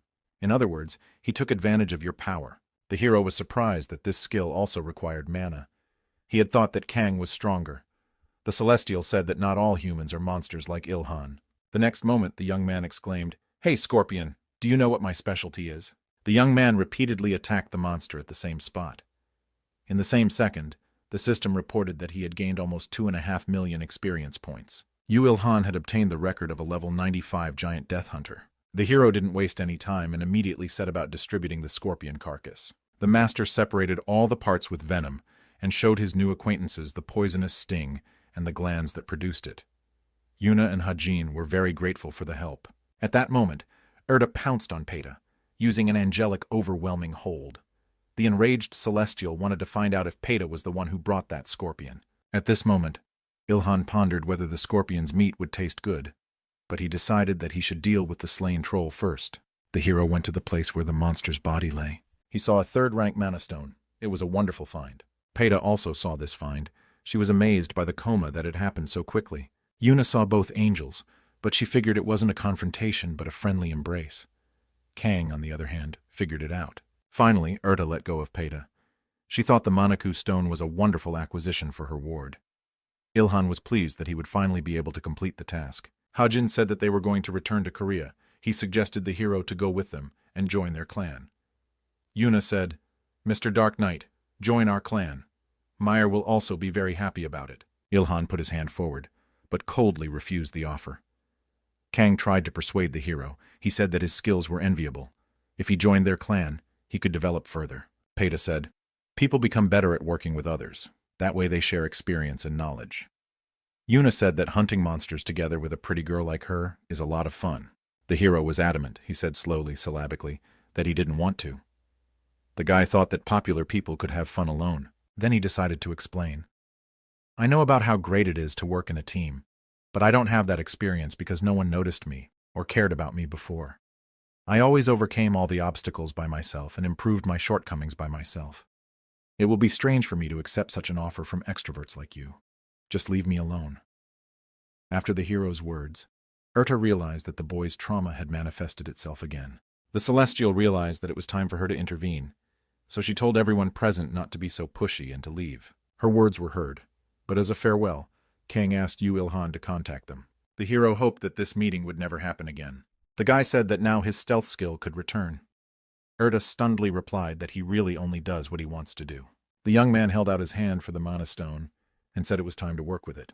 The system recorded the hero's trophy: the heart of a second-class sleeping monster 500 and 500, troll blood 500 and 500 liters, good sleep 100 and 100, third-class monster mana stone 1 and 1. Ilhan was pleased with his achievements. He had finally reached the evolution of the rest skill. The master had finally achieved what he had been going for all this time. He had made all these ingredients turn into energy. Because of this, he had gained incredible regeneration. The system reported it. Now his body and mind would quickly recover from injuries and fatigue. At the moment, this skill was at the first level. Even if the young man loses a finger, he will be able to regenerate it in an instant. When activated, he will not be able to regain the skill until sufficient recovery is complete. The other abilities of the skill were not changed. Urta congratulated her mentee for obtaining the expert rank training difficulty skill. Once this skill reached a high level, the hero would be able to revive even if his heart shattered into small pieces.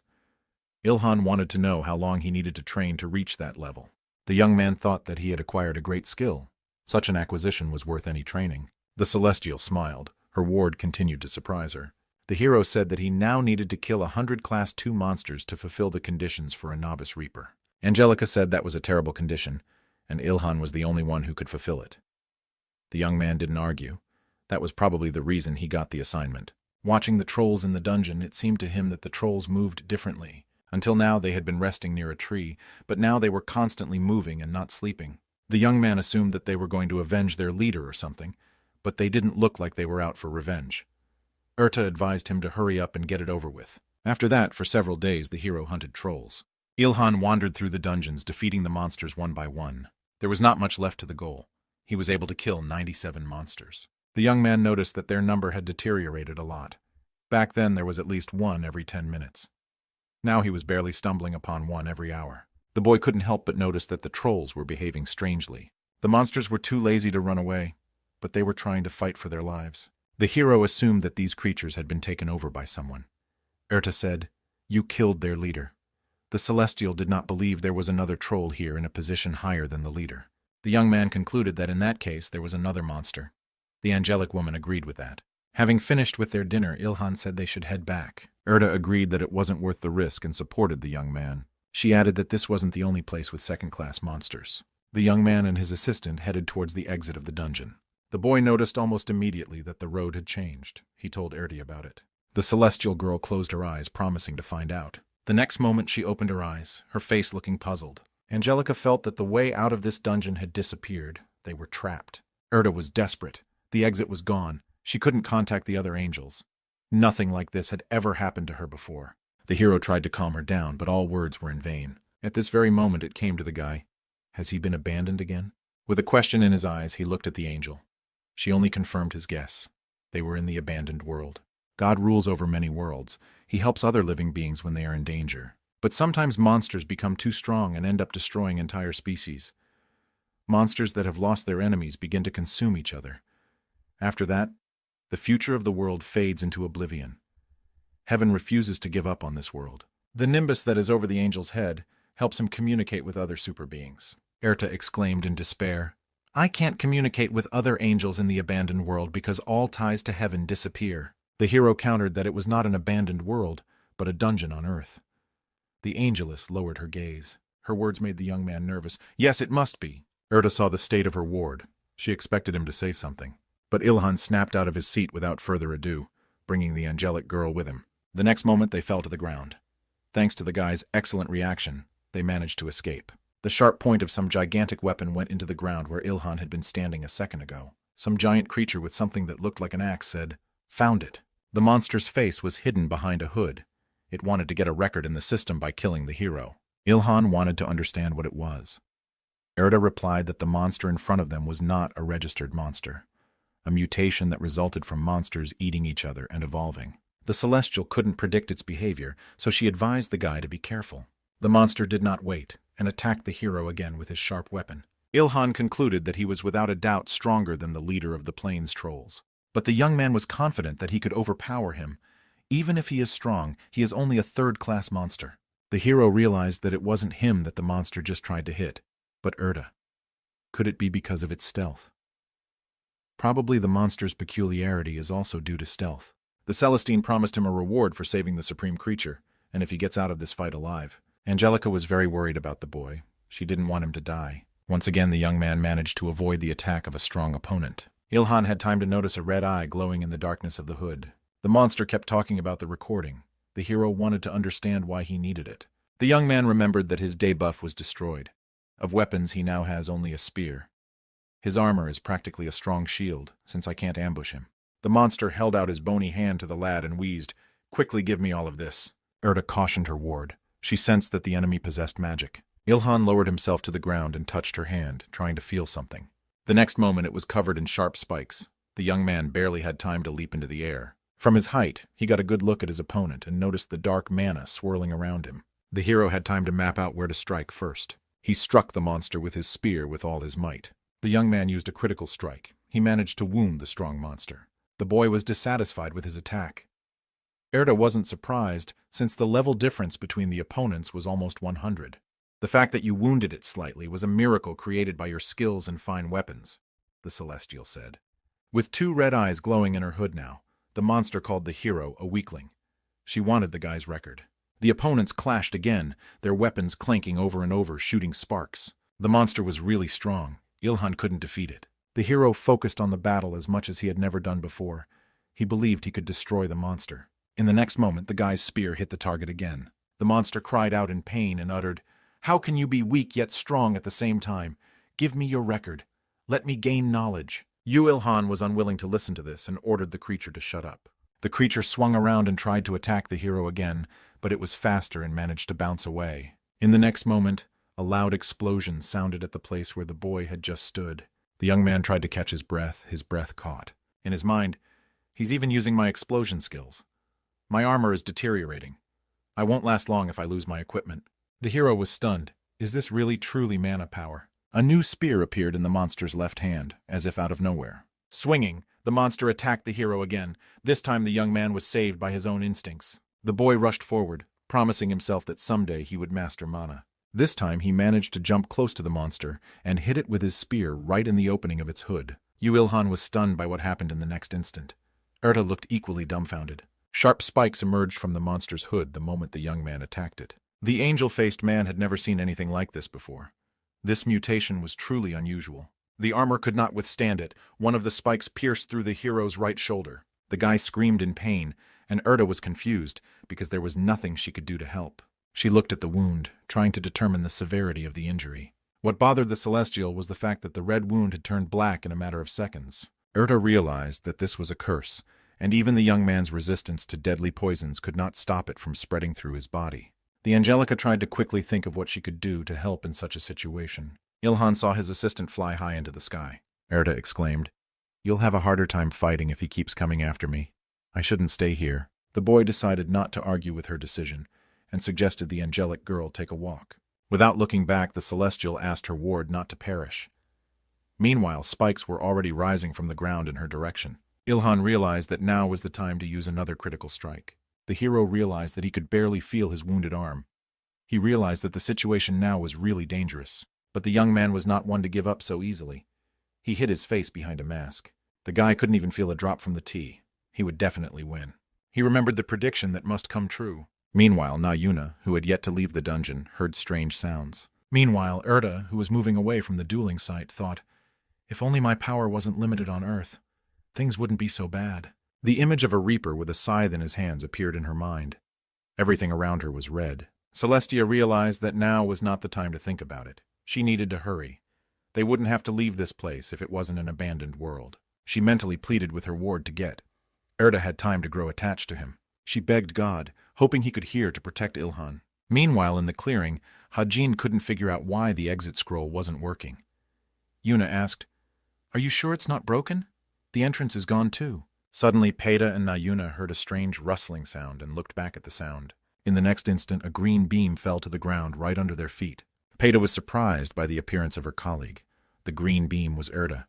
There was no face on the angelic girl. She was so out of breath she couldn't utter a word. Exhaling slightly, she exclaimed that Peita should return the favor right now. Meanwhile, the mask on Ilhan's face was almost falling apart.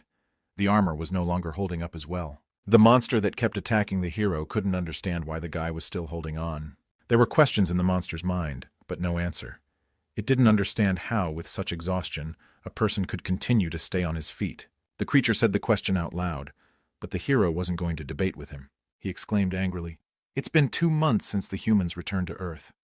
You think I lasted 1,000 years just to live for a few months?" The young man only gripped his spear tighter. It was time for action. The hero was not going to die here. This confidence gave him strength, and he rushed into the attack with renewed vigor. After striking the creature again, Yu Ilhan fell down without strength. He felt the curse spread throughout his body. The young man could no longer move even a finger. The monster saw that his opponent had fallen without strength. He said, "You're going to die now." The hero gritted his teeth and thought, "Dream on." The young man remembered the request of the Celestial. She begged that he not die. Now an image of Layuna appeared in the boy's mind, the last time they had seen each other. The next memory was of the hero's parents, and he missed them dearly and did not wish to die here. There were many more things he wanted to do and create. He couldn't die like this. The young man wished he could see Lita at least one more time. Finally, the boy was able to admit to himself that he missed the angelic girl. Yu Ilhan continued to lie face down in the ground. The danger was very close, but he had no strength to resist. The guy couldn't move. Suddenly, an image of Lita appeared in his imagination, calling out to him. Ilhan tried his best to regain his self-control, but the monster's poison was stronger. The next moment, there was an explosion that covered everything around him. When the dust cleared, the monster saw that her weapon had sunk into the ground, and the young man had disappeared somewhere. The monster started looking around, trying to find its victim. When it finally saw the boy, it was amazed at how he had escaped death. Suddenly, Yu Ilhan heard Yuna's voice. The girl wanted to know if they were too late. The beauty put her hands forward, activating all her mana. She was begging God to protect the hero. The young man realized that the prediction had finally come true. The boy felt the curse recede. His body began to heal. Ilhan clenched his fist. Now he felt the strength to continue the fight. The monster attacked again. Doing a somersault, the boy avoided the attack. The monster's eyes burned predatorily from the darkness of the hood.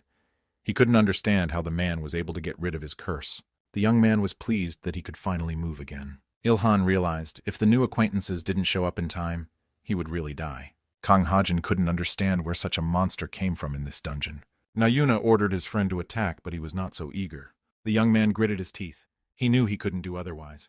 Ilhan could use some help right now. The beauty continued to help the boys with her mana. Nayuna spoke with her hands outstretched forward.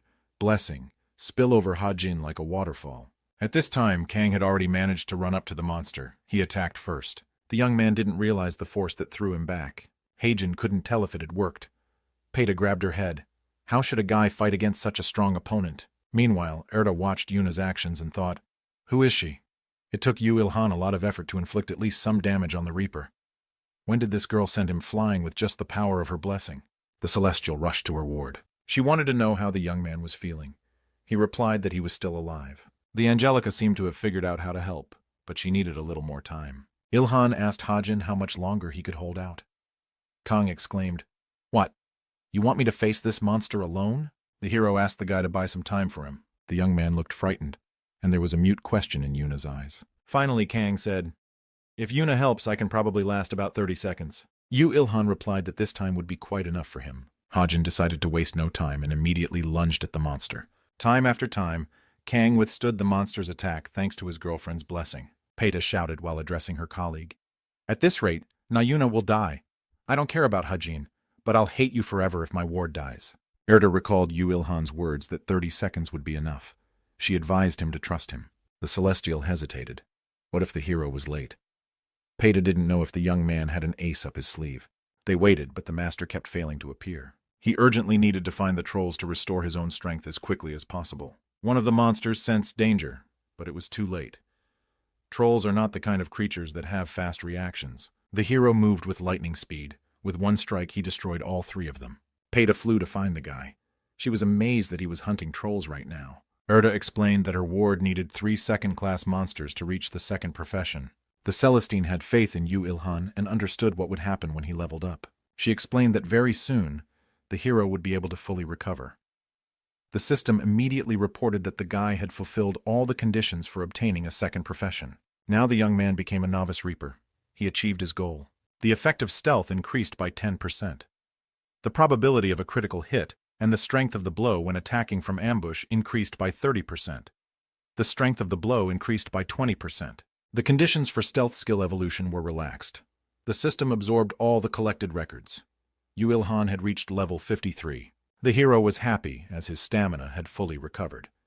He had learned a passive skill, Death Collector. Now he could collect the powers of the creatures he killed. The system reported that the young man could not use mana at the moment, and he could not learn the active skill. But he was presented with the opportunity to choose a subclass. All this time the hero was making a countdown. He knew that there were 10 seconds left, so it was time to rush back. Another blow from the monster hit Kang Hajin, and blood spurted out of the guy's body. The young man realized that his armor and shield were already barely holding on. Kang didn't understand how Ilhan stayed alive, fighting against this monster alone.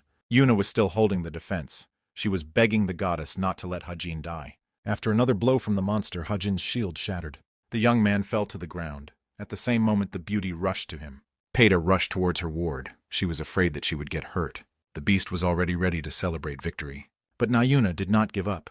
She stretched forward her hands, begging the goddess to teach this scoundrel a lesson. Not really hoping for help, the girl suddenly saw a light coming from her palm. The girl had enough power to activate the rest of her mana. The beauty's prayers were answered. The next moment there was a powerful explosion. Erda was amazed that a human had managed to do such damage to the Reaper. Nayuna had impressive potential.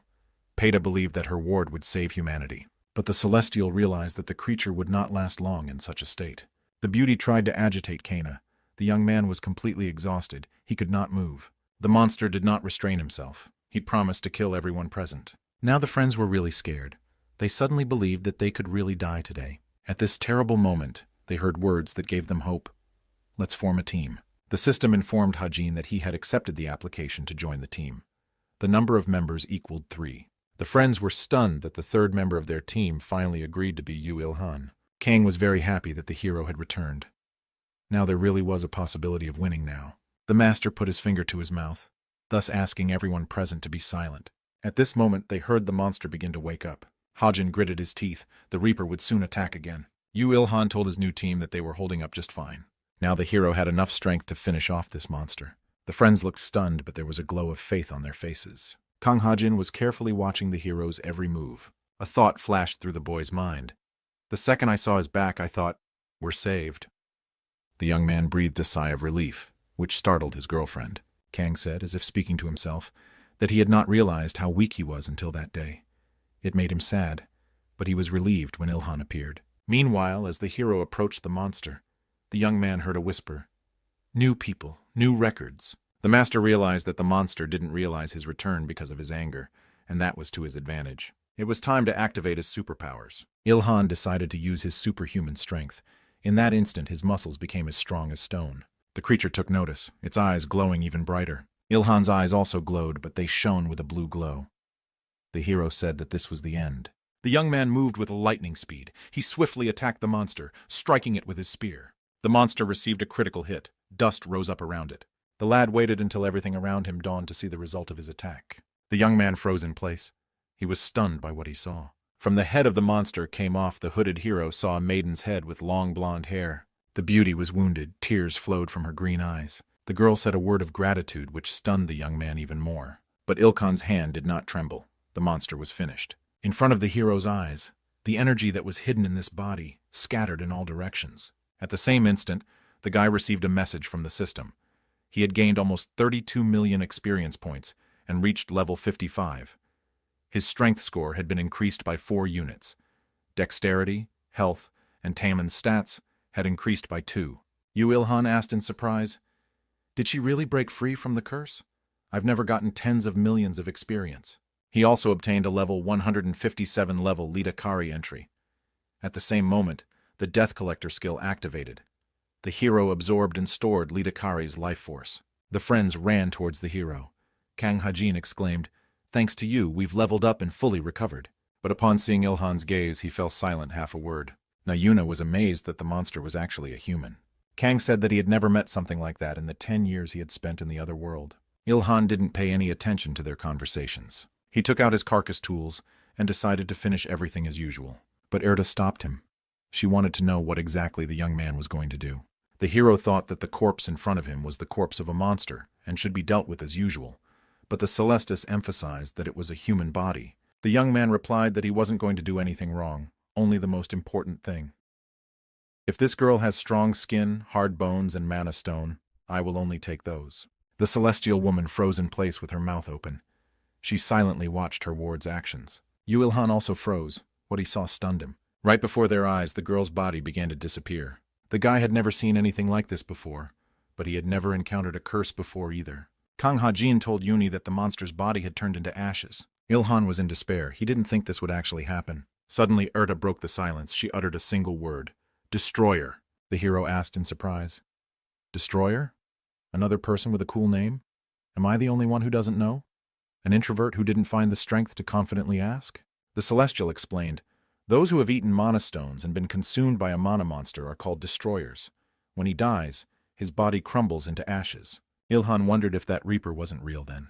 Erda replied, he may have been an intelligent being like an elf, but he was originally human. The boy needed a few minutes to think it over carefully. He was disappointed that he couldn't process the creature's body.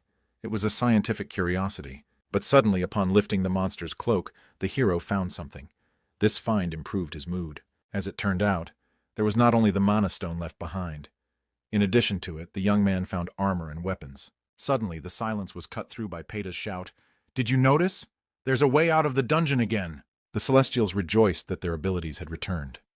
Erta concluded that they had been disappearing because of the mysterious Lita Carrick. Angelica felt sorry that she couldn't hear an explanation from that girl. Ilhan caught a glance and wondered why he was being looked at like that.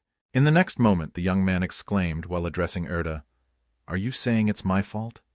The Celestial replied with a smile that she thought he was cute. The boy relaxed. He smiled and replied that in that case it was no big deal. The angelic girl thought confusedly, the Reaper is defeated, but nothing has been resolved.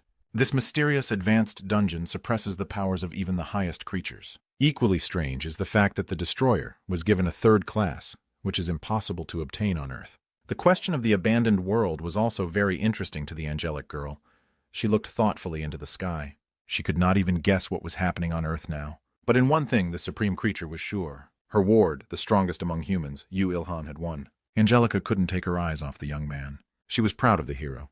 His victory was simply masterful. Kang Ha-jin sincerely thanked the hero for saving them. He bowed low in front of Ilhan, which amazed the young man. Suddenly the young man said, "No, I'm the one who should be thanking you. If you hadn't shown up in time, I wouldn't be here anymore. The prediction has come true." Kang emotionally replied that the hero's help couldn't be compared to their help.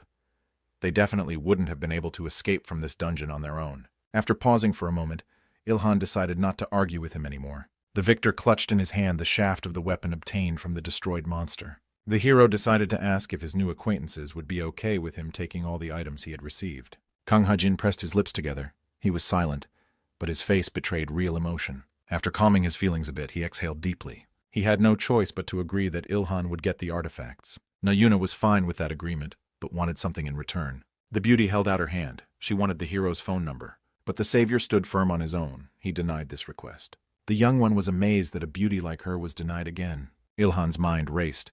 She does have an angelic appearance, but I refuse extroverts. The young one stood her ground.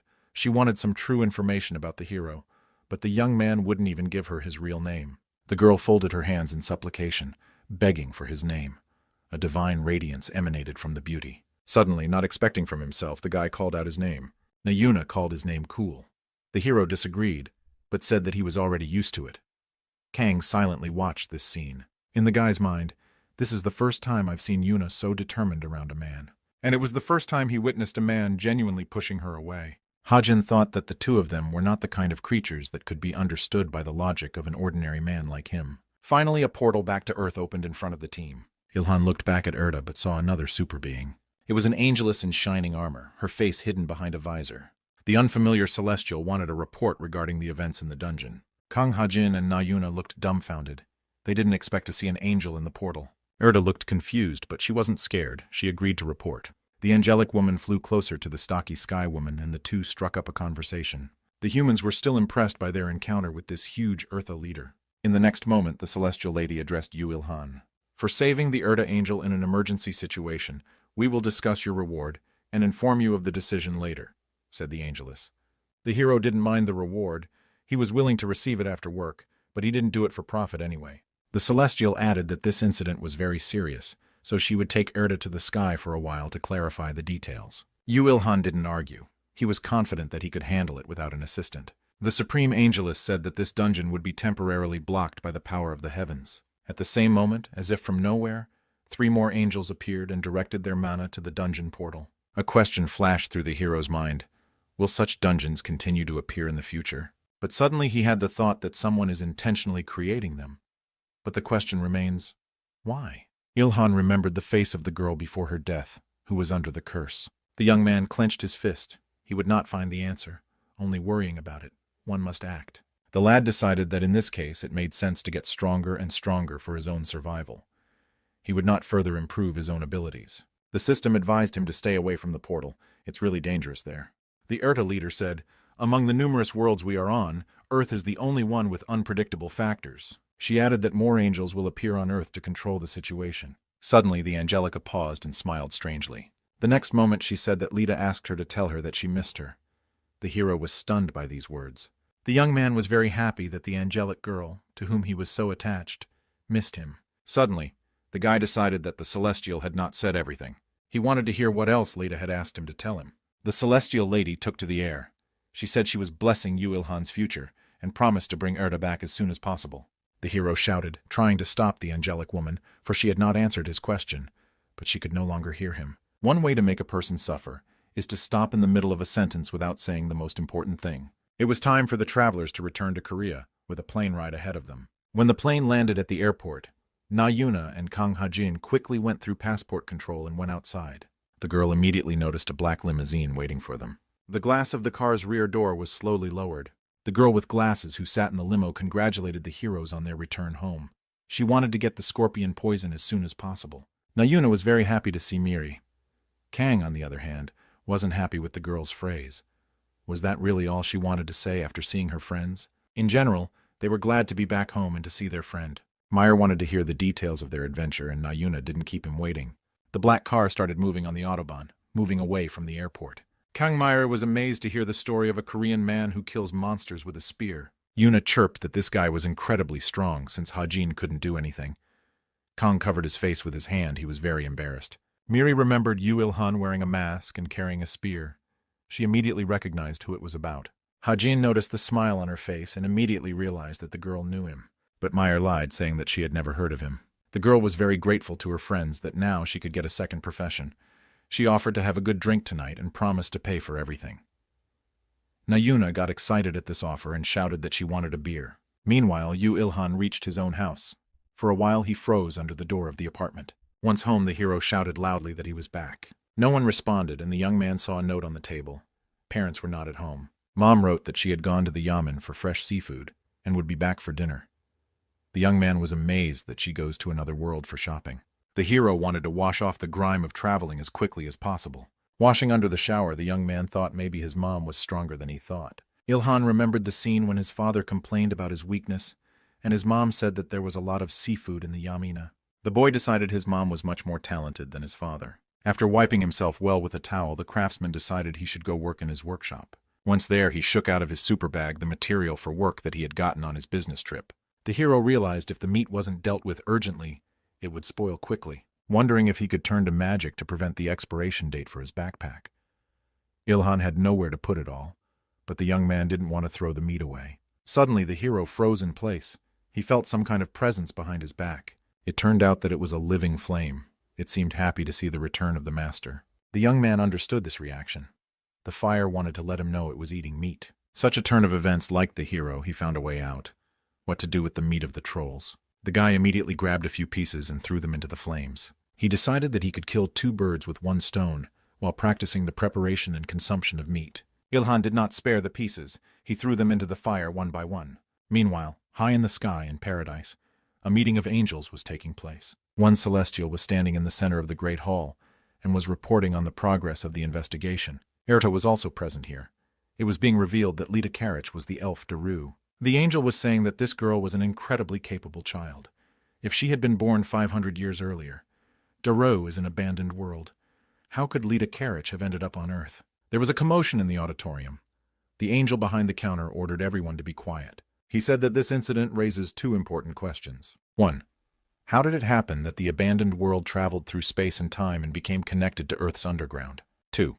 Why did it happen in a dungeon that intersected with destructive traps? If Yu Ilhan's man hadn't killed Lita Kari, things could have ended very badly. If the hero hadn't saved them, Erta and Peta would have died. In the worst-case scenario, the Earth could have merged with the abandoned world. Suddenly, someone in the audience hummed, drawing attention to themselves. It's only been 2 months since the great cataclysmic event on Earth, and you say that man has overcome a Class 3 destroyer on his own? Some angel asked with a sneer. Peta could not agree with this statement. She angrily exclaimed that her ward was fighting on par with Yu Ilhan.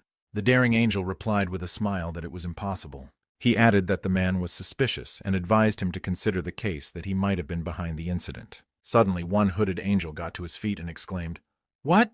The celestial demanded that everyone present stop saying bad things about Ilhan right now. "My ward has put a great deal of effort into becoming incredibly strong," added the angelic girl. This was Lita herself. She wasn't going to tolerate bad words towards Yu Ilhan. All the other angels couldn't take their eyes off the beautiful girl. They were surprised by her reaction. The angel, standing in the center of the audience, said, "The angels who were near him are present here. He is beyond suspicion." Erta now took the floor. She confirmed that the hero had protected her and Peta. She had reported many times earlier that the young man had uncommon abilities. Erta did not notice any evil intentions on his part. The dark-haired angel looked annoyed after the celestial's words in defense of Ilhan. "We won't be able to come to a unified conclusion right now. In addition, we have decided to quadruple the number of angels on Earth. In this way, it will be possible to continue the investigation," added the main speaker of this meeting. To bring balance back to Earth, God decided to reward people who showed high progress. To some people, they will send more guardian angels, like Erta and Peta. Superhuman ordered his subordinates to keep a close eye on Earth. They wouldn't be able to fix anything if the abandoned world and Earth were to rejoin. "I don't want to be associated with an inferior creature. We will connect them to the other worlds to avoid the chaos of having things turn out this way," the angel added. He believed that it was easier to come to the root of the problem if they spent time around a strong person. The chairman of the meeting asked Lita and Erta to stay a little longer. He wanted to talk to his two friends about something. The angelic girls stopped, a mute question in their eyes. Through the windows of the large hall, golden sunlight streamed into the auditorium. They created a slightly magical atmosphere. After a long monologue, the chairman of the meeting thanked Liddy, Earthy, and Patey for listening. He wanted to consult with them on what kind of reward should be given to Ilhan. After all, they are the ones who know him like no one else. Lita was happy for her former ward, and Erta said, "We should give him something that will benefit him." Angel said he understood Lita's feelings. Following God's order, he promised to give the hero the best reward possible with his powers. Lita was pleased with such words from Mr. Muir, while Erta looked dumbfounded. She thought that Mayura always maintains a neutral stance and values impartiality. But why is he making an exception now? Angel said that he is only fulfilling God's wishes. They are only doing this for the sake of bringing balance back to the Earth. Mr. Mayura was silent for a moment. He had some strange premonition. It seemed to him that this person, Yu Ilhan, could get close to the root of the problem, unlike the 7 billion people who had returned to Earth from other worlds. Meanwhile on Earth in his workshop, the hero didn't notice how quickly time flew by. He looked at his watch and was amazed that it was already the first hour of the night. Time to go home, wondering if his mom's fresh seafood dinner had waited for him. It was deep night outside, but the hero's workshop was still bustling with work. The young man stood over his work table, enjoying the result of his own labor. Ilhan breathed a sigh of relief. He had managed to reinforce the debuff with a metal heart. The system had assigned a unique class to this weapon and named it a terrible destructive metal heart debuff. The strength of its strike had reached level 4. The debuffer received a 40% increase in penetration and impact strength and became even more durable. It was a ruthless weapon that was created by the best craftsmen on Earth. The hero told himself that he couldn't empty it at level 5 if he wanted to use it more than once. The durability isn't that high yet. A message came from the system. Due to the amount of force and recoil, loading ammunition would require more bravery compared to in a battle with monsters. Now Ilhan felt that he should create a long-range weapon. The pistol and bow were useless since the young man still hadn't mastered the Marn. In the end, it might end with his demise. But this possibility did not upset the hero, but only made him work even more conscientiously. The hero bet on Atlatl, a spear but an unusual one. There is a hook at the tip of such a weapon. It provides more destructive power and range than other weapons. Ilhan remembered, besides, he has a spear skill. In this context, this weapon is just perfect. The lad caught fire with the idea and didn't waste any time. He immediately began to realize his plan, the creation of Atlatl. Suddenly, the young man's gaze was attracted by the remains of the cloak of the cursed elf. There on the table next to the scraps of cloth were her weapons. At the same moment, he received a message from the system. The fallen cloak of a hidden reaper of unique rank, with 2400 defense and 1238's 2430 durability. Just as he thought, the extra option is stealth.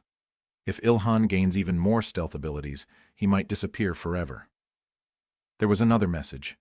In case of an ambush attack, the user's stealth and hitting power would be increased by 20%. The cloak that had been absorbing mana for years now had the power of a reaper. The young man found it much more useful. The reaper's deadly and sharp scythe increases the probability of a critical strike. But in the hero's opinion, this weapon was not perfect. The system explained that this scythe was created by the last master of the destroyed world from an unknown metal. Ilhan made a decision that he would melt this scythe into a spear. The hero grabbed the dead elf's weapon and sent it into the eternal flames. The young man stood motionless near the flames. He was surprised by what he saw. It appeared that this scythe could not be melted, so there were things that even eternal flames could not melt. These words of the hero angered the fire, which was capable of emotions as if it were a living being. Ilhan tried to encourage the eternal flame. He believed that the fire could handle melting the scythe. The boy kept his gaze on the tongues of flame, trying to see something. He felt behind his back the already familiar gaze of the monster from the dungeon. The hero looked back, a furious grimace on his face.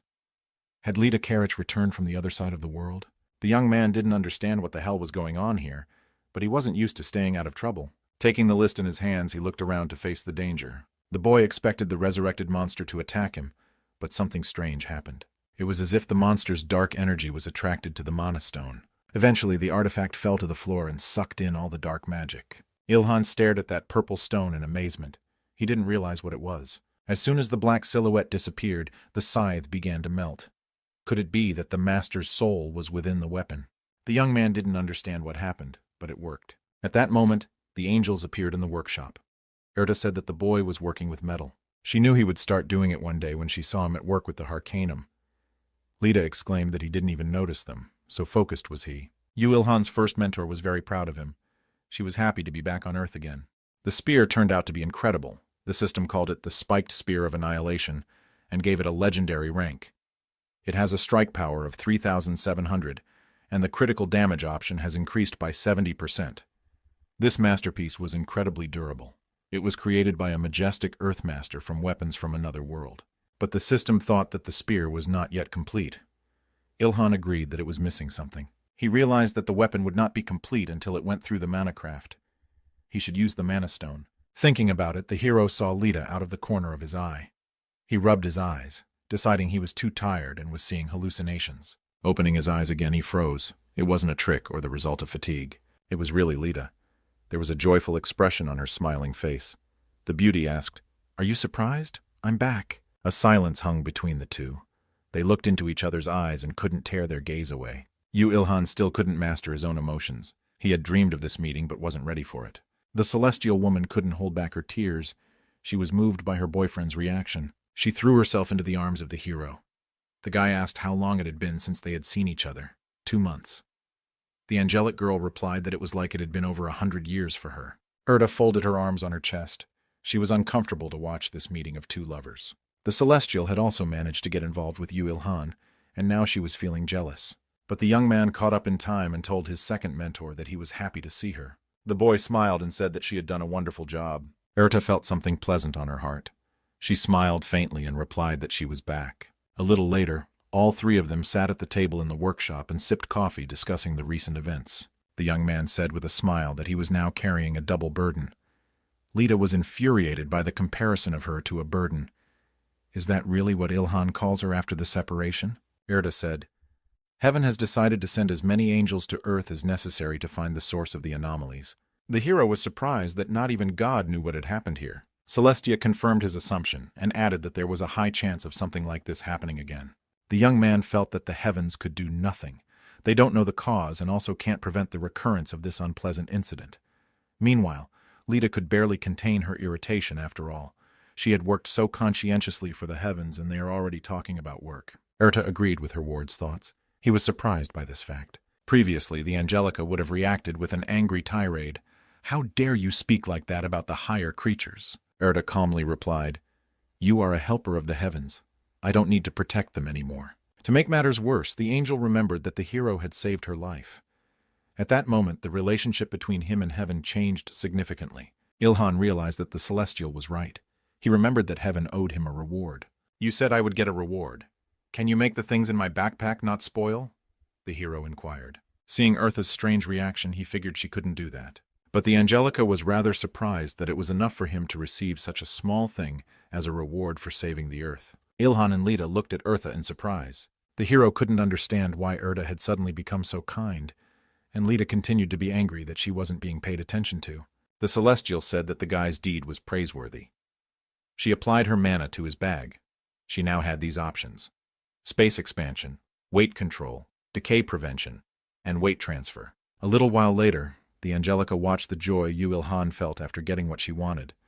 She felt that the young man deserved more. Erta said, "That's not all," which caused the hero to be surprised. The Celestial looked at Lita and said that it was her turn now.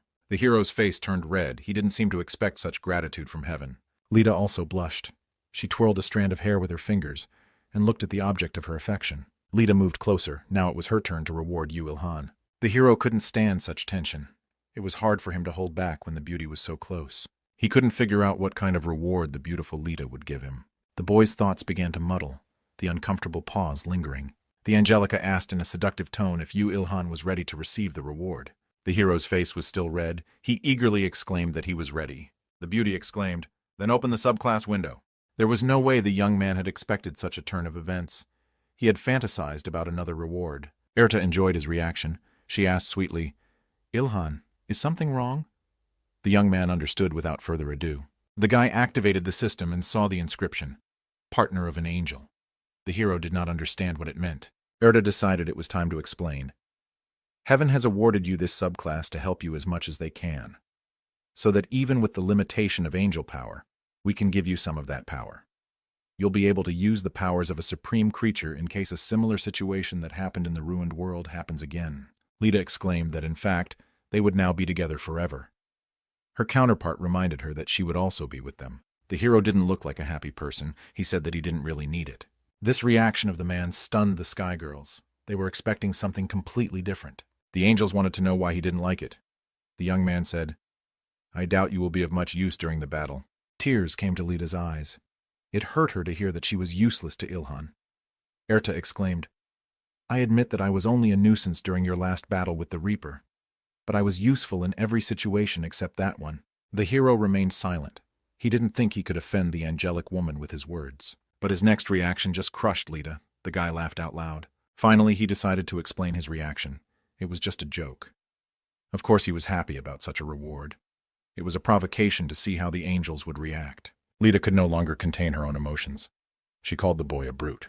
When the emotions were quenched, the young man pressed the button labeled Angel Partner. At the same instant, the system reported that the hero had become an angel partner. He could now create a partnership bond with two angels at the same time.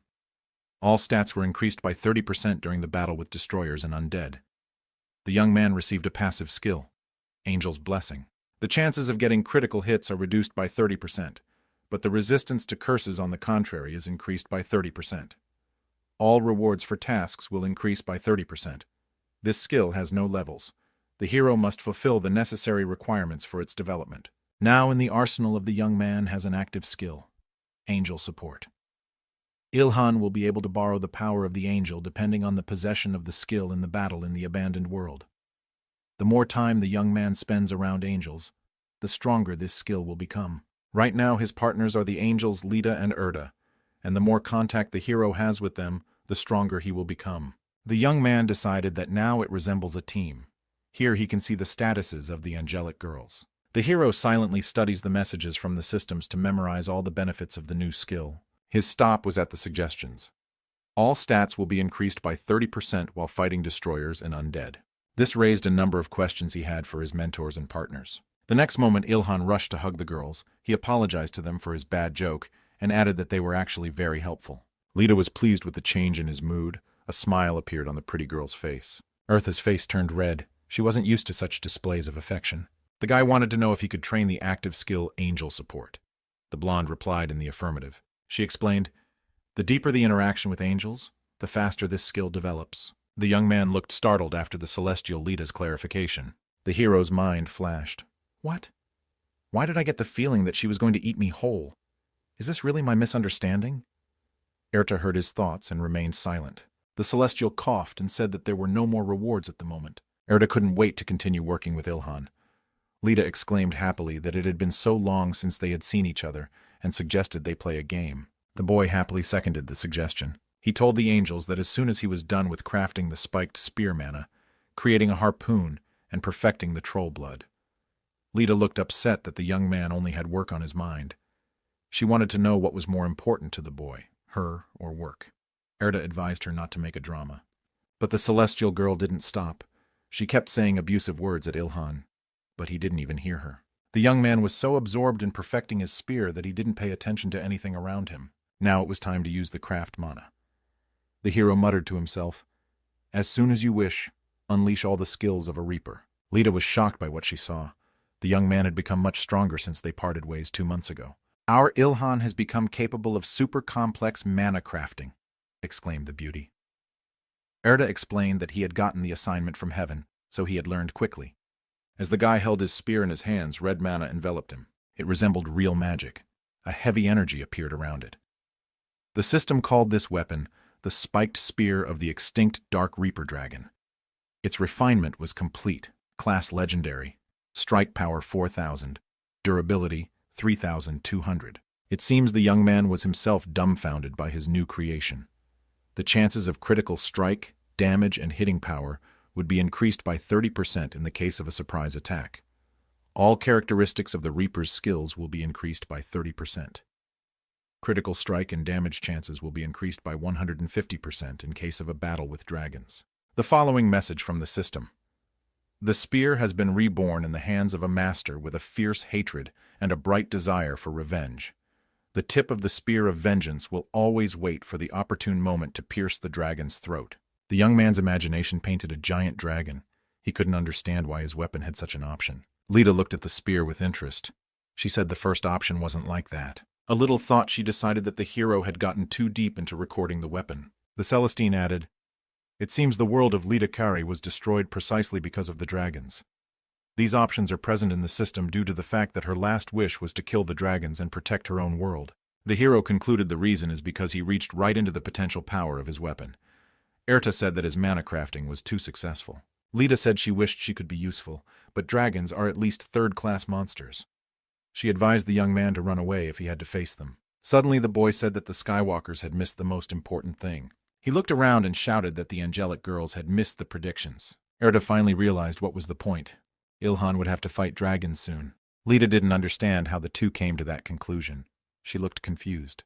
The young man exclaimed in despair, "Do I really have to face the dragons when I'm so weak? It's utter hopelessness."